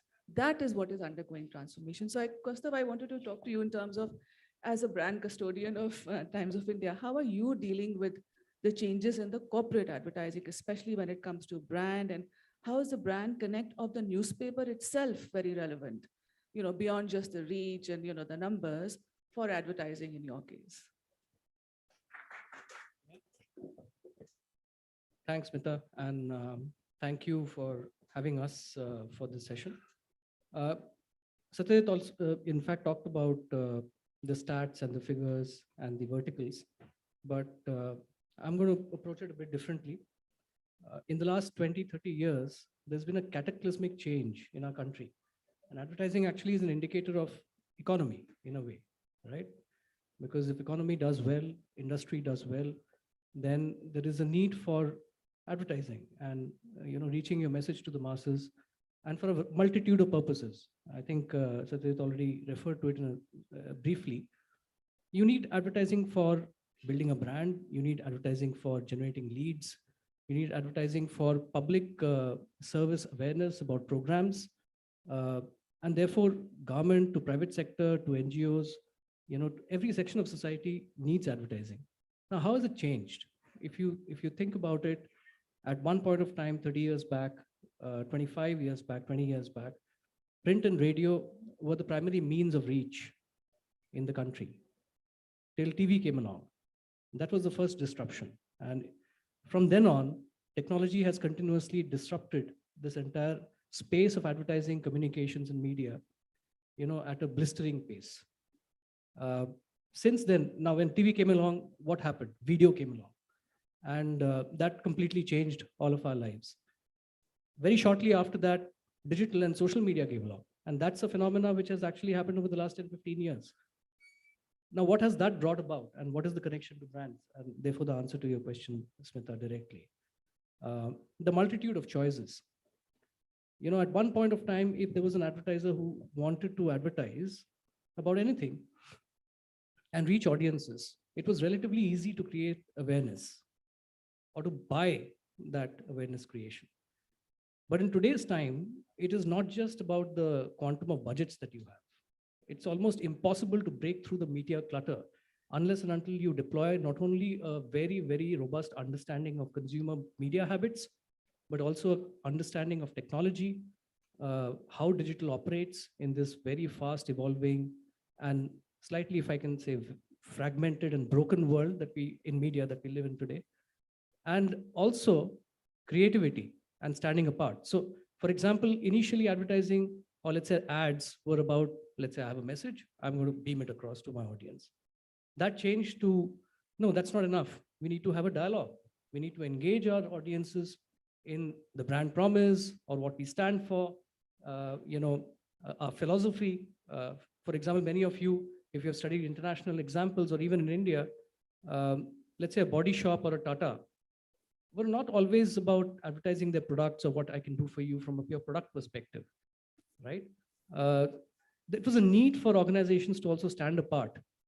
And that was one of the first shifts that started happening in terms of brand building and marketing, that, okay, you know, brands have to have a deeper connect than just transactions with their audiences and consumers. In today's time, now, if you look at the last shift that's been happening, there is decreasing trust. There's something called an Edelman's Trust Report across the world. I don't know how many of you are aware of it. There's decreasing trust in institutions. There is rising trust in individuals, people like us. And that's why, you know, you have rising phenomena of content creators today. And the content creator economy, or influencers as we call them, is so huge and has emerged as a parallel channel of brand building, communications, advertising. Branded content has emerged as a different vertical altogether, which is threatening, you know, traditional media spends and traditional media houses in a certain way. Now, where does the brand come in all of this? What we have to understand is every media, whether it be TV, whether it be in digital, or whether it be in print, or in language newspapers or English newspapers, ultimately, why are audiences there?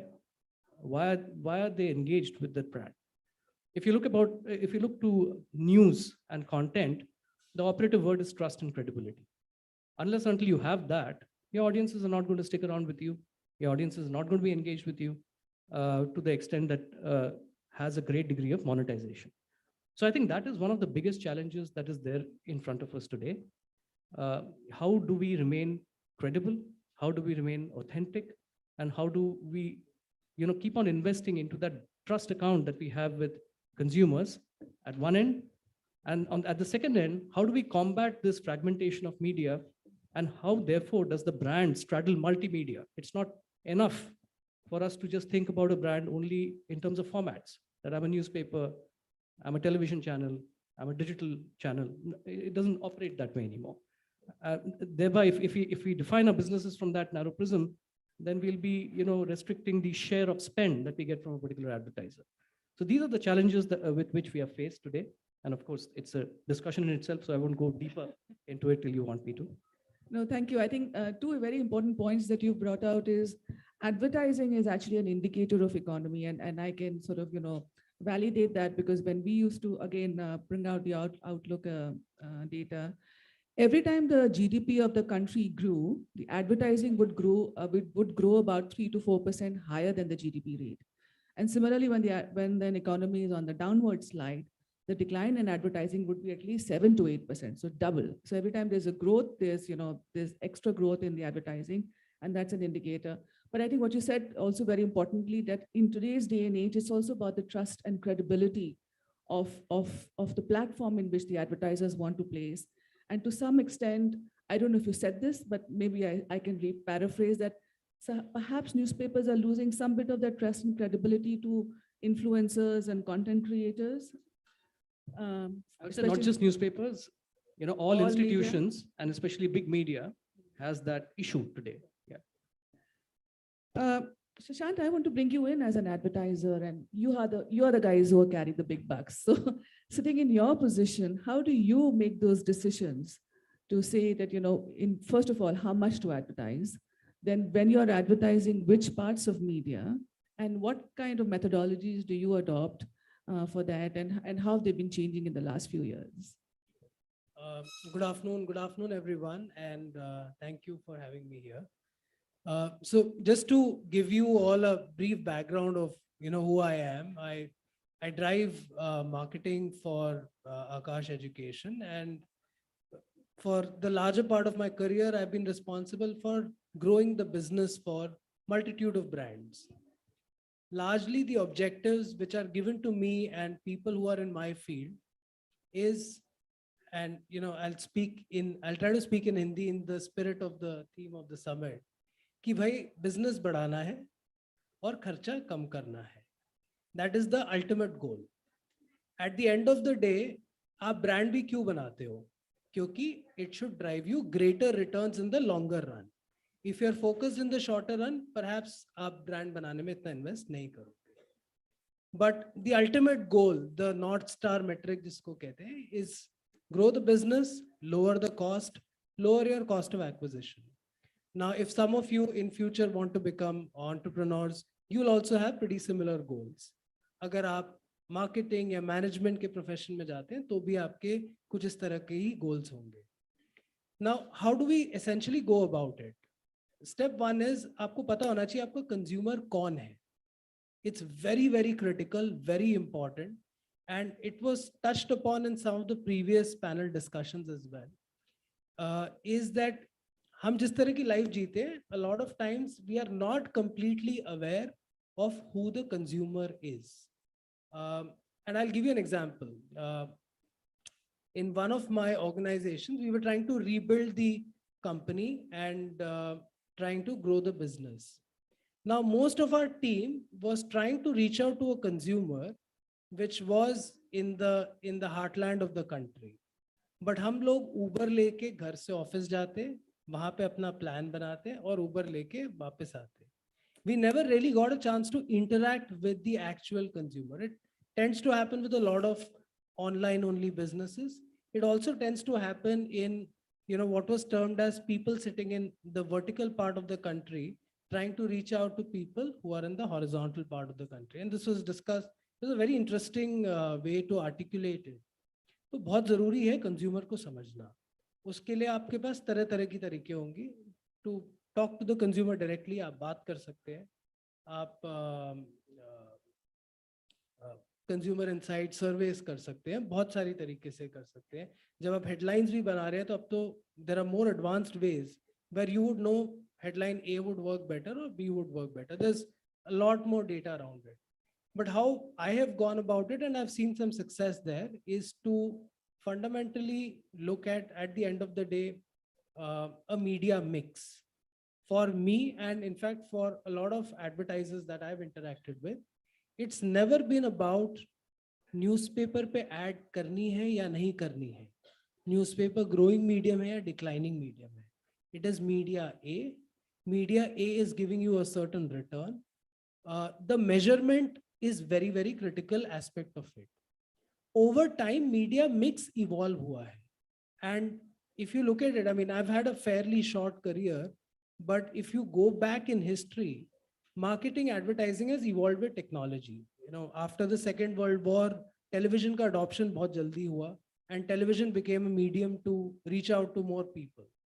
Then came the internet. The adoption of internet was faster than the adoption of television. Then came social media. The adoption of social media was much faster than even the adoption of internet. And now you have new age apps and new age technologies which are getting adopted at an even faster rate. ChatGPT is one such example. At the end of it, what matters is, are you able to accurately measure कि मुझे एक newspaper से या मुझे radio से या मुझे digital से कितना ROI आ रहा है? And that's been the heart of, what has helped me drive this metric कि business बढ़ाते हैं और acquisition cost कम करते हैं. आपको एक example देता हूँ. एक time पे, there were people who did not have a lot of conviction कि हमको क्या इतना खर्चा print advertising पे करना चाहिए या नहीं करना चाहिए. तो हमने कहा कि एकदम से नहीं करते. And I'm telling this would be about 5 years back. So what we did was, हमने कहा एक सेल करते हैं और उस सेल में प्रिंट यूज करते हैं टू एडवर्टाइज. एक मार्केट पकड़ेंगे जहाँ पे प्रिंट होगी और डिस्काउंटिंग होगी और सेल होगी, और एक मार्केट पकड़ते हैं जहाँ पे प्रिंट नहीं होगी. And let us look at the delta. Let us look at what is the growth in the market where there is print and the sale, and what is the growth in the market where there is no print and no sale. And we found there was a significant delta. The next question was, अच्छा अब ये किस अखबार से ज़्यादा delta आ रहा है? So then we started giving unique coupon codes or unique QR codes in each publication. So we could then further assess कि okay, publication A is giving me a better response than publication B per 1,000 readers that it has. Now, what can I do for publication B? How much does publication B cost me? Can I optimize on the cost so that I get a similar ROI? So those are the kind of decisions that, Perfect. Yeah. No, thank you. This is, I think this is very helpful, but मैं एक चीज बताना चाहती हूँ. One of the studies that I did personally on very deep with advertisers, It is often said that, media advertising supports businesses to grow. It is also reverse is also true. And I can share an example because when we were doing this advertising study, we spoke to some retail advertisers. When I say retail advertisers, I actually give an example of a local halwai, जो हर quarter में advertise करता था to the local newspaper because they said कि अगर हम नहीं बताएंगे अपने ग्राहकों को कि अब गणेश चतुर्थी आ रही है और हमारे पास स्पेशल मोदक है या अब ये कोई फेस्टिवल आ रहा है हम ये कर रहे हैं, how will my consumers know how to come to me? So retail grows on the back of that. Contrary to that, when I went to a national advertiser of a car manufacturer and said, okay, how do you decide? They said, actually, we don't even decide. We actually take the feedback. And an example that he shared was in the local, he says, मुझे local में advertising देने पड़ती है because I need to tell my readers कि कहाँ मेरा गाड़ी का showroom है. But because I'm able to engage with that retailer, the retailer tells me कि sir इस वाली district से demand कम आ रही है, साथ वाले में बहुत लोग कर रहे हैं, and you must open a showroom in the next district because that's the information that the advertisers and the local community give to me. So I think this is something that I wanted to share and it kind of brings back memories. But Satyajit, any examples that you would like to share in terms of how you are sort of adapting to these changing needs? And especially, I mean, in the age of digital, is it getting easier, better, or, how is that happening? So I believe it's just a transition and it is a part of every industry, not just the print industry. The good part is that we know that the medium delivers. So just to give you an example, I was sitting with one of the top jewelers of the country down south some time back. And we got into some kind of a dispute with them over advertising rates. The largest agency is also involved, etc. And he made a point. He said, देखो मैंने अगर तुम्हें 1 करोड़ रुपया नहीं दिया advertising का तो मुझे 10 करोड़ का नुकसान हुआ है. So that statement told me that the kind of deliveries that we have is immense. So I think that is, and Sushant of course borne it out with his example when he took a market with print advertising and without. So that I think gives us the biggest confidence that print delivers. Once you understand that, then it is a question of aligning yourself with the goals of the advertiser. And मैं सुशांत की बात आगे बढ़ाऊंगा कि अगर business बढ़ाना है और कॉस्ट घटाना है और कंज्यूमर को समझना है. So I think these are the 3 things that we have also been following very clearly in whatever we are doing. You can call it innovation, you can call it a way of life, but that is what we are living and eating and breathing. So just to give you examples, what we do at Bhaskar is we have this entire thing, what we call go-to-market.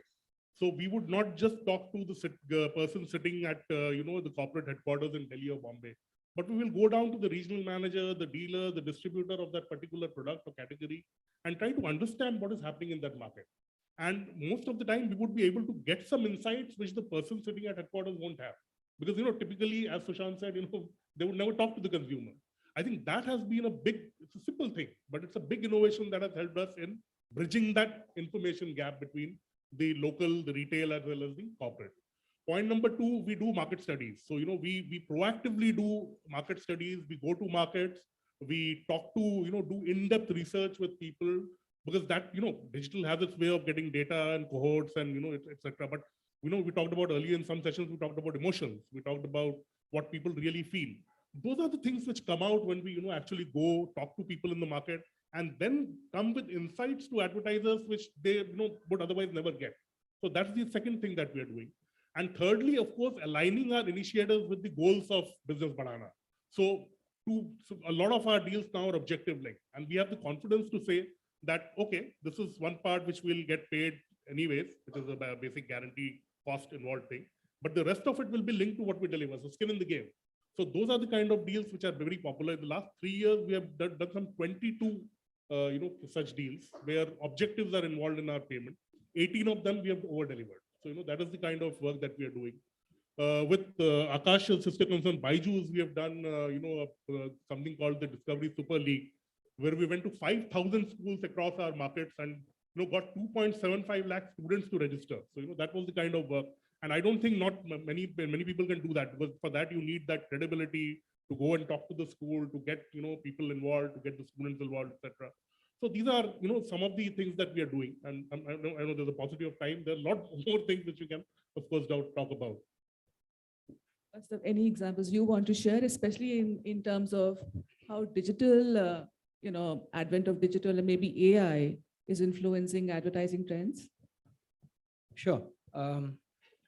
See, one great thing is that whenever there's disruption of this kind, then everything is up for grabs, right? And then there is this new need for creativity, new models, experimentation. So one of the things that has actually come to fore because of digital and social media increasing nowadays is, again, I'll come back to the point of authenticity and relatability. At a meta point, actually, if you look at an advertiser or a marketeer, they also have to create a brand with a lot of credibility, right? People want to, they want people to buy into their proposition. They want people to believe in what they are saying and what they stand for. And if you think about digital today, there's a lot of question mark in terms of the context of where you're placing your ad. If you contrast print media vis-a-vis that, and especially after pandemic, there's a huge opportunity because it is very clear that print media today, and especially whether languages or English, is far more trusted than most of the notifications that you get over WhatsApp or on Facebook or on Twitter. The search cost also of understanding an entire issue is far more efficient on print. That's the format, because otherwise there's this endless scroll, you're scrolling through, you're still somewhere in your mind, you're not sure whether you've really understood the issue, you've got all sides of the question well answered or not, what are the biased ones, what are the credible ones. So those are the advantages. So now what kind of advertising opportunities does this throw up? In this context, a lot of advertisers, whether they be national advertisers or local advertisers, advertisers in retail or advertisers in, who are government or whatever of that sort, they see this, that which are those media where the audience is operating in a very highly engaged context. And if I place my ad there, for example, then I'll also, there'll be a certain rub-off of the media effect on my advertising. So that's one opportunity. The second opportunity is in terms of branded content itself. For example, I'm sure a lot of, both Satyajit and Sushant would have experimented with this. Unless and until you are able to place your content, what you want to say, not just as an ad, but also as content in today's world, your brand building or marketing task isn't done. And, again, coming back to credibility and all of that. Now, there are ad formats, innovative ad formats that have emerged over the years, which provide you the opportunity to do branded content, but in a credible way, not in a plug, which doesn't look fake, which doesn't look, untrustworthy. So that's one. The third, if I can call it that, is an emergence of the use of multimedia itself. For example, if there is a brand or edit campaign, or if there is an advertising campaign by, let's say, Akash or Byju's or whatever. And in fact, Byju's has done a huge program with us, which was a very big program. How does it operate? It does not operate only on print. Print starts it off, but then there is a digital leg to it. There is maybe an events leg to it. There's a multimedia overall, spinning together of various, stimuli to audiences. And that makes it more credible. That also increases the value that you're able to create together, and also the value that flows therefore into advertising. So these are a few examples. No, I can hear a lot of growling stomachs, but one, it reminds me of an example of advertising. I don't know if it'll appeal to the younger audiences in terms of sports. So one of the publishers that I worked closely with, they said that, Smita ji, when the football league, when the English Premier League is on, our newspaper, our sports page is the one which is most read, and that's where we want to place the maximum advertising. But because we have to close our editions at 11 o'clock, and usually these matches would end by 12:30 in the night, we are not able to sort of monetize that. They actually change for the season. During the sports season, they would change the editorial cycles. The sports page would be open till 1 o'clock so that it could carry the match results. And the advertising on just alone on those pages grew substantially because of, that I was reminded of that. Sushant, any other, examples that you want to share? I remember you talking about some mathematical modeling because of which you are able to calculate what exactly who's reading, and you place your advertising bets on that basis. So I'm sure this is not the best time for discussing mathematical models, given I think the attention span of the audience. But I want to talk about, Kaustav mentioned an interesting point, which is attention span, right? So sorry to interrupt you. I request everybody to kindly pay attention and please maintain the decorum of the event and respect the speaker. Thank you so much. Yes, sir. So coming on to the topic of attention span, and firstly, we really appreciate you having patiently heard us and the panelists before us so far. So thank you for that.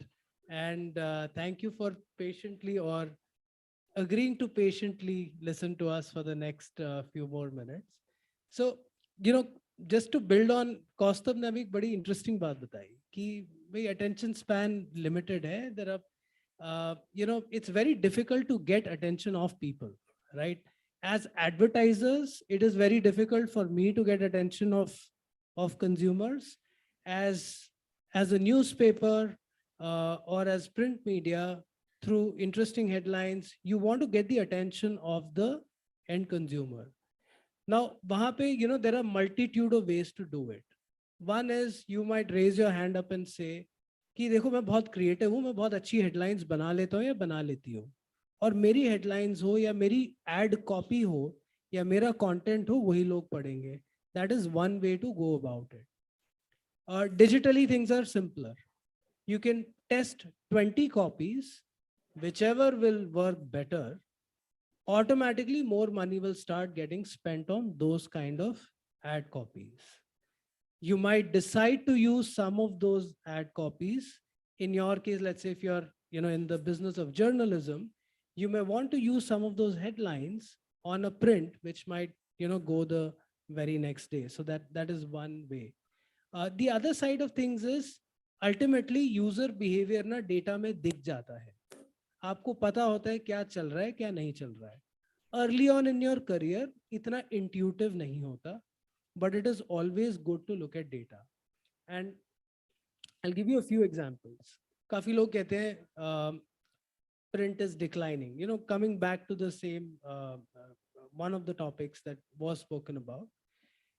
Print is declining, but print affects a lot of other media. Ultimately, because we are on the topic of advertising, print affects the efficiency of digital. And I'll give you another example. And I want you to answer by raising your hand. ठीक है. एक market है जहां पर हमने print advertising करी, digital advertising करी, और एक market है जहां पे हमने सिर्फ print advertising करी. किस मार्केट में रिस्पॉन्स ज्यादा हुआ होगा on an absolute term? A जहां पे प्रिंट प्लस डिजिटल है, बी जहां सिर्फ प्रिंट है. A okay. Now let me add more, ask you a follow up question. एक मार्केट है जहां पर, and this is correct, so I have seen this in data and at a scale. एक market है जहां पर आपने प्रिंट प्लस डिजिटल किया, विच वाज मार्केट ए, और एक मार्केट है जहां आपने सिर्फ डिजिटल किया. किस मार्केट में डिजिटल का रिस्पांस बेटर रहा होगा? A, that is correct. So the efficiencies of digital also improve when you accompany it with other media. Now, how you do it varies from brand to brand, from context to context. तो ऐसा नहीं है कि ये चीज हर context में सही रहेगी, ऐसा नहीं है ये चीज में A plus B ही होगा, B पहले आएगा, A बाद में आएगा. A lot of this will vary according to the context. As young professionals or people who would be getting into the industry, it is very important to look at data. अगर आपका गणित ठीक है तो आप जो भी करेंगे आपको जो भी रिस्पॉन्स मिलेगा, it will help you further improve. So over time, at least for me, what I've seen is it is possible to predict क्या response आने वाला है by taking 5 publications, investing X rupees on Facebook versus Y on Google, and so on and so forth. So you can, coming back to your question, you can predict what will be the actual response that you get from a particular kind of investment. No, thank you. Thank you. I wanted the audience to hear this because I think this was very interesting. I promised you we'll finish by 1:45. It's 6 minutes left. So we can take 3 to 4 questions. But please be efficient in passing on the mic so that we don't waste. And we'll take 2 questions at a time so that we can sort of answer 2 together. Sir ji, please jaldi jaldi bhejiye, वरना लोगों को भूख लग रही है.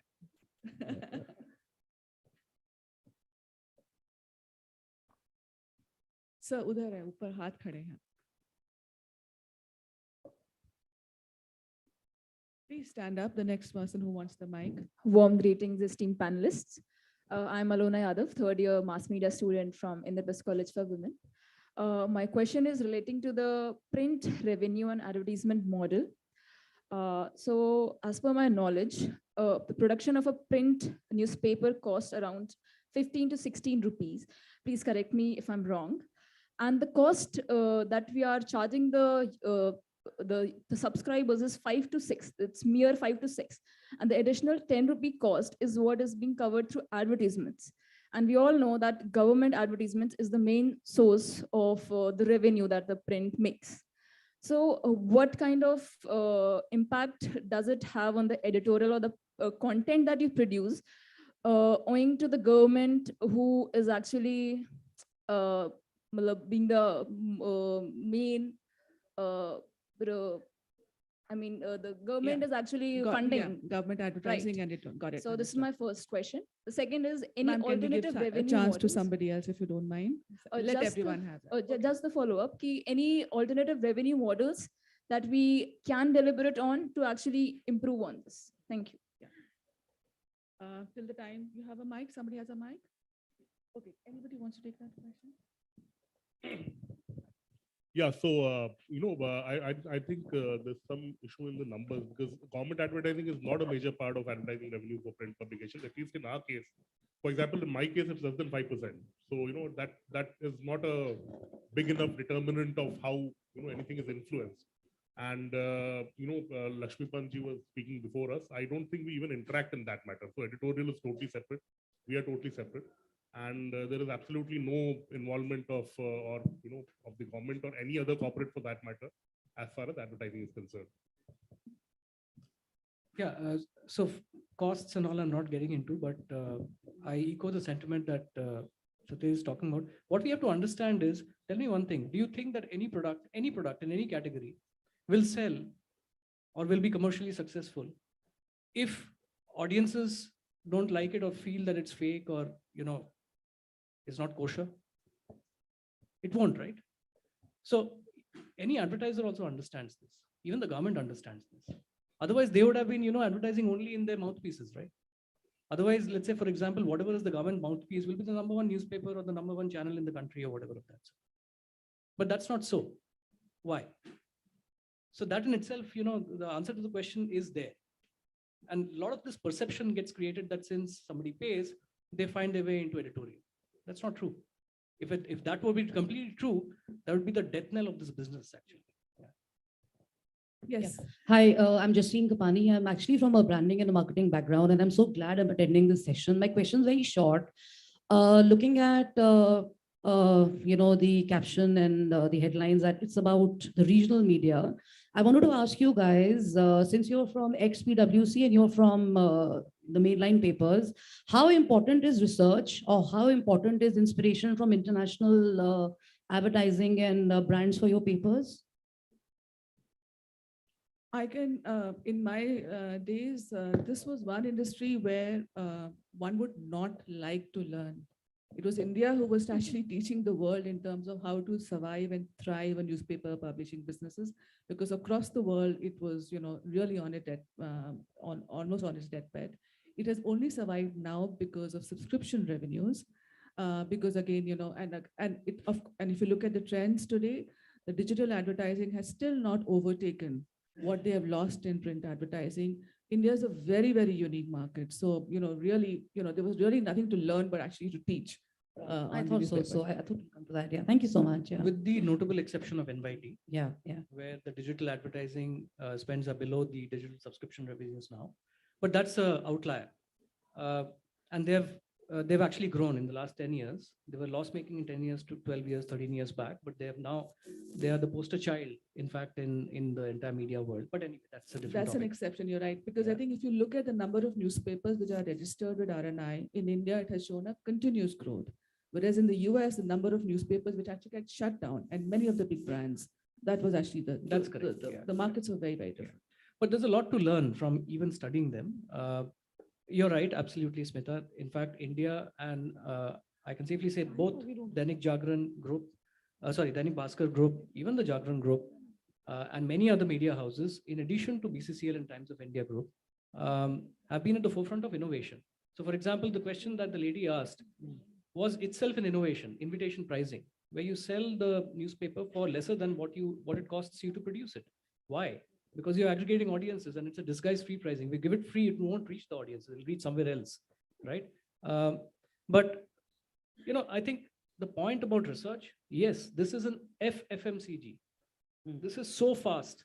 If after 10 o'clock in the morning, it loses its shelf life in most cases, right? So there are, of course, people who read it throughout the day or whatever, but you get the point I'm trying to make. Yeah. And the news today is available to you through your mobile phone, through notifications and everything else. So this product, which is ephemeral, which comes together every day and then is distributed, in front of your doorstep every morning, whether there's a storm or whether there's a fire in the city or whatever of that sort, it lands up there more often than not.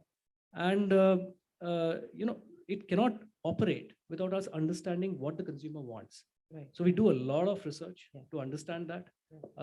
But we go beyond research. We study national models, we study international models. We look at not just the newspaper industry, we also look at digital subscription products across the world, because this is a physical subscription product.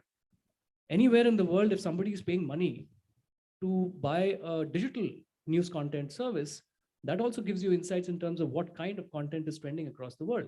For example, personal finance, wellness, or let's say relationships, life as a category is emerging as a content area that consumers want more of, rather than just politics and crime.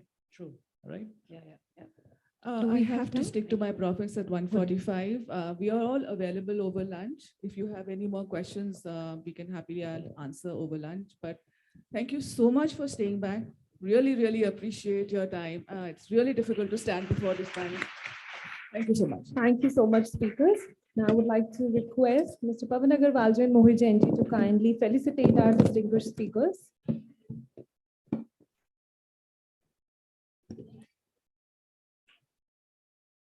Can we have a huge round of applause and then we can leave for lunch, everyone? Thank you.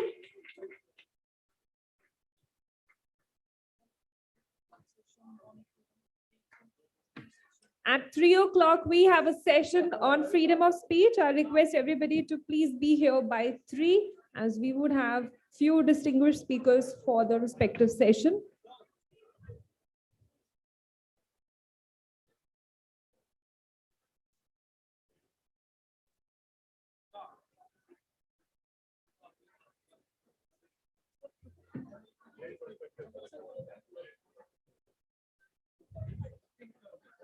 All the individuals, please be here by 2:45 for another session at 3, freedom of speech, as we would have few distinguished speakers here. Thank you, everyone. You may please proceed for the lunch and please be here by sharp 2:45. Thank you so much.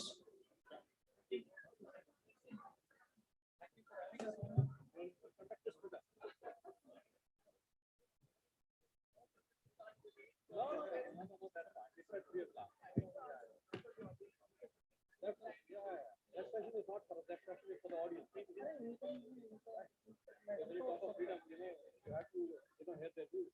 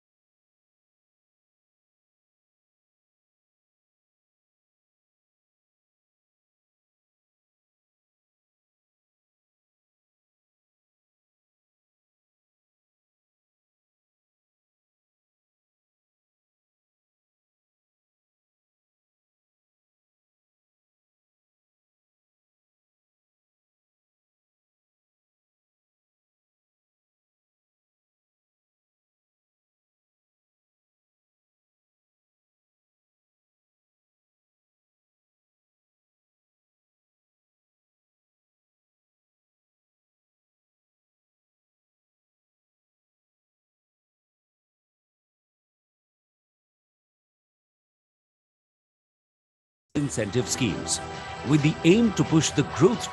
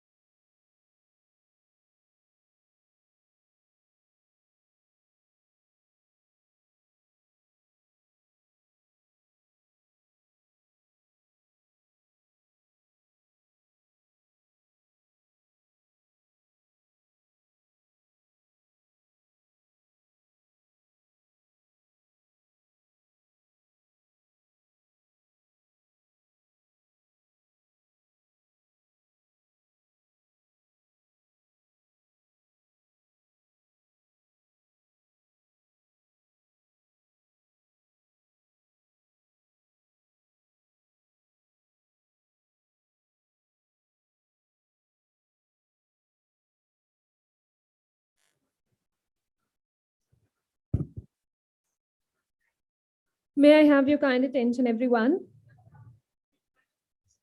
So now we would like to move forward to our next session, session 4, which is freedom of speech. I would like to request Mr. Mohit Jain ji, co-chairperson of Media and Communications Committee, Ms. Nalini Singh ji, Managing Director, TV Live India, Mr. Siddharth Varadarajan, founder, editor, The Wire, Mr. Ashok Sharma ji, head strategy and business relationships from Amar Ujala, to kindly join us on the stage for session 4, which is on freedom of speech. Can we have a huge round of applause for our distinguished speakers who are joining us for session 4?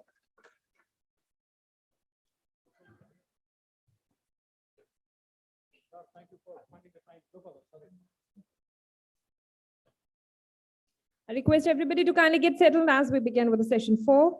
And we have our speakers here on the panel. And now I would request Mr. Mohit Jain ji, the esteemed moderator for the session, to kindly take over the session from here. Thank you.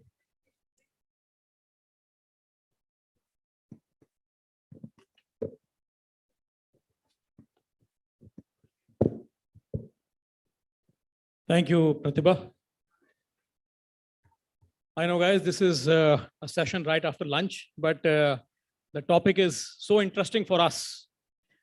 When we talk about freedom or the freedom of speech, I think they both inspire a huge round of emotions in all of us. And let me just introduce the topic very briefly, that the freedom of speech has been a very vital pillar of democracy, and India being the largest democracy in the world. And we've seen that this is something which is often beyond the headlines, the editorials. And this is which resonates at the very center of a nation's identity. And we've seen that press has a very important role in the country. It's a very powerful tool.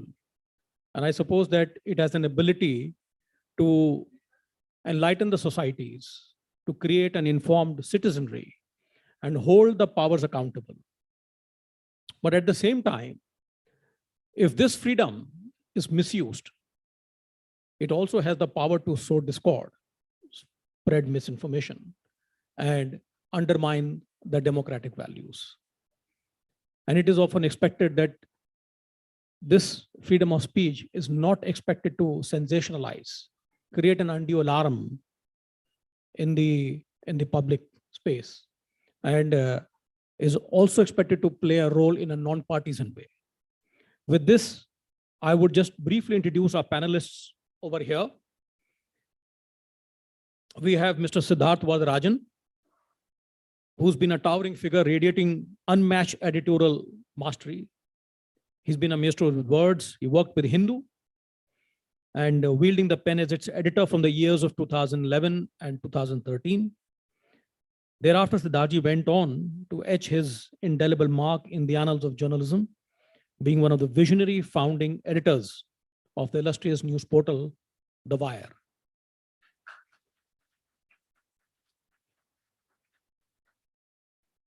We also have on the dais Ms. Nalini Singh. She's been a veteran journalist. We would remember her having anchored an array of seminal current affairs broadcasts on Doordarshan of Aankho Dekhi, a tour de force in investigative journalism, holding the dual titles of managing director at TV Live and also the managing editor at the Nepal One TV. Her journey and achievements are nothing short of monumental, Nalini. Thank you.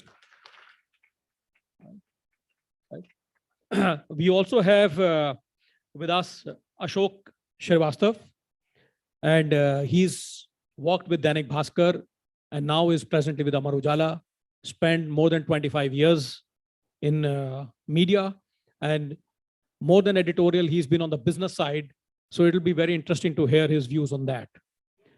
So kick off this panel, if I may request, all the panelists can give their views on the freedom of speech as a topic, how relevant, how important, what are the challenges for us in the next 2-3 minutes of each other. And then we can ask a few questions and then take on the audience, because I'm sure audience has a number of questions on this topic. I saw a very passionate engagement in the morning itself.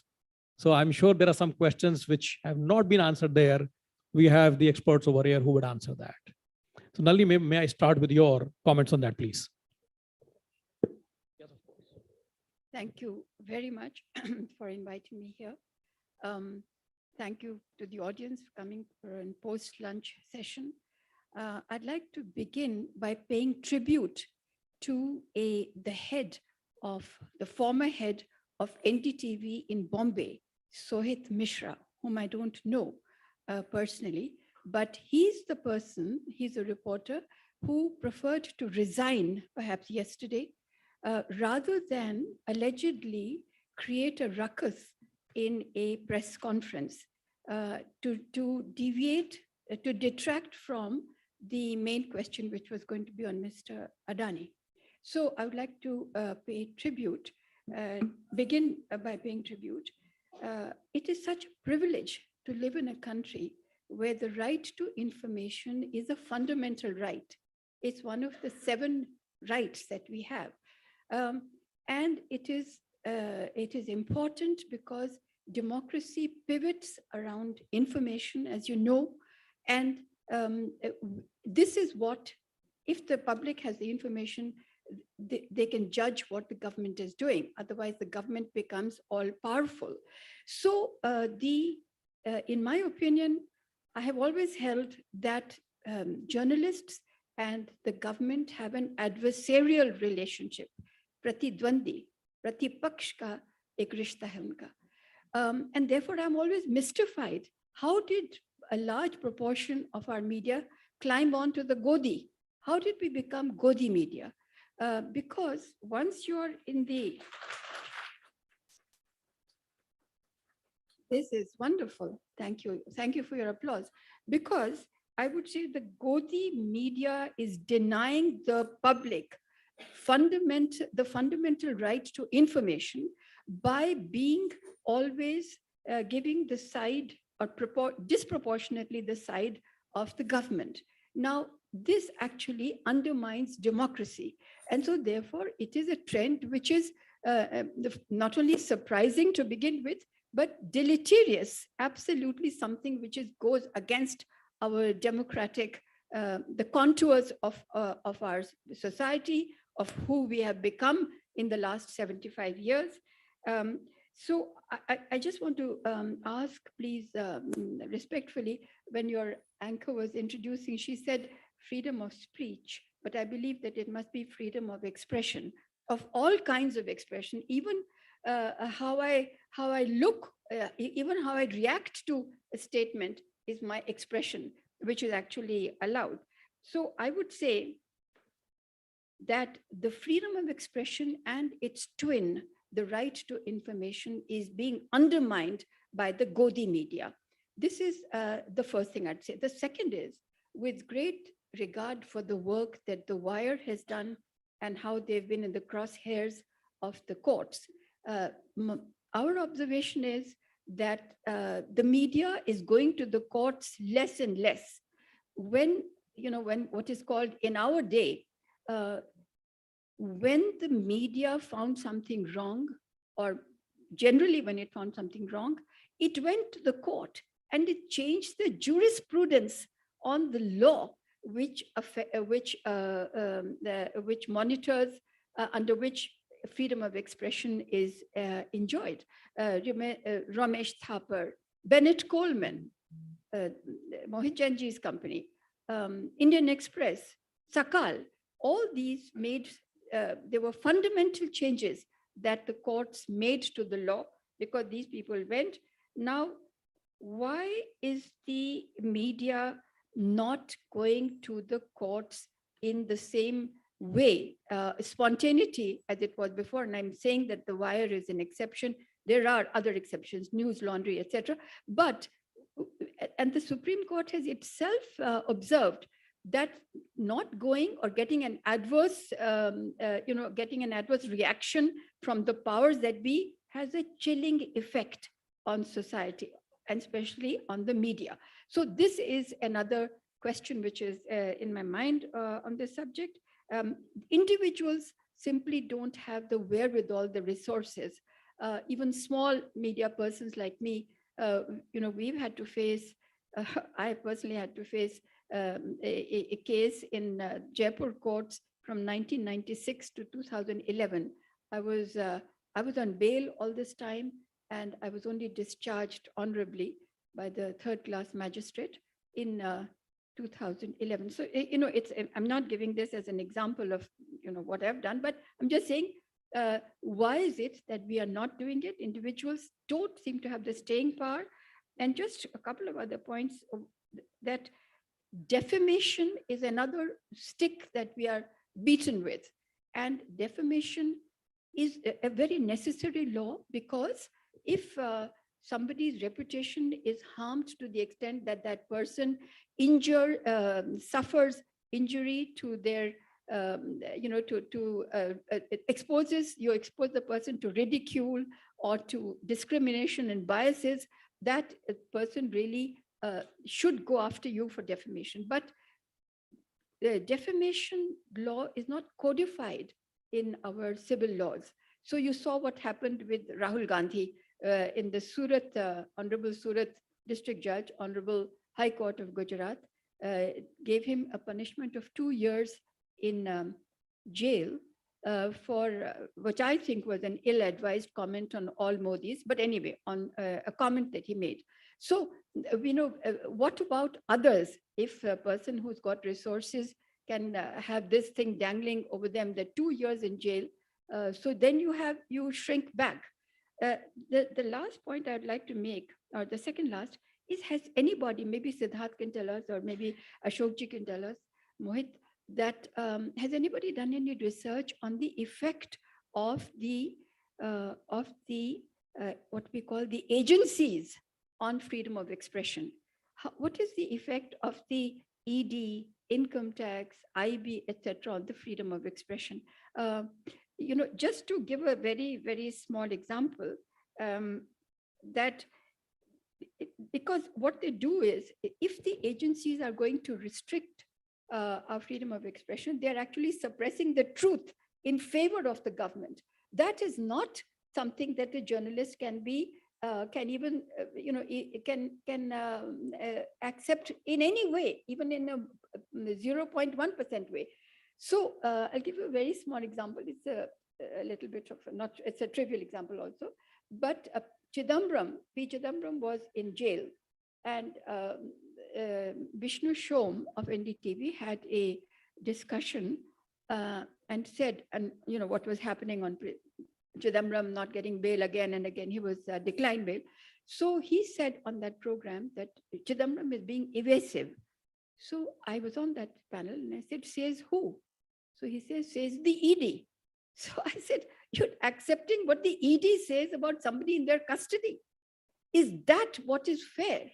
Whether Chidambaram is at fault or not is a completely different matter. But how can you be quoting the ED and saying the ED's whole purpose is to serve the purpose of the government or the purpose maybe of justice also. But it is not a surprise to us that the ED and the agencies are named as people who do support actions which may not be all that fair. So research on that. And I think the last thing I'd like to say is something that is in the headlines today, sedition and the freedom of expression. Now, the question is that in sedition, which is being used as an instrument of suppressing the truth again, by saying that by getting the organs of the state to act for you. For instance, the police says just now that I have shouted a pro-Pakistan slogan. So immediately I'm taken to the police station and they file an FIR on sedition against me. So I say, but I never said that. They said, well, the court mein bata dena na. So now the point is, one individual goes to the court for years and years. That is one that we have to look at. And in fact, the Honorable Chief Justice of India has said that it will constitute another 5-member bench to look into the question of sedition. The other thing which came out yesterday, very important, is that, and this is really critical, that we are letting the powers that be conflate the government with the state, the government of the day with the majestic state of India, that is Bharat. That is not permitted. So you can say, you should be able to say things about the government. That doesn't mean that you're saying things about the state. And I'll end here. Thank you for your attention. Just to say, yeah, I haven't ended. I still have one sentence to go. Just to say that reform is extremely necessary.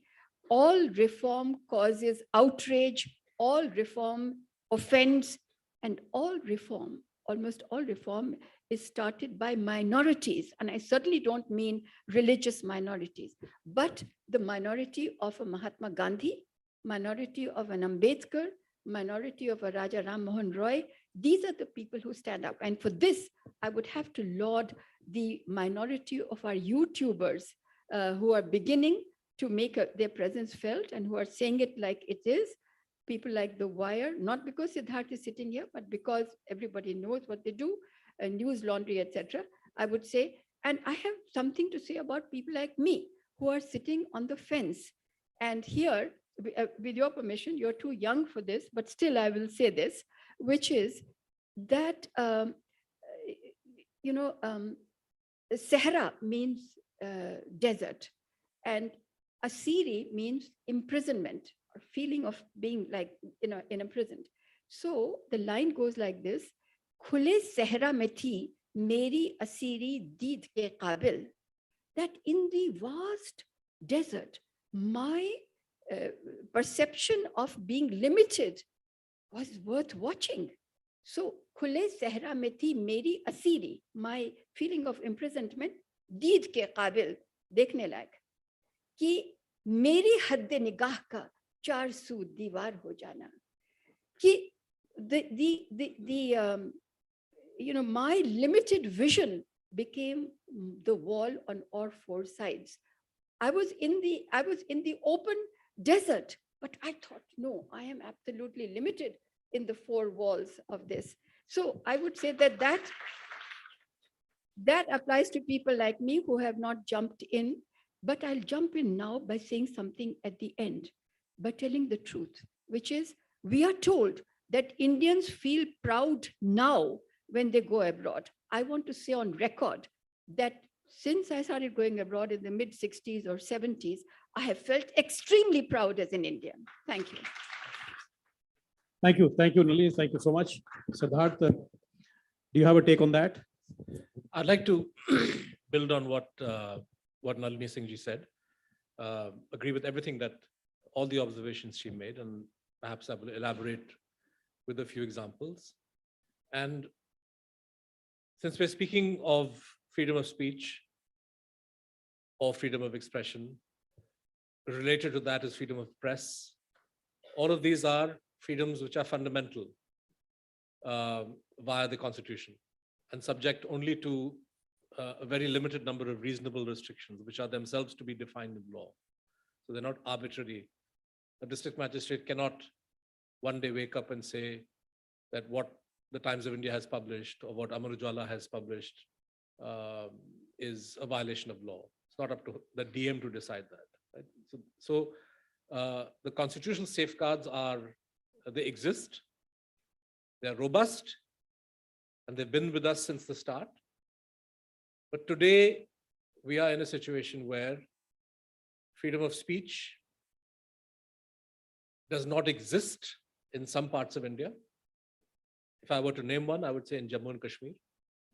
We were told that August the 5th, 2019 led to the full integration of Jammu and Kashmir with India. I believe J&K was always integrated with India since 1947. What has happened after August the 5th, 2019 is that the freedoms and the fundamental rights that people in India take for granted, freedom of speech, freedom of press, are being rampantly violated in J&K. And I'm not saying this in a rhetorical or an exaggerated sense. Reporters in Kashmir today who file stories that are critical of the administration regularly get summoned to the police station to answer questions as to why they filed the story. Reporters who have tried to go abroad, and I know of at least 5, and of course there are many more, are stopped at the airport and prevented from flying abroad on the basis of spurious lookout circulars, despite them not being wanted for any crime. And because some of those reporters' stories came in the press, all of you would have heard of Sana Mattu, for example, a very talented Kashmiri photojournalist who was part of an award-winning Pulitzer, Associated Press Pulitzer Prize-winning team, and she was to fly to New York to be part of the team that received this very prestigious journalism award. She was stopped at Delhi airport. And that came out in the press, in order to avoid this kind of embarrassing situation, what the J&K administration in collusion with the Home Ministry have done is that they have summarily impounded the passports of more than 70 journalists in Kashmir. And I know some who have been told to turn up with their passports. No reason is given, so that they cannot even attempt to fly abroad and then be stopped. Why? Because the administration in J&K, and by extension, the Home Ministry and the Government of India, which directly controls Jammu and Kashmir, is deadly scared of freedom of the press. They do not want the truth reported. And what Pratap Bhanu Mehta wrote in a column on August the 6th, 2019 in the Indian Express was that it isn't that Kashmir is now being integrated with the rest of India, but that Kashmir is going to be the test bed for any number of repressive measures and means. And gradually, as those measures are tested in J&K, they will be extended to the rest of India. Internet bans, preventing people from holding public meetings. Do you know that even as we were celebrating, and I'm widening the ambit away from the media because I think Nalini spoke very in a lot of detail about the media. But if we look at freedom of speech and freedom of expression, even as we were celebrating India as a so-called mother of democracy with the G20, and you see those hoardings everywhere, without any sense of irony, the Delhi police, which directly reports to the Home Ministry, disrupted and prevented a group of citizens from meeting in a private hall in New Delhi, Harkishan Singh Surjit Bhavan. They were having a parallel event called We20 to put forward the views of people's movements, social movements as to what the G20 agenda should be all about. Something so simple as having a meeting with invited participants in a private hall was considered so threatening in this mother of democracy that the police stopped people from going in and prevented the meeting from being held. So this is the reality which you need to accept. This is what the Naya Bharat that is being made is all about. And let's not mince any words about this. You all know how when you speak to your friends, or when you have that uncle who's being critical, how he lowers his voice, how people don't send the kind of messages or speak as freely on the phone as they used to in the past. Right? So there is a sense in which the free speech of ordinary citizens, not just the media, not just the politicians, is today compromised. And now you've heard the phrase emergency, veiled emergency. Today, Falina Nariman, who is the most respected jurist in India, 95 years old, gave an interview to Karan Thapar, my colleague, for The Wire, where he said India is experiencing a veiled emergency. You have all the trappings of an emergency, but without the formal legal proclamation. Now, of course, you can turn around and say, well, if there's an emergency, how come this meeting is being held? Because such meetings weren't possible during the emergencies, and that's true. So we're not quite in a situation where you have explicit and pervasive censorship or the stopping of all meetings. But the writing is on the wall. There are enough meetings being stopped when they are organized by people whom the government thinks they can shut down, for us to be very, very clear about what is happening. And in this day and age of social media, very often it's enough to simply make an example of a few people. And the message goes goes across wide and clear. When a Zubair of Alt News has an FIR filed against him. Why? Because he, like hundreds and thousands of others, tweeted the video of that school teacher in Uttar Pradesh getting children to slap another boy in class. And because that video was embarrassing, the government got the National Commission for Child Rights to say this video should not be shown. Frankly, the NCPCR is nobody to issue any such directive. The law prohibits you from giving the name of a child or his photograph or her photograph if they are in conflict with the law. So a child accused of a crime, their identity is not to be revealed. A teacher being cruel to a child is an entirely different matter. Okay, Zubair decided that he will delete the video. But despite that, you have an FIR filed against him. The message goes that if in future you encounter such things, think 100 times before you share, before you tweet, before you express outrage, because a case can and will be filed against you. So the target may be one bold journalist like Zubair Ahmed, but actually the effect is to ensure that millions and millions of Indians do not exercise their freedom of speech. I'll give you a last example, which should really set you thinking. And this also reflects a little bit on what Nalini said about how, what Mohitji said in his opening remarks, that freedom of press also involves a certain degree of responsibility on the part of those exercising this freedom, right? All of us have that obligation. What is the remedy when somebody uses that freedom irresponsibly?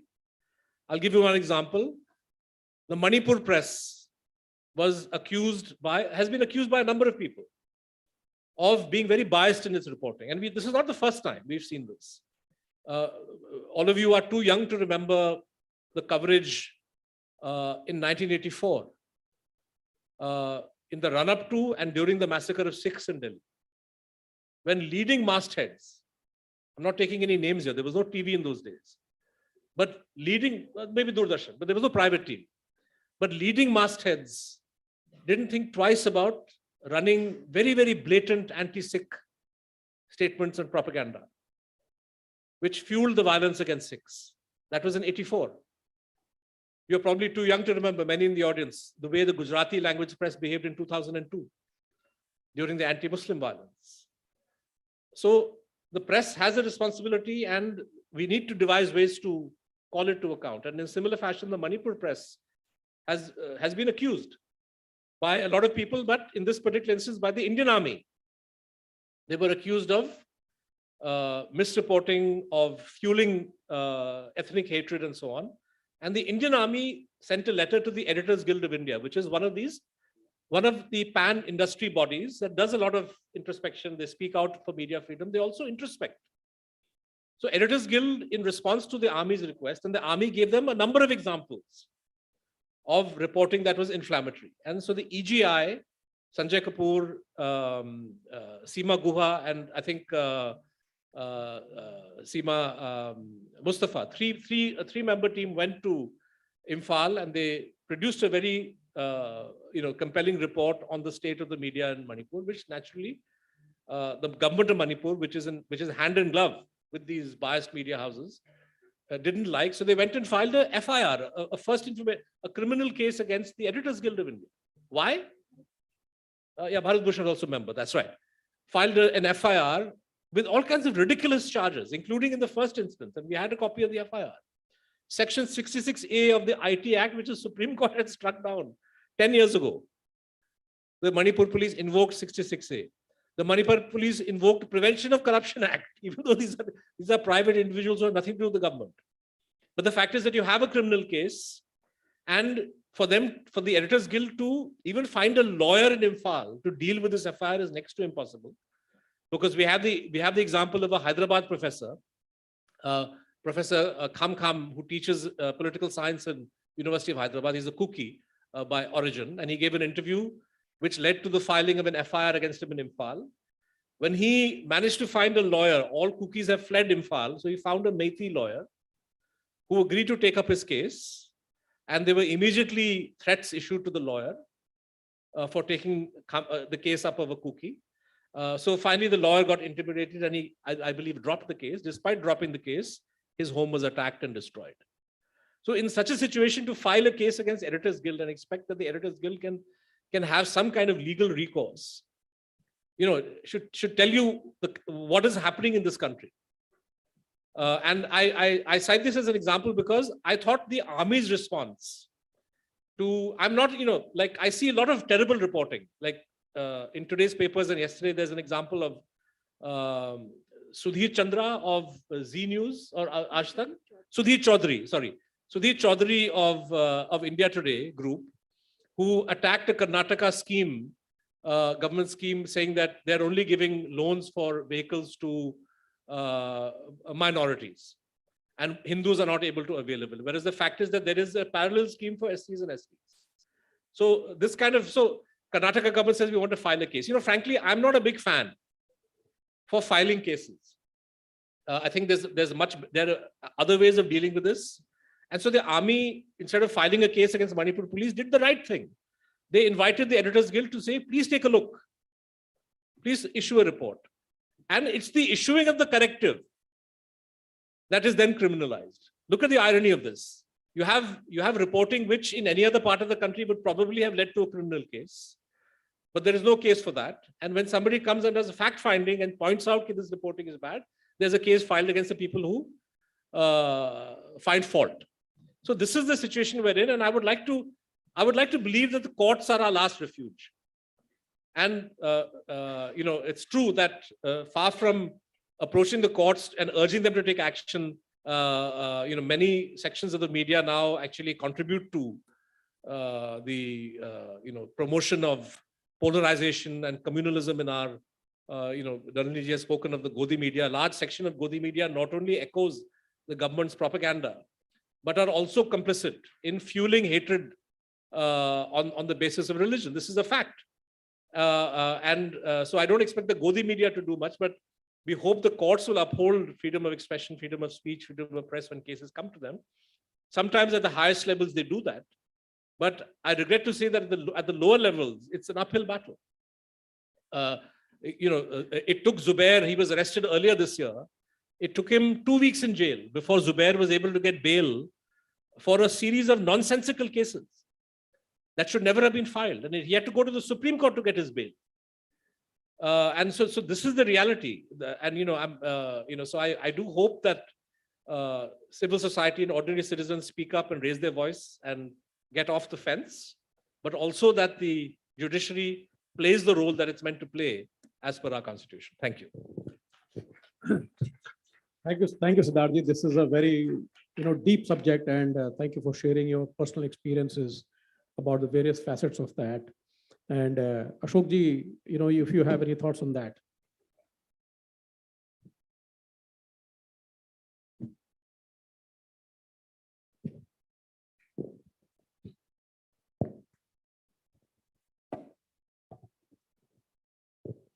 Thank you, Mohit ji. Though Nalini ji and Siddharth ji have very well covered the subject, Nalini ji with some relevant examples and Siddharth ji with some on-ground situation have very well covered the subject. There is not much to speak, but with my little knowledge, I'd like to come forward with my thoughts on this. Morning, Apurv Chandra ji was saying कि Pawan ji ने speech English में दिया, तो I like to address in Hindi. I represent a Hindi newspaper. See, अगर हम देखते हैं constitutional provision के विषय सिद्धार्थ जी ने बात की थी, constitution क्या कहता है? Constitution doesn't speak anything about freedom of press. Press की अभिव्यक्ति की आजादी के मामले में हमारा संविधान कुछ नहीं कहता. हाँ, हम सब लोगों के मौलिक अधिकारों को लेकर हमारा संविधान बहुत स्पष्ट बोलता है. 6 मौलिक अधिकार हैं, जिसमें पहला मौलिक अधिकार है अभिव्यक्ति की आजादी. अभिव्यक्ति की आजादी जो हमको मिली हुई है, वो हमको सबको मिली हुई है. और इस आजादी के लिए जब हम प्रेस की तरफ देखते हैं, तो सबसे पहले जरूरी है कि हम खुद की तरफ भी देखें. एक नागरिक के नाते हम स्वयं की तरफ देखें कि अभिव्यक्ति की आजादी का हम कितना बेहतर तरीके से उपयोग कर रहे हैं. प्रेस की अगर बात करते हैं तो ये बात सही है कि प्रेस ने एक डेमोक्रेटिक सिस्टम में, एक लोकतांत्रिक ढांचे में अपनी जिम्मेदारी समय समय पर बखूबी निभाई है। प्रेस ने जिम्मेदारी निभाई है और नागरिकों ने जब जब प्रेस के ऊपर कुछ गलत हुआ है या प्रेस के ऊपर बंदिशें लगी हैं तो नागरिकों ने अपनी तरह से उसका जवाब भी दिया है। इमरजेंसी को याद कीजिए, इमरजेंसी में प्रेस सेंसरशिप हुई थी और 2.5 साल के अंदर या 1.5 साल या 2.5 साल की इमरजेंसी थी, उसके बाद में सरकार बदल दी थी। हमारे देश के हम सब लोगों ने मिलकर सरकार बदल दी थी। आज की परिस्थितियों में चर्चा मैं नहीं कर रहा हूं, लेकिन अगर देखते हैं अभिव्यक्ति की आजादी को, एक सब्जेक्टिव बात है। सब्जेक्टिव इस तरीके से है कि आपके लिए जो आपकी मानसिकता में एक बात सही है, आपकी मानसिकता अगर मान लीजिए किसी एक विचारधारा से प्रभावित है तो आपको उससे संबंधित कोई भी जानकारी दी जाती है तो आपको वो बिल्कुल सही लगती है और आपको लगता है कि सटीक जानकारी है, इसके बारे में तो बोलना ही पड़ेगा। लेकिन वो जानकारी सही है या नहीं, और जिस व्यक्ति की मानसिकता उससे मेल नहीं खाती वो व्यक्ति कहता है कि it is misuse of freedom of expression. याद कीजिए समय, एक टाइम था, अभी इमरजेंसी की बात की, एक टाइम था जब इलेक्शन के टाइम पर बोफोर्स डील को लेके हमने सबने सुना था कि पॉलिटिशियंस हाथ में कागज लेके लहराते थे कि किस किस ने दलाली खाई है, कौन से बैंक अकाउंट में पैसा गया, वो बैंक अकाउंट नंबर हमारे पास है, वो नंबर आज तक नहीं आएगा। ये misuse of expression of misuse of freedom of expression है। उसके बाद में अभी अलग अलग स्कैम्स की बात हुई, किसी भी समय के स्कैम्स की बात कर लें तो टाइम टाइम के ऊपर पॉलिटिशियंस ने इसको बड़े अच्छे से अपने पक्ष में प्रयोग किया है, अभिव्यक्ति की आजादी का दुरुपयोग किया है। लोग कहते हैं कि आजादी जिम्मेदारियां लाती है, और अगर प्रेस के कॉन्टेक्स्ट में देखते हैं इस जिम्मेदारी को तो मेन स्ट्रीम मीडिया ने इस जिम्मेदारी को बखूबी निभाया है, बड़े अच्छे से निभाया है। हो सकता है कहीं कहीं बीच में कुछ छोटे समय के लिए, कुछ एक शॉर्ट ड्यूरेशन के लिए मेन स्ट्रीम मीडिया भी, किसी मेन स्ट्रीम मीडिया का कोई ऐसा अंग हो सकता है भटक गया हो, लेकिन वो बहुत जल्दी ही वापस ठीक हो जाता है। ये कोई इतनी ज्यादा चिंता की बात नहीं है। अभी थोड़े दिन पहले ही एक कोई पोइट है, एक पोइट से किसी ने पूछा था कि आप हमेशा सरकार के खिलाफ ही क्यों बोलते हो, तो उन्होंने कहा बैलेंस करना है इसीलिए खिलाफ बोलता हूँ। मैं खिलाफ बोलता हूँ तो मतलब मैं बैलेंस कर रहा हूँ। तो इसका मतलब कहीं तो कुछ जरूरत है, कहीं तो कुछ आवश्यकता है ये देखने की कि क्या हम अपनी जिम्मेदारियों को सही से निभा रहे हैं। आज सुबह 2-3 बार चर्चा हुई है, बार बार बात आई है। मीडिया की जब बात करते हैं तो मेन स्ट्रीम मीडिया की, अखबारों के परिप्रेक्ष्य में अगर बात करते हैं तो डिजिटल की भी बात आई, और डिजिटल को ये माना जाता है कि एक तरफ डिजिटल है, एक तरफ main stream media, digital TV newspaper, digital TV newspaper, digital TV newspaper. इसके रेफरेंस में एक छोटा सा मैं अपने विचार बताना चाहता हूं कि डिजिटल को हम एज अ होल नहीं देखें। हम ये देखें न्यूज सोर्स क्या है, इंफॉर्मेशन का सोर्स क्या है।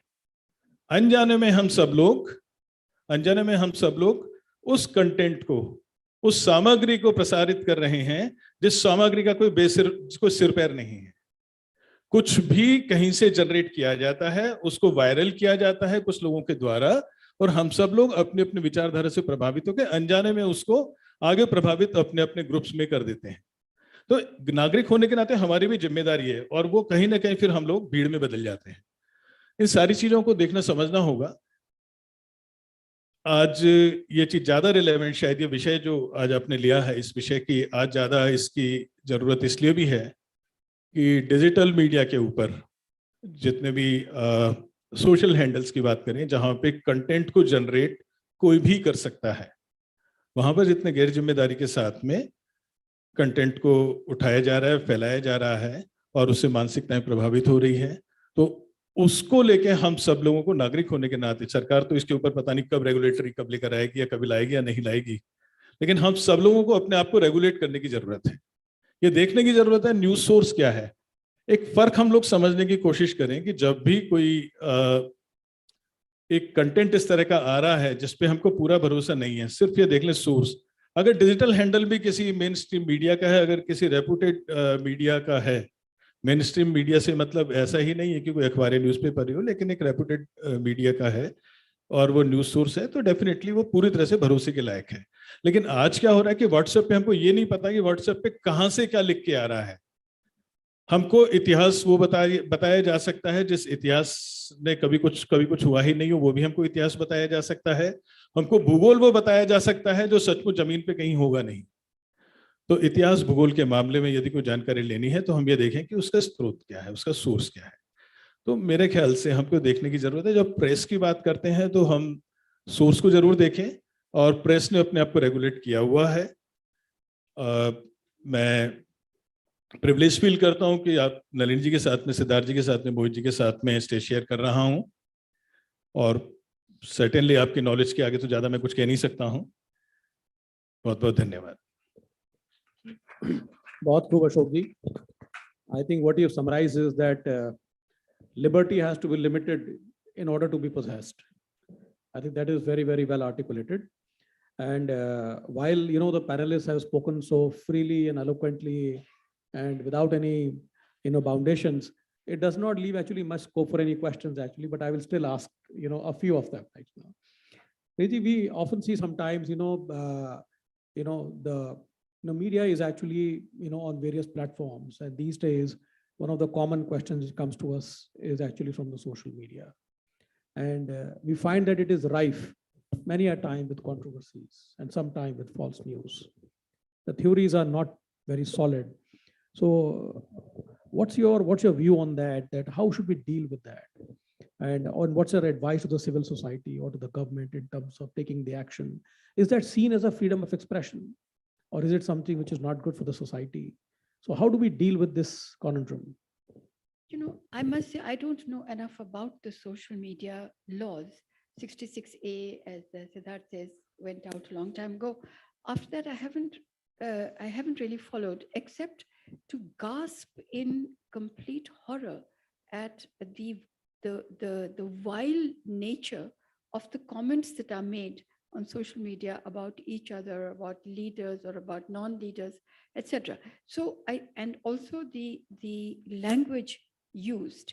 So I think we have progressed to, or retarded ourselves to this, position now that social media has undermined itself. So one looks at it, you look at it diagonally or whatever, or you don't look at it, it doesn't make much difference, because you're only, I should speak for myself. Now, with so many years behind me, I would just be looking for nuggets of news, if there are any in the normal social media feeds that are coming in. But I think for the youth and for the, for those who are, who think that they will get something out of the social media, which is very substantive, they will have to be a winnowing of what you get, so that you can get that little grain of wheat which lies at the, through this fluff.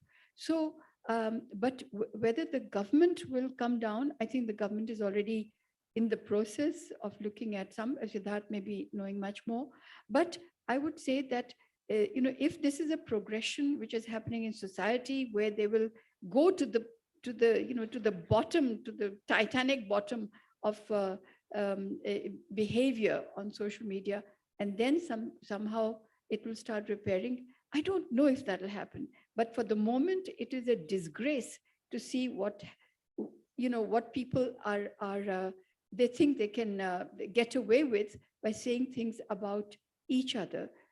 But on the other hand, this is what we have to live with. The whole world is living with it. But as I said, reform will outrage and reform will offend when it happens. But Siddharth, I'm sure you have much more substantial things to say. So you see, social media, where all of us spend a lot of our time, is it's a very mixed space.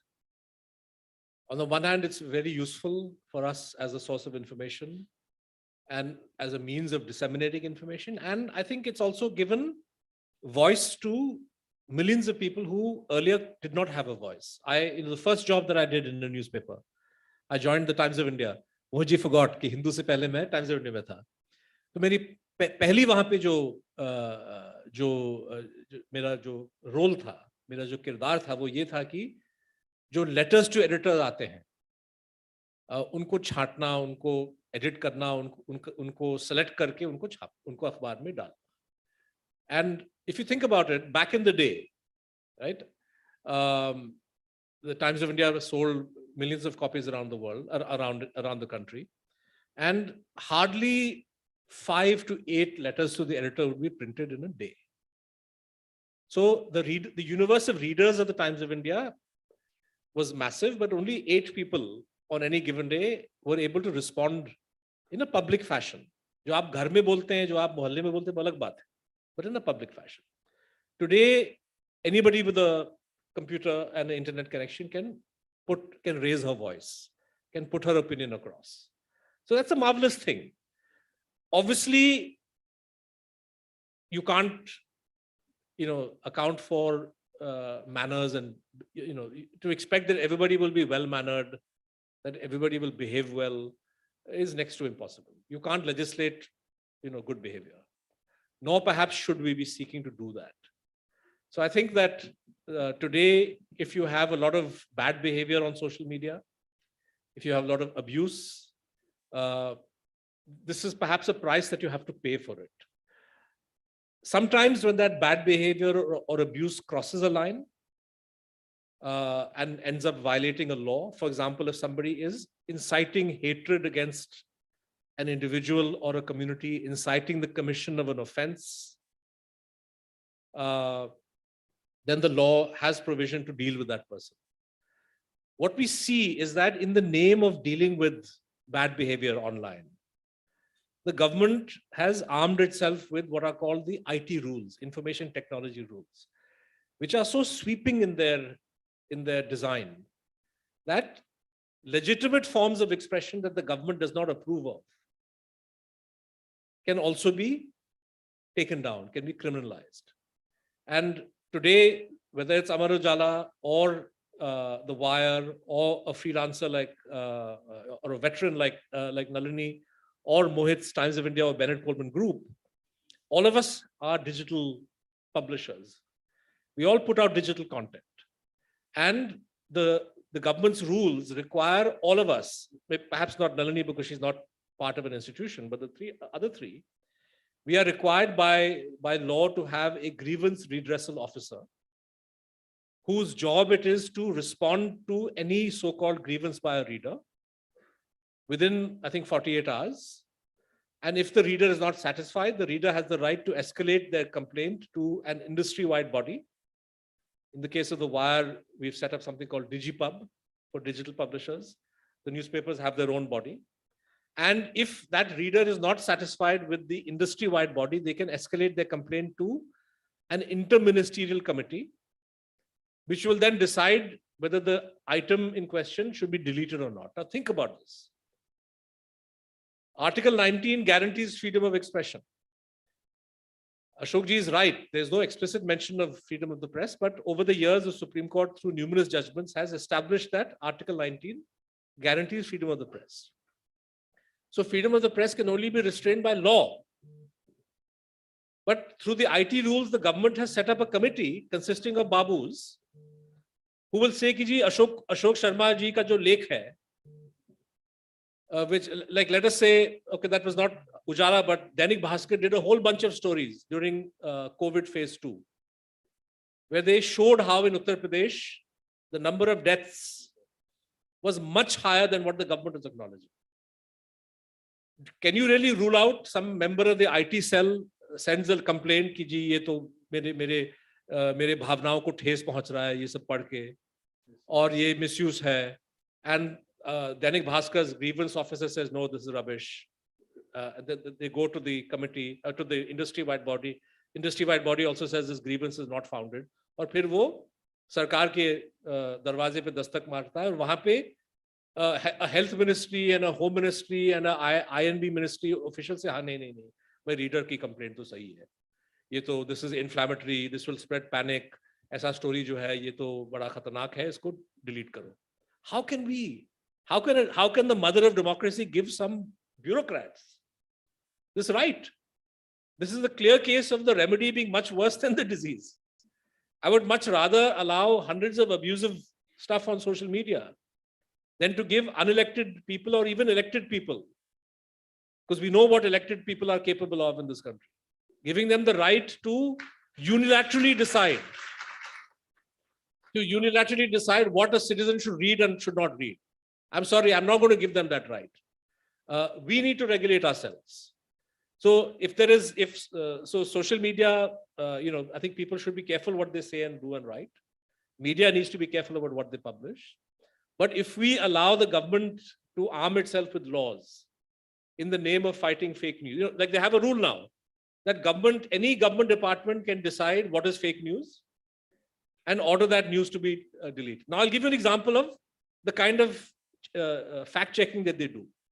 We ran a story a week ago, 10 days ago, based on an interview with a widow in Manipur whose husband was he was a serving officer, serving Jawan of the BSF, Border Security Force. And he had been deployed in a riot situation और वहां पे उनको चोट लगी, गोली लगी, जैसा भी है उनका इंतकाल हो गया. So serving BSF Jawan was killed in the course of duty. When my reporter met the widow, she said that the money that the government promised us has not come. Amit Shah had held a press conference on June the 5th in Imphal saying that any security forces that is injured, they will get 10 lakhs from the government. And this money had not been checked. Our reporter checked and we found that money had not been dispersed. So we ran the story. INV Ministry's fact-checking unit puts out a tweet saying this is fake news. Why? Because it said some Suraksha, BSF ka jo Suraksha Kavach, some Yojana ke tahat, family ko 15 lakh mila hai. Now we looked this up. This Kavach Yojana is an insurance scheme. Ab insurance scheme cannot be compared with compensation that the government has to give. And we looked up the rules for BSF. If somebody is killed on duty, the government itself says that they are entitled, quite apart from what Amit Shah promised. The BSF itself has to pay not as insurance, because insurance you contribute. So it's your right to get that if you die. But government has to give 25 lakhs to a serving person who's killed on duty. Wo 25 lakh nahi mile, but the fact-checking unit of INV Ministry puts out a tweet saying this is fake news. And if the Bombay High Court had not stayed this, then we would be obliged to delete that news item. So, the remedy is much worse when you have rulers of the kind that unfortunately in India we have. You simply can't trust them with this power. So it's much better that we regulate ourselves. And Times of India, all the media is united on this. We've all made representations to the ministry that you cannot arm yourself with this kind of rule-making power that will completely destroy freedom of speech and expression in this country. Thank you, Siddharthi. Of course. Thank you, sir. Just want to add something from what Siddharth said, that taking this is going to be controversial. I'm sure Bhaskar people will or will not comment, I don't know. But, Bhaskar's excellent reporting in Uttar Pradesh on the COVID deaths. After that, it is alleged, and I cannot stand by this news, that there was a massive raid on the Bhaskar group. And then we are told that the Bhaskar group's orientation is different. That's all I'll say. So my point about a survey of whether the agencies have affected freedom of expression, you can have, please research this. I won't go further than that. Maybe I won't be able to walk out of the hall. Siddharthi, I just wanted to say that probably you have an ability to read my mind, because I had two questions. One was on the IT bill, which you've answered, and the second on Manipur. So I've exhausted my questions with you, right? So I'll just move to Ashokji. See, we read about it that from one of the Reuters report that the youth is also now prioritizing to listen to social media influencers over journalists. So how in this case, the media can play a role to create an informed citizenry? So this is influencers over journalists.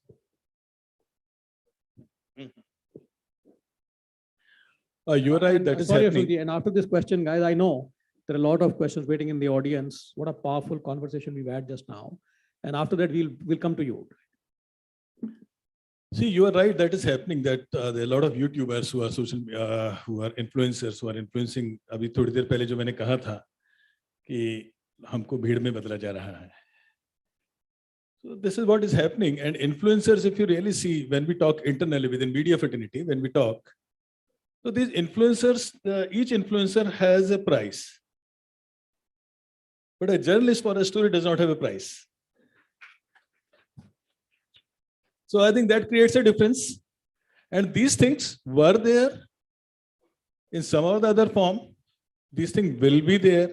These things are there, but these things have a short life. Anything, when you talk to media, the first thing that is expected and delivered by a responsible media is trust. एक विश्वास है जिसको हम परोसते हैं सबके सामने, और एक विश्वास है जिसके लिए ऑडियंस आपके ऊपर भरोसा करती है. थोड़ी देर पहले जो मैंने डिजिटल मीडिया के कॉन्टेक्स्ट में कहा था कि डिजिटल मीडिया पे भी हमको देखना पड़ेगा कि उसका सोर्स क्या है. वो तो एक प्लेटफॉर्म है. यूट्यूब की बात कर लीजिए, फेसबुक की बात कर लीजिए, ट्विटर कर लीजिए, वो एक प्लेटफॉर्म है. उस पर फ्रीली कोई भी कुछ भी पोस्ट कर सकता है. अब सवाल ये आपको देखना पड़ेगा वो हैंडल किसका है. अगर किसी जिम्मेदार संस्थान का, जिम्मेदार व्यक्ति का हैंडल है तो वहां से आपको सही सूचनाएं प्राप्त होगी. और अगर किसी ने भी कर दिया है जिसकी कोई आइडेंटिटी नहीं है, जिसके पता नहीं है कि आदमी इसका नाम भी ठीक है या नहीं, तो कुछ नहीं कहा जा सकता. एक माहौल था जिसके बारे में चर्चा की जाती थी कि न्यूज रूम में, अभी आपने जर्नलिस्ट की बात की, न्यूज रूम में पॉलिटिशियंस को जर्नलिस्ट, एंकर्स बहुत अच्छे तरीके से सवाल करते थे, उनके ऊपर भ्रष्टाचार के आरोप लगाते थे, उनके ऊपर भाई भतीजावाद के आरोप लगाते थे, उनके कामकाज पर टिप्पणियां करते थे, उनके गलत फैसलों को सवाल करते थे, और वो जवाब देते थे. और जिस बात का जवाब नहीं दे सकते थे उसको किसी न किसी तरीके से बात को हल्की करके किसी और तरफ उस मुद्दे को ले जाके उसका जवाब से बचते थे, और बाहर आके रिपोर्टर को हंसते हंसते उसके गले में हाथ डालकर बोलते थे, आप वो बात क्यों पूछते हैं जो बताने के काबिल नहीं है. माहौल आज कुछ और है, हम सब लोग समझ रहे हैं माहौल जो है, तो काफी उसके बारे में चर्चा हो चुकी है. तो ये हमको देखना पड़ेगा. लेकिन इन चीजों की लाइफ बहुत ज्यादा होती नहीं है. जो आपने कहा इन्फ्लुएंसर्स की बात, मैं वापस उसके ऊपर आता हूं. तो डिजिटल मीडिया पे देखना पड़ेगा कि डिजिटल मीडिया पे भी जो लोग इन्फ्लुएंसर्स को, इन्फ्लुएंसर्स कौन बनाता है? ऑडियंस ही बनाती है. ऑडियंस जैसे जैसे जिम्मेदार होती जाएगी, ऑडियंस को जैसे जैसे समझ में आता जाएगा कि हमको यूज किया जा रहा है, ऑडियंस को ये समझना है कि हम ऑपरेटर हैं या हम टूल हैं, हम ड्राइव कर रहे हैं, हम ड्राइव हो रहे हैं. जब ऑडियंस ये समझ जाएगी और समझती है, ये किसी न किसी फॉर्म में सब कुछ होता है. मीडिया का कोई ना कोई स्वरूप इस तरह का हमेशा था, तो मुझे लगता नहीं है कि ये बहुत ज्यादा लंबी चलने वाली स्थिति है. जर्नलिस्ट की जिम्मेदारी हमेशा रहेगी. अभी बार बार बात की जा रही है कि कोविड में किस तरह की अच्छी रिपोर्टिंग भी हुई, और वो कोविड ही है जिसने हम सब लोगों को ये बता दिया था कि इस स्क्रीन के ऊपर जो आ रहा है, लोग पहले ये बोलते थे, कोविड से पहले शायद लोग ये बोलते थे कि जो दिखता है उसका भरोसा करो, लिखे हुए का भरोसा मत करो, जो दिखता है उसका भरोसा करो. कोविड ने कह दिया कि जो दिखता है उसका भरोसा मत करो, छपा हुआ उसका भरोसा करो. ये कोविड का डिफरेंस था.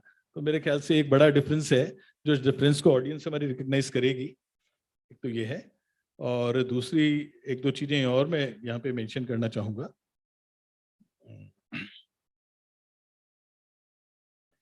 जैसे बातें हो रही थी कि जिम्मेदारी की, तो प्रेस के साथ में मेरे ख्याल से आप सब लोग इस बात से सहमत होंगे, और जितने भी स्टूडेंट्स यहाँ पे, जर्नलिज्म के स्टूडेंट्स काफी सारे बैठे हैं, उन सब लोगों को भी इस बात का एहसास है भली भांति कि एक फिल्टर करने की एक प्रक्रिया है. At different stages each content is filtered, but is it happening on social media? The influencers जिनकी आप बात कर रहे हैं, जिसने जितना पैकेट पकड़ा दिया उसके हिसाब से उसने कंटेंट को परोस दिया. अगर फिल्टर नहीं हो रहा है, अगर किसी जिम्मेदारी के लेवल पे उसको नहीं देखा जा रहा है, तो उसकी रेलेवेंस खत्म हो जाती है. धीरे धीरे करके लोगों को भरोसा हो जाएगा. Thank you, Ashok ji. See, long ago, people used to say that nothing is serious till it is in the broadsheet. But I know, these tenets are evolving, and we have to see that how this authentic created content is actually coming to the citizens to take the right decisions and form the right opinions. And I think, Sardarji, you said it right, that sometimes, we get mired in various data and statistics. Now, that debate doesn't end. And that's why one of the American president had said that give me an economist with one hand. Because he will always say that, sir, on one hand, this can happen, and on the other hand. Right? So I think these debates, they never end. But thank you so much, Ashok ji. I think what a powerful remark on this very, very important topic that is there with the public today. And Shalini, can we just ask, pass on the mic to the audience for asking the questions? We'll take 2 or 3 questions because we have taken a lot of time from our panelists. I would just request if you to introduce yourself and name the panelists to whom you want to ask a question. Hello, my name is Nusrat Khan. I'm a student of journalism at AGK MCRC, Jamia Millia Islamia. My question is to you, sir, Mr. Ashok. Thank you for your talk. You mentioned briefly about misinformation, disinformation, misuse of freedom of expression in the context of digital media in the country. I want to ask you, or rather, I want to know if you're aware the kind of reporting that mainstream Indian television is doing. A while back, there's a prominent news anchor. She used the example of a sandwich to explain the conflict between the. While, as Mr. Siddharth mentioned, there are regulations for media running on digital platforms like IT rules, there's no such thing for mainstream Indian television. Don't you think that responsibility of using freedom of expression wisely should be shouldered by mainstream television as well, in addition to digital media platforms? And it's not just their responsibility to do that. Thank you.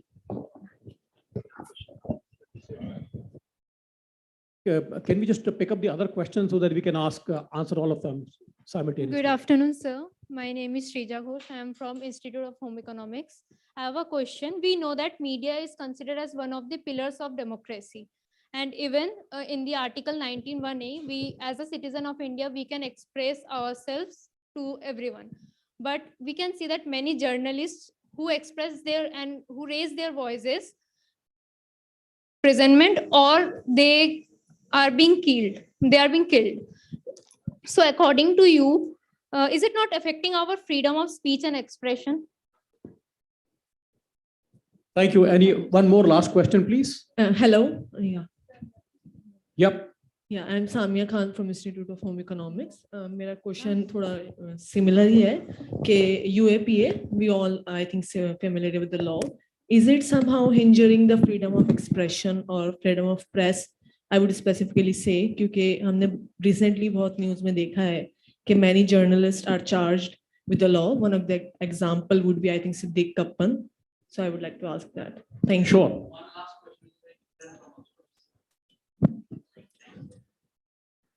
Well, sir, my question is that I have been listening to this session, especially this session, with a lot of attention because this session has been quite rightly raising questions against some of the very important things that should be discussed about, like the abrogation of Article 370 and all.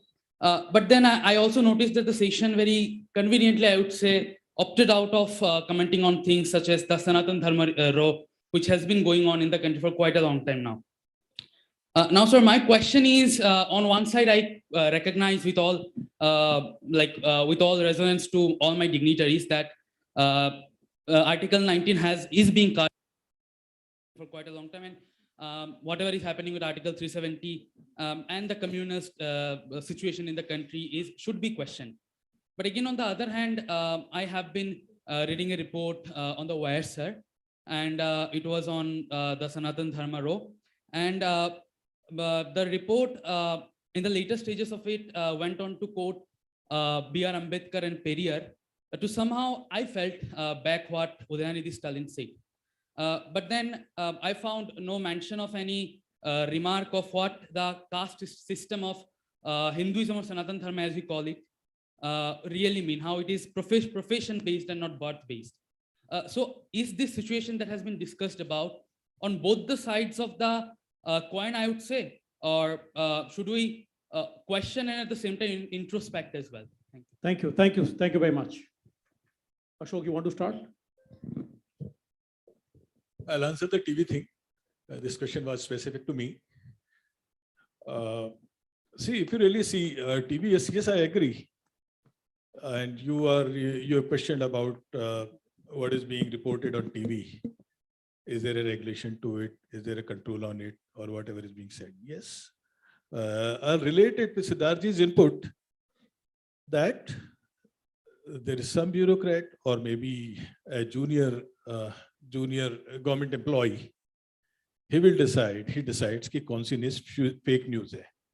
But TV, as long as it is suiting the system doesn't control it.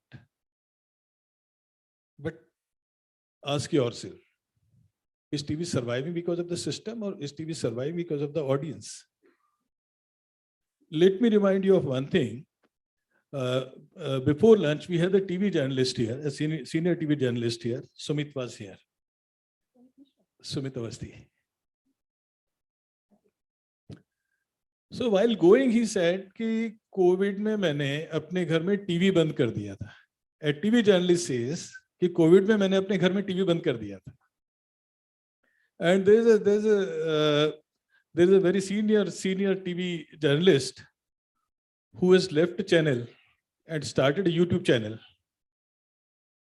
He used to say कि आप TV देखना बंद कर दीजिए. On his TV program, he used to say कि TV देखना बंद कर दीजिए. So this, I think, largely answers your question. If system is not controlling what is something wrong that is being delivered to you, it is you as audience, as consumer, can control it, and it is audience only who controls it finally. Thank you. May I just ask other panelists to just answer briefly? Very brief. I just say that there's a little problem with what you say. Remember, I'm from the Doordarshan era, but was never part of Doordarshan, always bought slots time on Doordarshan. So I'll just tell you a very small example. We on this Aankho Dekhi, there was a wonderful story from Minsk. Lukashenko has made it so famous now. So this story said that youth from Punjab were going there and wanted to migrate to UK, and they were dying in the snow and ice because of the low temperatures, and in Belarus. And so it was a great story. I mean, I'm great in the sense that there were bodies lying there of Punjabi youth. Somebody sent it to us. We thought it was wonderful, eye-opener. Sent it to, remember, we used to be in that tape era. So you had to send the tape 3 hours before time to Doordarshan. So they sent that cannot take this Minsk story, although it was all in favor of the Punjab youth.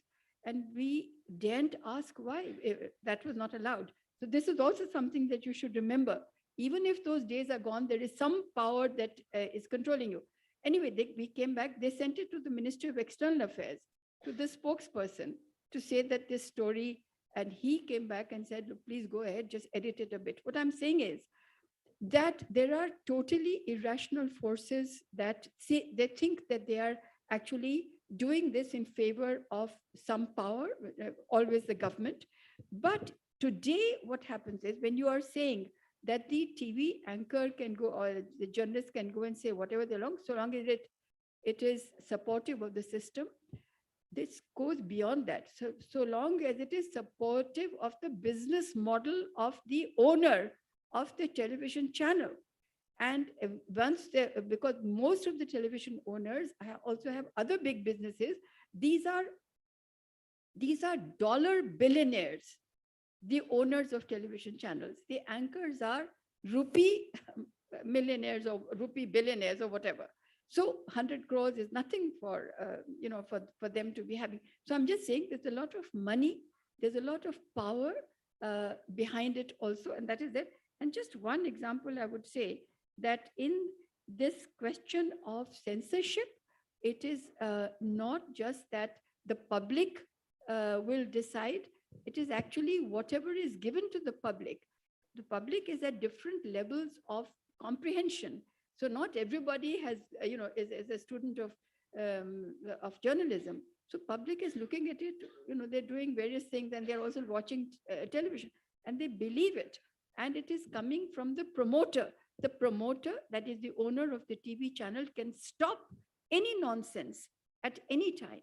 But he or she is watching also the bottom line, the balance sheet. That's a very, very, that's the truth of television today. I'll just take 30 seconds.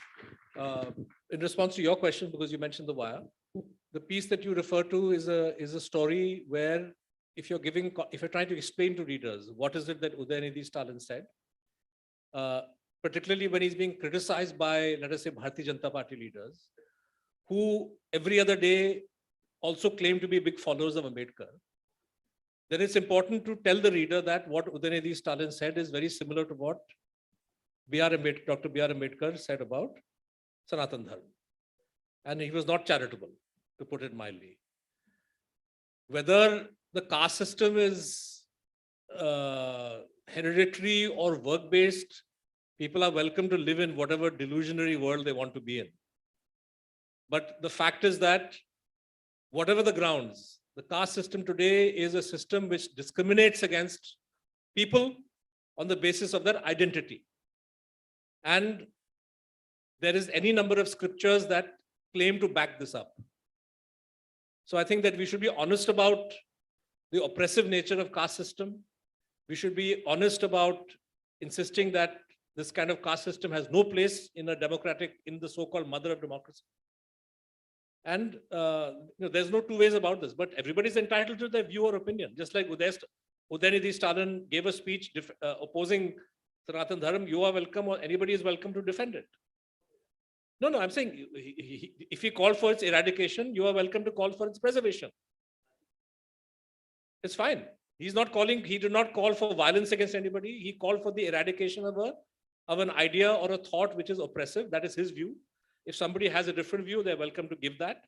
I oppose as much the filing of an FIR against Udayanithi Stalin for calling for what he did as I would if somebody were to be prosecuted for saying that they're in favor of Sanatan Dharma. So that's where matters stand. Thank you, sir. I think we'll have to just close this panel because of the time. There is a next session which is lined up after that. But what an amazing conversation we had. Thank you so much, Siddharth, Nalini, and Ashok for unpacking your heart. Thank you so much. And let the conversation flow freely. Thank you so much, respected speakers, for sharing your profound knowledge with us. I would like to request Pavan sir to join Mohit sir in felicitating our respected speakers. Thank you so much, Nalini ma'am, Mohit sir, Siddharth sir, and Ashok sir for sharing the wealth of knowledge with us. Can we have a huge round of applause for our speakers? And with this, we would like to move on to our next session. The final session, session 5. I request everybody to remain seated for the last session, technology driving consumption of news.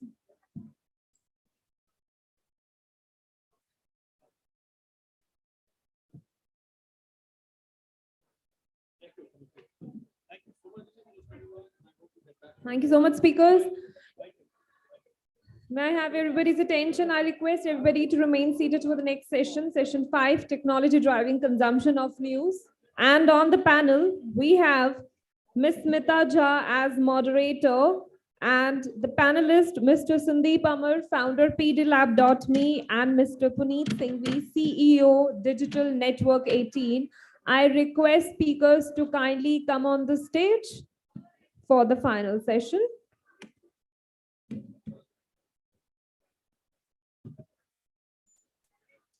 May I request Mr. Sandeep Amar ji and Mr. Puneet Singhvi ji to join us for the last session on the stage. In the meantime, I request everybody to remain seated and all the backseaters can kindly come forward. All the backseaters can kindly come forward and I request everybody to get settled since we move on to our next session. All the backseaters kindly come forward for the next and final session. And kindly remain seated. In the meantime, we get the tables ready for the next session.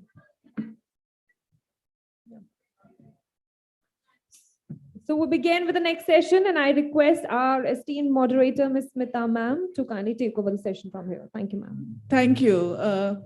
Good afternoon, good evening. On popular demand, I'm back again on the stage. So thank you, Team Bhaskar, to having that faith in me to moderate another panel. I did one before lunch as well. But, let's get the audience settled. The topic is very, very close to my heart. And because we have a lot of youngsters in the audience, I wanted to take a couple of minutes to tell them about when technology was not there and how news was collected and how news was consumed. Yeah. So I don't know how many of you were born in the before 1990s. I've been running this, I've been looking at media for the last 25, 30 years. Earlier, when technology was not there, news was collected from the ground. There were no computers, there were no laptops, there were no phones. Every morning, a team of journalists would gather in the morning with their editor, decide the priorities of the day, chalk out which routes, which areas, who would cover. There was always a shortage of photographers. So the editor would decide that, the photographer will accompany this journalist A and not B, depending on the coverage. They would go out into the field, capture the news, photographs were clicked. By the time they would get back to the offices, it was 3 or 4 in the afternoon. They would then sit down with the typist or with, whatever technology each of these newspapers had. They literally type the news. By 6 o'clock, all news reports had to be filed, all pictures had to be submitted, after which the editorial team would sit down at 6 o'clock and then review each of these news manually and decide, how this would go. By 8 o'clock, they needed to complete that review because then it needed to go to the pagination people. They would then organize to say that which is the news which will come on the first page, on the third page, all of that. And by 9 o'clock or 10 o'clock, it would go into printing. That was the time when there was no technology. And when technology started coming in, there was an era that I remember moderating another panel, which said that, when laptops were introduced, and those days, the topic was that how it revolutionized news gathering, because then the journalists did not have to come back at 4 o'clock in the afternoon. They could report immediately. And because of that, the news consumption became bigger because now that same reporter would be able to go to 3 other places to cover the news and simultaneously send it back. So the consumption of news to that extent then increased because technology then enabled reporters to file from the grounds. Similarly, when internet and camera phones came in, then there was no obligation for the accompaniment of the cameraman with the news reporter.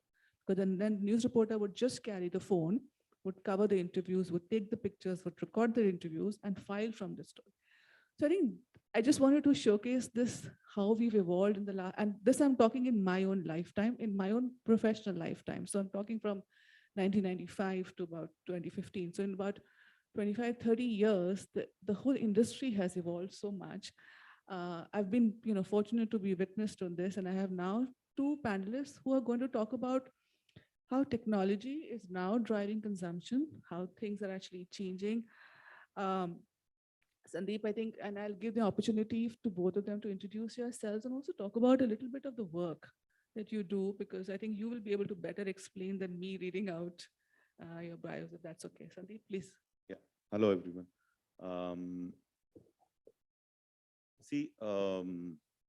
I've been in the news business for a very long time now. I started out in '97 in Times. And since there, I had a couple of years in Citibank, but other than that, I was in news business.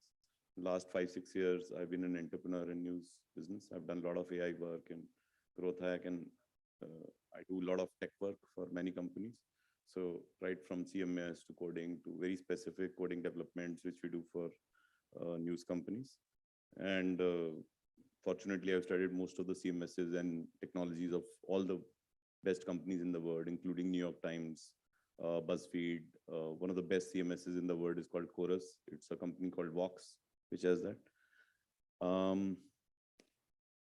But before we start the technology piece, if you don't mind, I'll just see, since you're here, I want to take something back home. So we have to understand what news is. Okay, I think last session kind of, and some of the questions which were there, I think we have a little bit of misunderstanding of news, at least some people. Okay, the conventional media is talking about social media, like ICICI Direct talks about Zerodha. Why are they doing this? Why, they're complaining. Zero commission pe kaise kar sakte hain? How can Zerodha be such a big company? HDFC Securities, people are not using them. And Zerodha base themselves on Robinhood, which is the US company, which does a zero transaction. Now Zerodha is complaining about Kotak. because Zerodha at least charges 20 rupees. Okay, but Kotak doesn't even charge anything for day trading. So, first of all, we have to get out of this victim mentality. You understand what I'm saying? I am unhappy. मेरे साथ ये हो गया, वो हो गया. ठीक है? तो इससे निकल जाइए आप थोड़ा. So what is news? We have to understand that. And even if you are a news person or a personal life example, get out of this victim mentality. Something wrong is there. Somebody's coming on top of me, making my life difficult and making my organization's life difficult. And I'm Henry Ford. I'll make black cars. Black cars should sell. That time is over. Okay. In top 10 Netflix shows, 3 of them are Korean. So that is what people are. Now say, why are people watching Korean? Let's eradicate Korean shows in Netflix in India rather than Sanatan Dharma. And that's a more important campaign which we can take up. Haddi ho gayi yaar. You get my word I'm saying? I hope you get that. What was the big news of day before yesterday? Pushpa's launch date. Pushpa 2 launch date. Yes? Everybody knows that. Chandrababu Naidu arrest. India versus Pakistan. Canadian Prime Minister left behind. And, NDTV carried a story that, PM snubbed him and he's left behind. As if Prime Minister Modi got his plane, in trouble. So please understand what news is. Please understand how the generation gap is between a 17-year-old and a 22-year-old. 17-year-olds are watching anime. Okay? Your younger brothers, nephews, children. That for him, news is separate. In countries which are doing very well socioeconomically, the news is very different. The youth is not interested in news.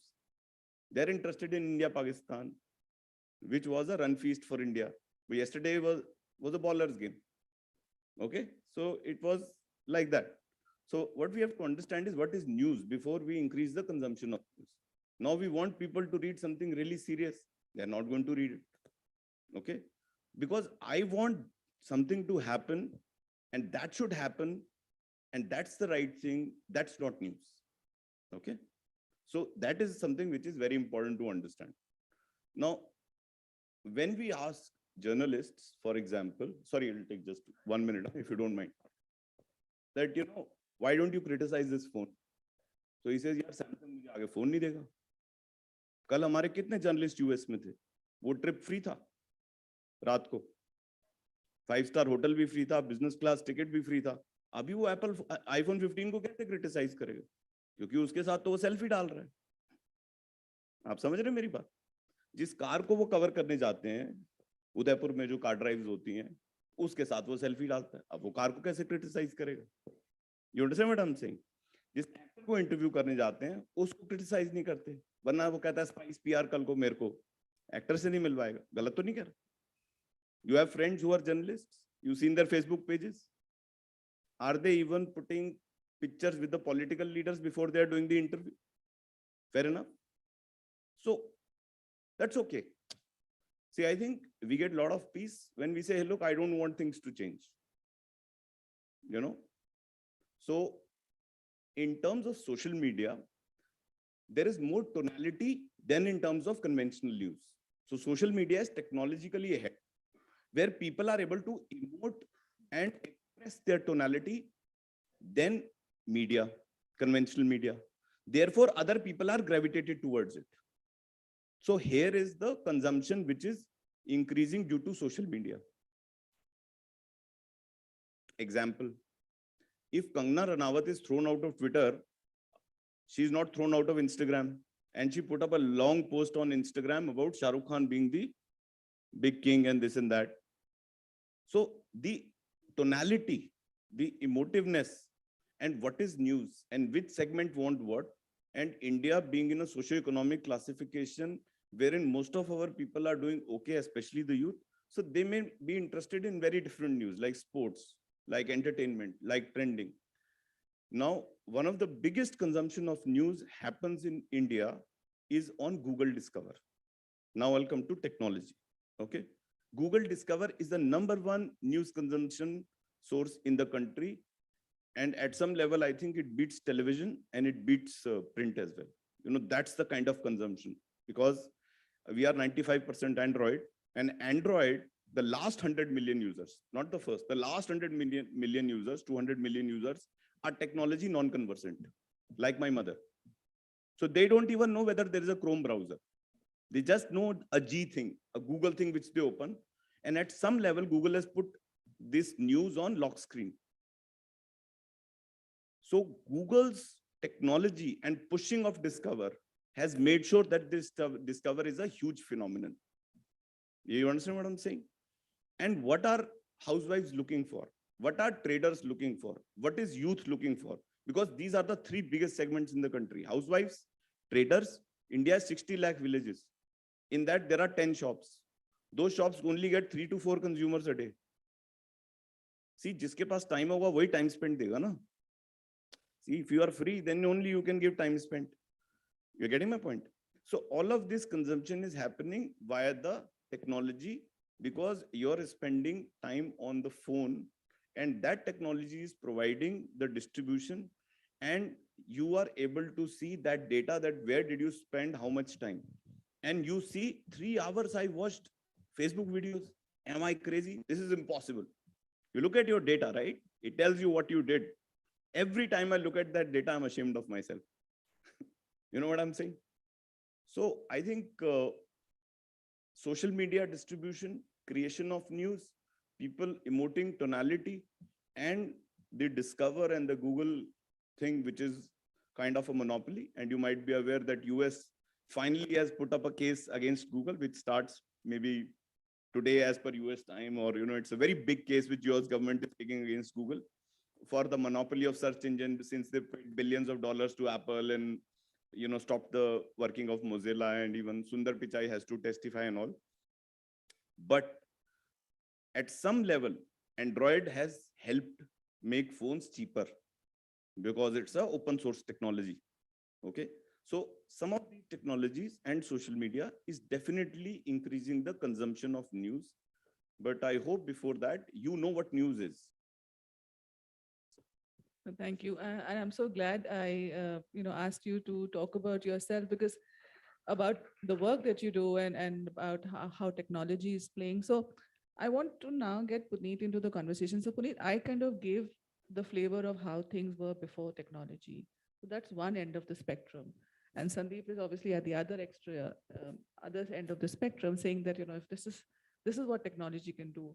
But you, as from representing News 18 as a traditional media company which has evolved and adapted to these changing times, can you share a bit about your journey and how do you sort of look forward to a topic or an agenda on, what is technology, what is actually consumption?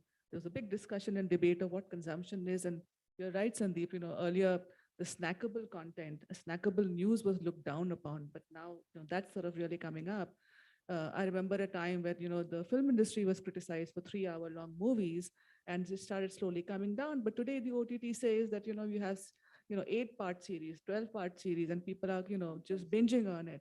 So I think the definitions are evolving, hybrids are stalling. So as a traditional media company, how have you evolved over this period, and how are you looking at it going forward? Hi, good evening, everyone.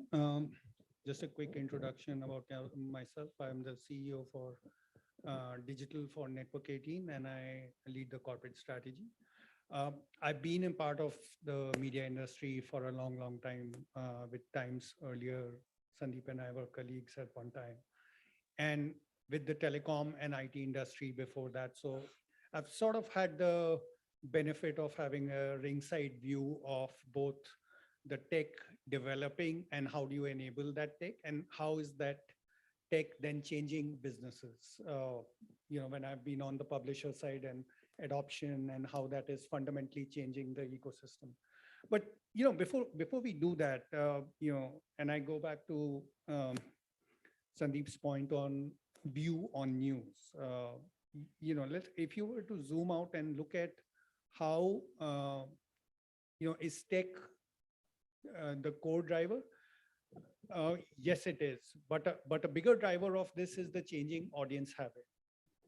Increasingly, the attention span of a user because of multiple opportunity, multiple options available, multiple engagement points beyond just news, entertainment, your day-to-day work and all of that increasing, the attention span is a lot less. And hence more and more users are looking for content that is, one, relevant to them, two, informs them or entertains them, one of the two categories, three, helps them improve their life. When I say life, it broadly covers health, career, money, and everything. And then finally is the brevity of the content. Gone are the days when people don't read books. You see the youngsters, they don't read that many books. It's about brevity of that content being available in a concise form and succinctly explained, and it's ready and then absorbed. So all of these things have evolved on the audience side. The traditional news world comes from a perspective of an editor sitting in a room in a large fancy building, deciding what the readers will read the next day, and that has changed. And that has changed because the user is seeking out their own information driven by these parameters that I just talked about. I am looking for things that is more relevant. I'm interested in the India-Pakistan match. I'll probably not be interested in what is Canadian Prime Minister doing after he's gotten stuck or held back because of the plane not working, or what's the situation on that. I am more interested in dynamics of what happens on a reserve day, and how does it impact the India-Pakistan match, rather than worrying about some speech that some politician is giving in some part of the country. So I think those are all things which are changing fundamentally. Now, how does this relate to tech? If you go back, Google was a search engine. In fact, it was someone else's search engine that Google bought. But it started out as a search engine to help people look for information on the internet, which was evolving at that time. Facebook was set up to connect with your friends and family and extended connects and all that, LinkedIn and all of those. So these were platforms which started out with a very different perspective or the core use. Over a period of time, they have grown, and there have been use cases which have been built on top of them. One of which is distribution of news and information. And that's how, if I am reading, if I find Pawan's reading is interested in a certain news, I'll read it because we are connected on social media. We happen to be a part of the industry. I'll find that relevant, and I'll read it. At the underlying all of this is technology. What is fundamentally enabling that change? One is,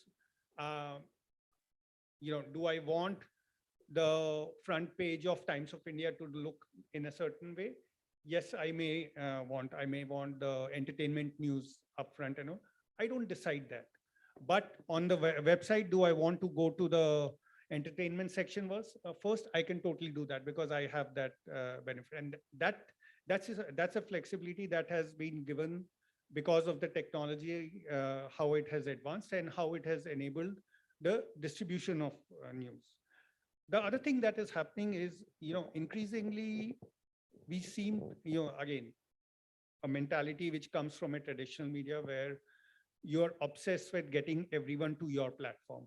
Gone are the days. People are consuming content across the board, wherever their preferred choice of time spent is or engagement is. And hence it becomes important for your brand to be able to travel.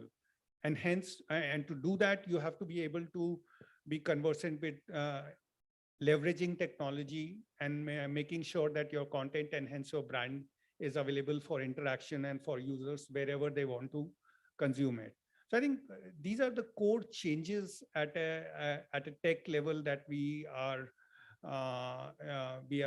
witnessing, and there will be a lot more. I mean, we'll soon be getting into. Sandeep talked about AI. All of us have read about or experimented in bits and pieces of how content can be generated, how image can be generated, and endless opportunities. But at the core, as a traditional media house, we'll always believe that the credibility and the trust and the brand will transcend the platforms, will transcend the technology. But I do want to make another point on, and this sort of extends Sandeep's very eloquent argument on the way we see news. In a lot of cases, publishers or news companies, they have seen technology as a support function. They have used technology as a support function. And people who have actually succeeded, and there are companies, Indian companies, globally, we know about New York Times, we know about Washington Post, we know about Vox Media and all of that. But even in India, there are companies who have succeeded because they brought technology and product to front and center of their core being. And that is generally a huge gap still in the industry in the way we perceive technology versus what it can do for our business.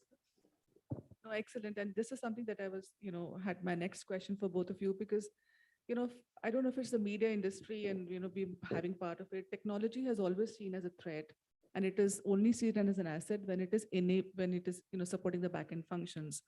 But, technology can also become an enabler for businesses to grow, like in other sectors, vis-a-vis media, and somehow that has not been adopted.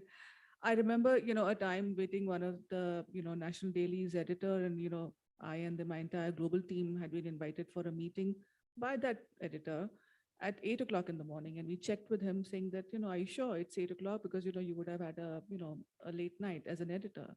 So yeah, don't worry, 8 o'clock we'll meet for breakfast. He came 45 minutes late.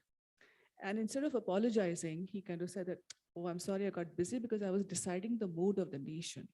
Because you were deciding, what the front pages should carry. So Sandeep, I know this is really forward-looking. I don't know if it is forward-looking, but do we see a scenario where technology is actually, making the decisions on what is news, what should come on the front page? Let AI decide that it's the sports news today and the plain news tomorrow. Do you think that human element will go away, or the editorial powers will go away? I mean, essentially, who decides what is news? See, again, it will not go away. It has gone away. So when I started this company, I quit Express and I started this company. This was a machine learning product based on a company called Totua. Totua was Jinri Totua, later on known as TikTok. Now, this guy was the world's second best machine learning after Facebook. Okay, so they second guessed what you're going to read. So he tried to create 100 articles which every Chinese will like, based on the Facebook 10 friends rule. There's a 10 friends rule on Facebook, that these 10 friends are most probably going to look at your post and like it and react. So the 10 friends rule. So what you see on Facebook, say for an example, the technology is already taken over. So, there is a boy, he likes a girl and he continues to see the photograph. So since he continues to spend time, even he doesn't click it, it doesn't like it, doesn't comment on it, he just looks at it. The screen time is captured. If he's looking, the time is ticking, the time spent is increasing. And every time that girl puts a post, Facebook shows it to this person because there is time spent. And this guy thinks it's love, it's happening. He gets this deja vu that, something must be there. She comes in front of me all the time. Man, abhi to propose karne ka time aa gaya. So, this guy's doped out, he's thinking. So same way, discover,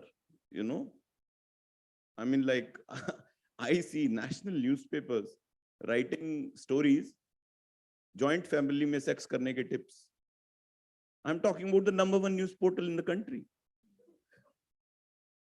I'm not saying that, and it's going to come up. You know why it's going to come up?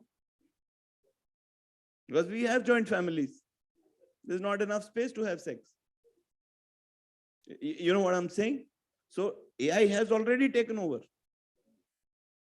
See, there were some people who were complaining on Twitter, on LinkedIn that, the Discover is showing some very dirty articles. No, the Google discovered tech is not the problem. The reading people are the problem. They want to read the dirty articles. Google's got the most intelligent articles from the Mint and New York Times and Wall Street Journal. You don't want to read it. You see what you want to read. So you are in love with the dirty things.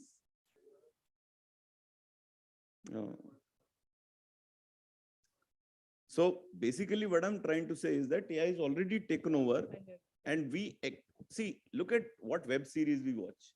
Mirzapur and Sacred Game and abuses, and all politicians are corrupt and everybody is corrupt and police is corrupt and this is corrupt and that is corrupt. That is very well acceptable. And news, we talk, oh my God, nobody's corrupt. Everybody should be right. You understand what I'm saying? So if you look at the technology, the AI is already taken over because you are consuming feed products.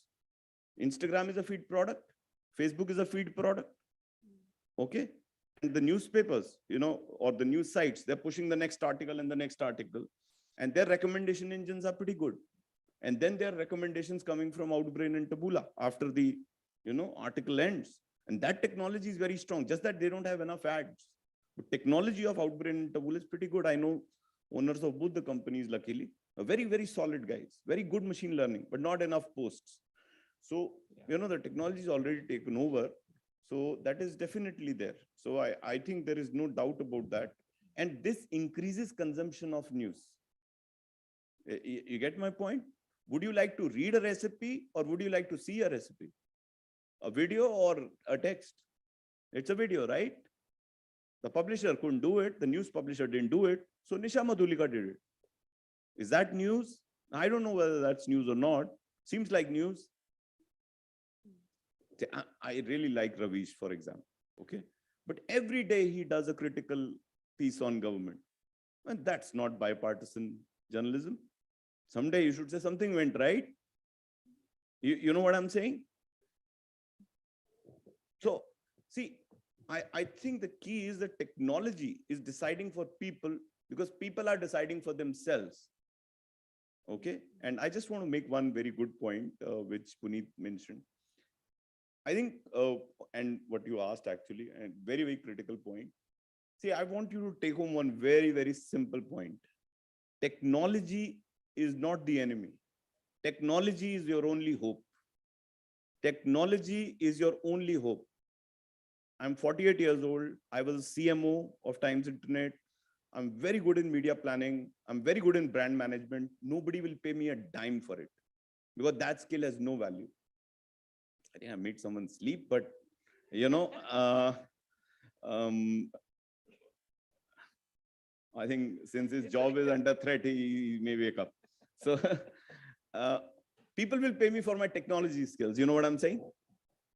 So the more technology you know, the more technology conversant you become, the better it is. One example I can take, one of the most revolutionary things I've seen Bhaskar done is, take a call that they're going to be app-centric. I don't know whether that call has worked out or not worked out, but Bhaskar has the number one site, number one app news site. 13, 14 million users, at least that's what we see in Comscore from the outside. But other people say, hey, look, we are going to make people read news on website.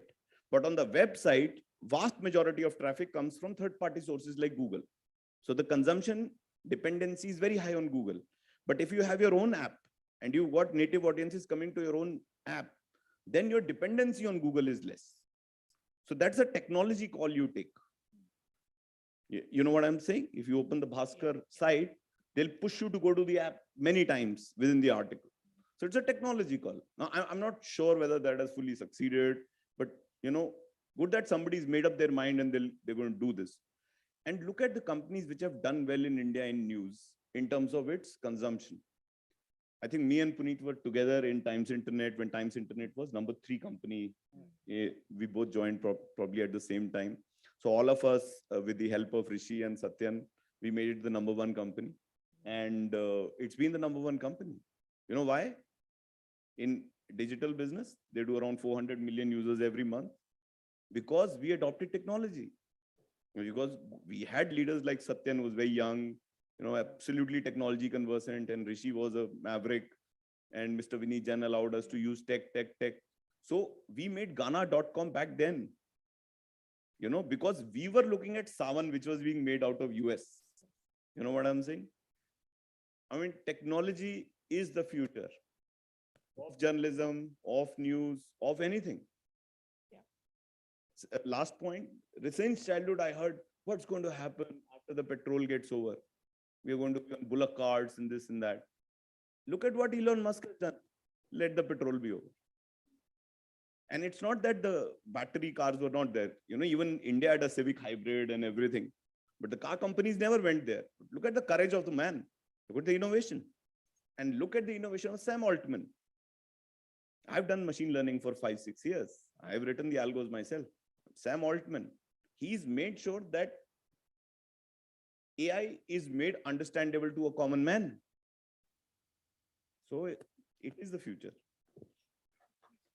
Thank you. This is really, really fantastic. I mean, and I want my last question before I open it up to the audience is that, you know, we've talked about technology and, you know, the disruption, etc. Is it now time to give up the word called news? Because there's been so much angst against what is news, what is fact, what is analysis. And as Network 18, if somebody is tuning into your channel at 9 p.m., is not really looking for facts. Facts to pata hai, plain kharab ho gaya. But at 9 o'clock, we are debating our opinions around that. Is it really fair to call that a news channel or a newspaper or news? And what is really definition of news? And is it time we give up that? I mean, again, just a background for the audience. The same definition happened in the television, in the general entertainment, because earlier it was when it's a 3-hour content, it's a movie. If it's a half an hour content, it's a serial. If it's a 2-hour content, it was called something else. And we just did away with all that nonsense and said that nothing doing. You know, movies can be 30 minutes, movie can be 3 hours, anything. So then the definitions of long form content and short form content came about. In that context, I mean, is news really news, and how do you define it? I mean, do we go back to that Oxford dictionary? Who really watches news? Do you really need news? Are you interested more in analysis, opinions? Why should somebody consume a newspaper of 20 pages? Why should that bite-sized snackable content not coming out as whatever you may want to call it, information or whatever new word? But is there really relevance of the word news any longer? Yeah, so two parts to it. One is the definition side of it, and the second is the consumption side of it. You know, what we call news broadly these days, we also equate it with politics and crime. You know, and that's the big issue in terms of how you see news and how actually the genesis of this question is. News is not politics and crime only. News is a lot more. If you see the ComScore directory, it actually classifies all the big publishers as news and information. News was never meant to be a certain vertical or a certain thing. Yes, it was always about what's going on in my country, across the globe. It's a lot deeper than that. You know, which is the new movie coming? I need some help with the civic authority. Where do I go? What are the new restaurants opening up in my city? You know, what's happening in New York, where my kid is studying?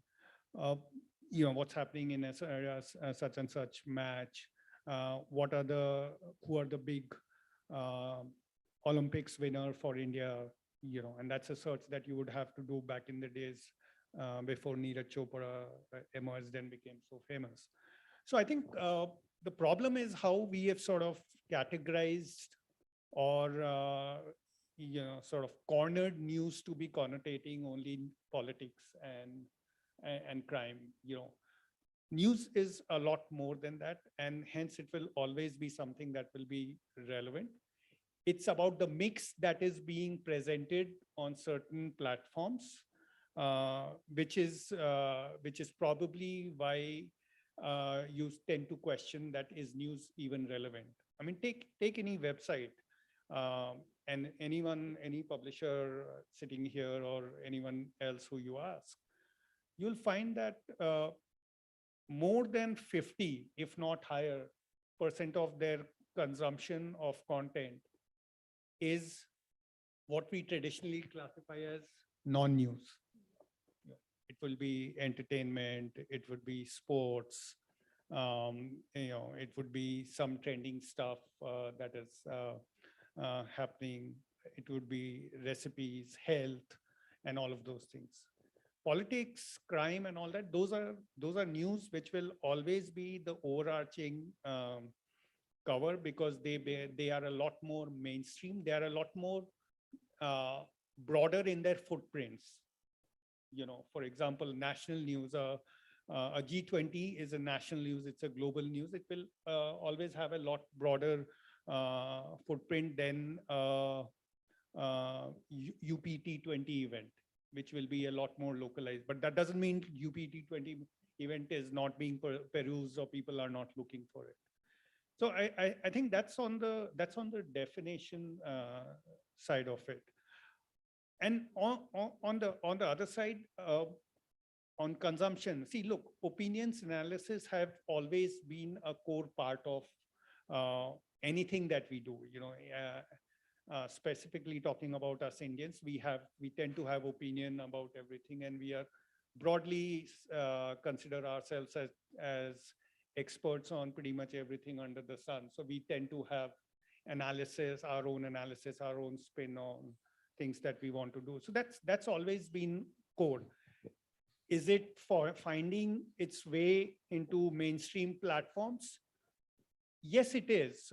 Has the flavor changed? Has the tonality changed? Yes, it has. But I think those are things that have evolved over a period of time. I mean, social media is a great example.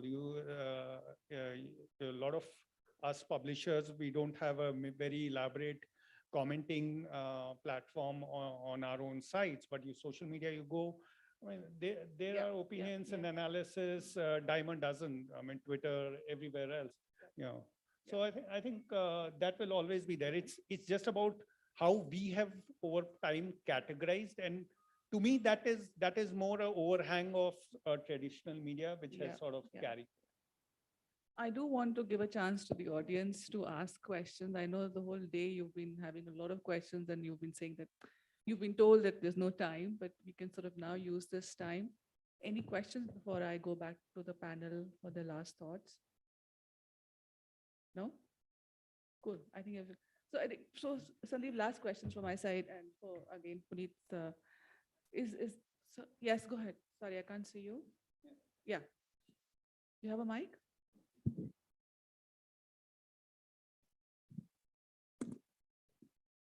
Everybody, I'm Priyam, by the way. I'm from Amity School of Communication. Everybody has been telling that print media is far cheaper, print media is always accessible compared to social media or digital news or digital-based information.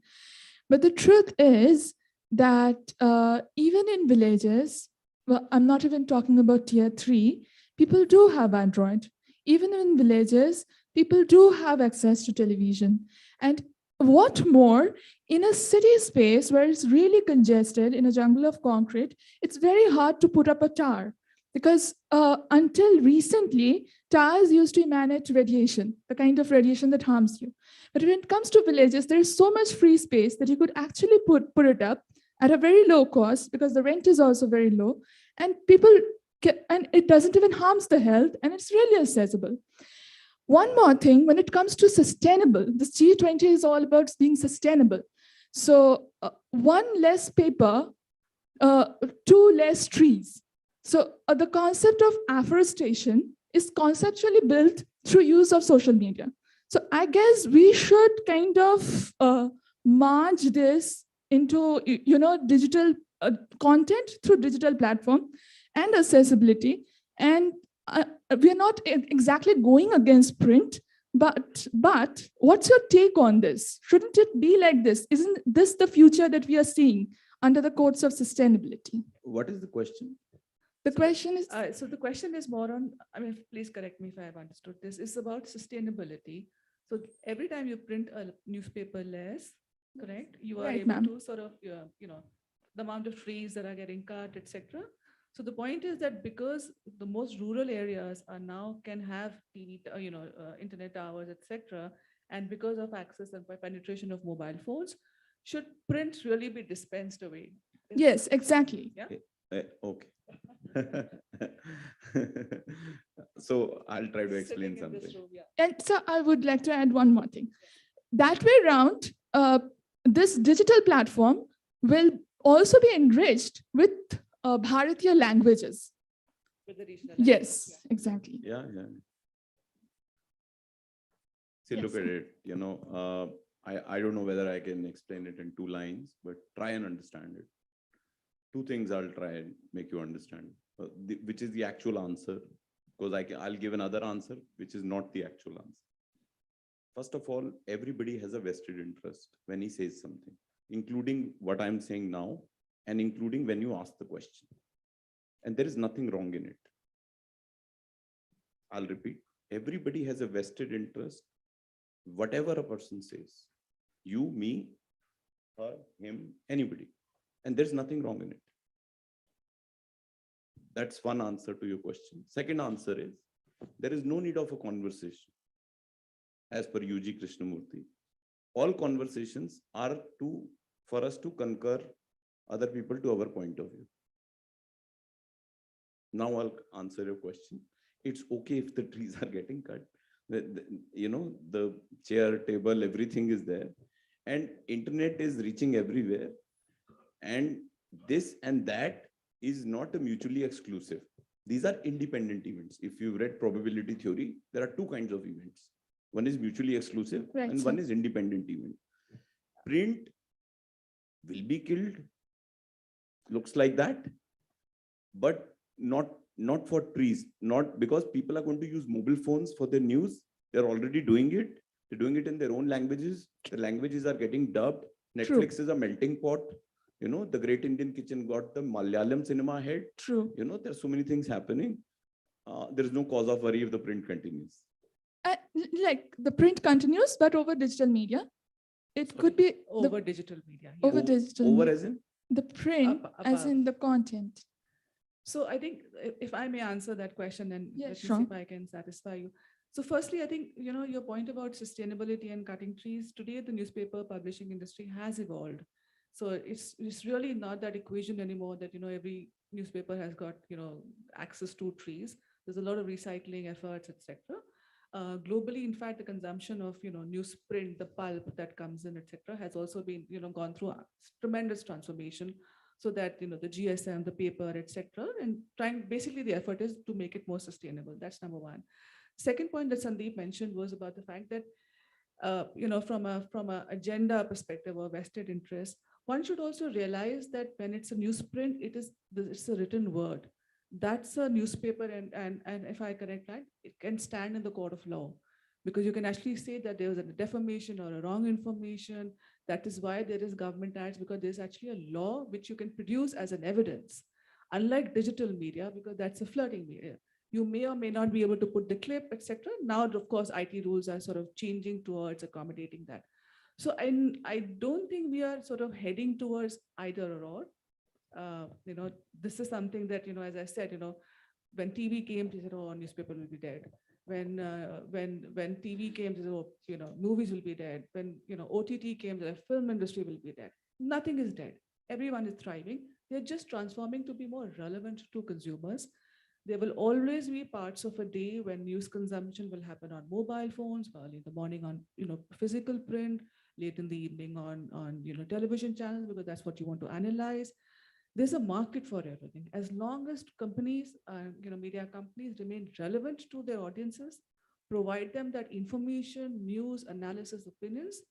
My own personal view, and please, everything will remain and not just survive, but thrive, as long as one sort of adopts and adapts to these newer circumstances.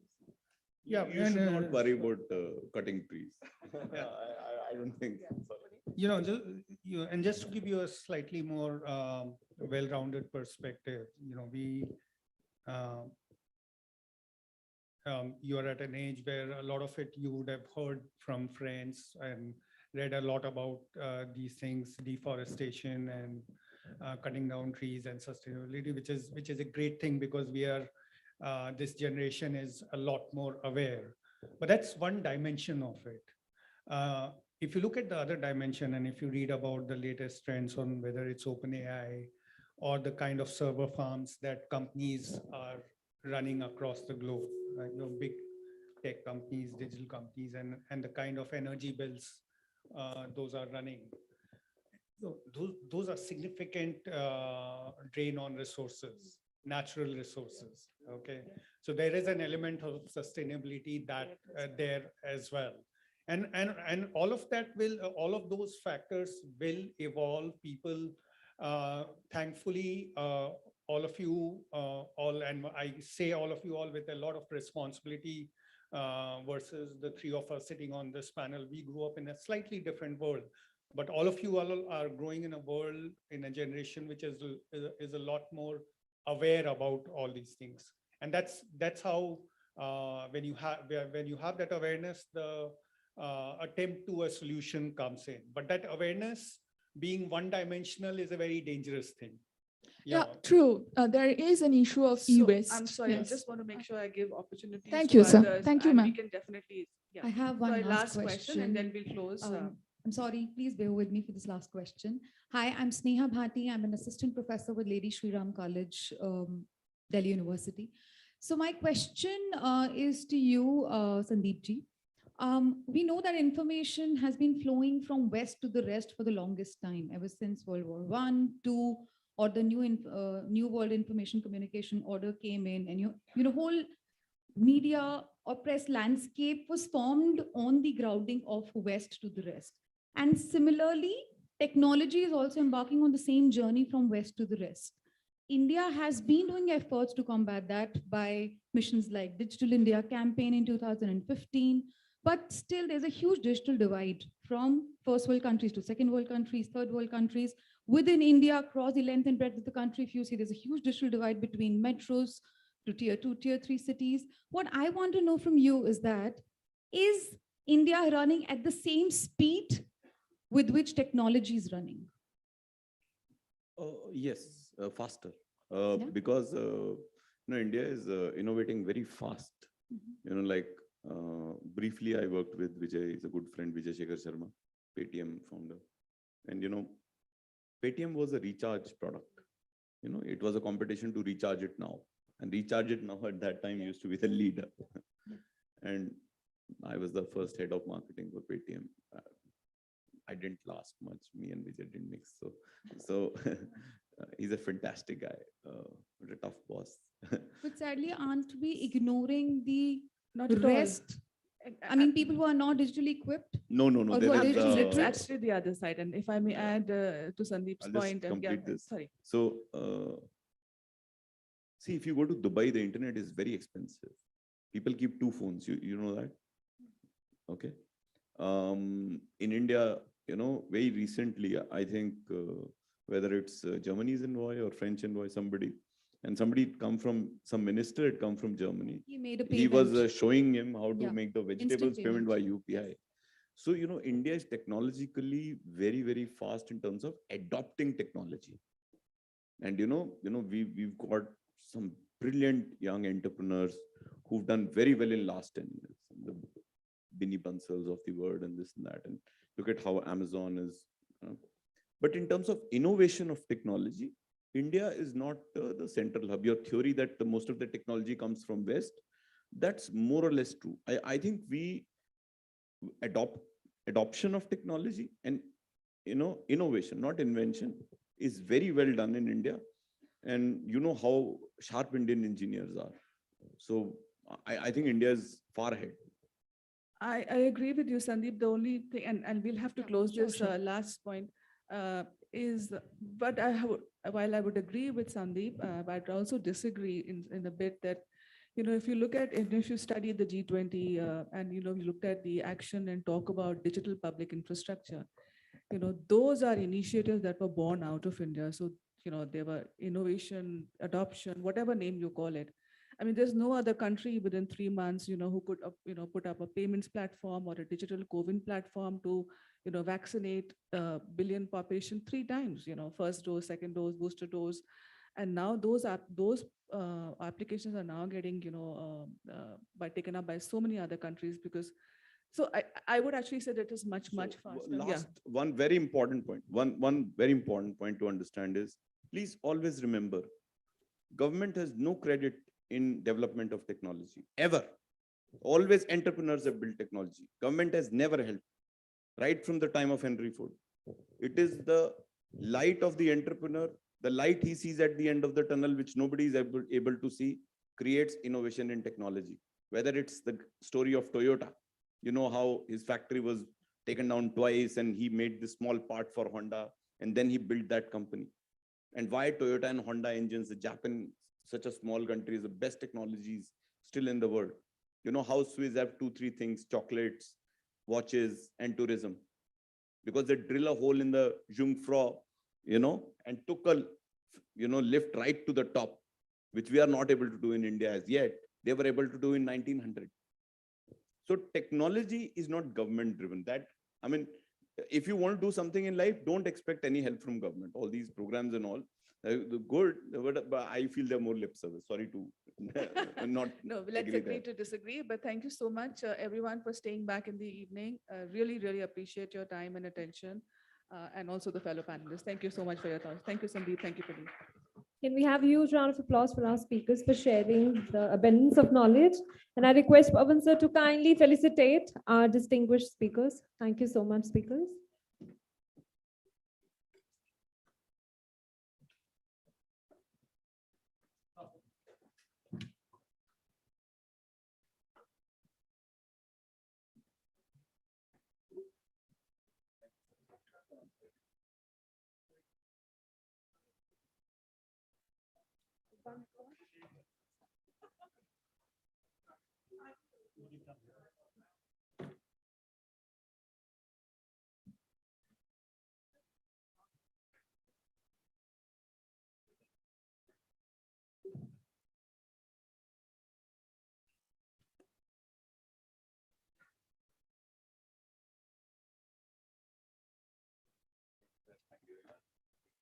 Thank you so much, everyone, for staying late evening and joining us at this esteemed media summit. Thank you so much. And with this, we would like to wrap up this event. Thank you so much.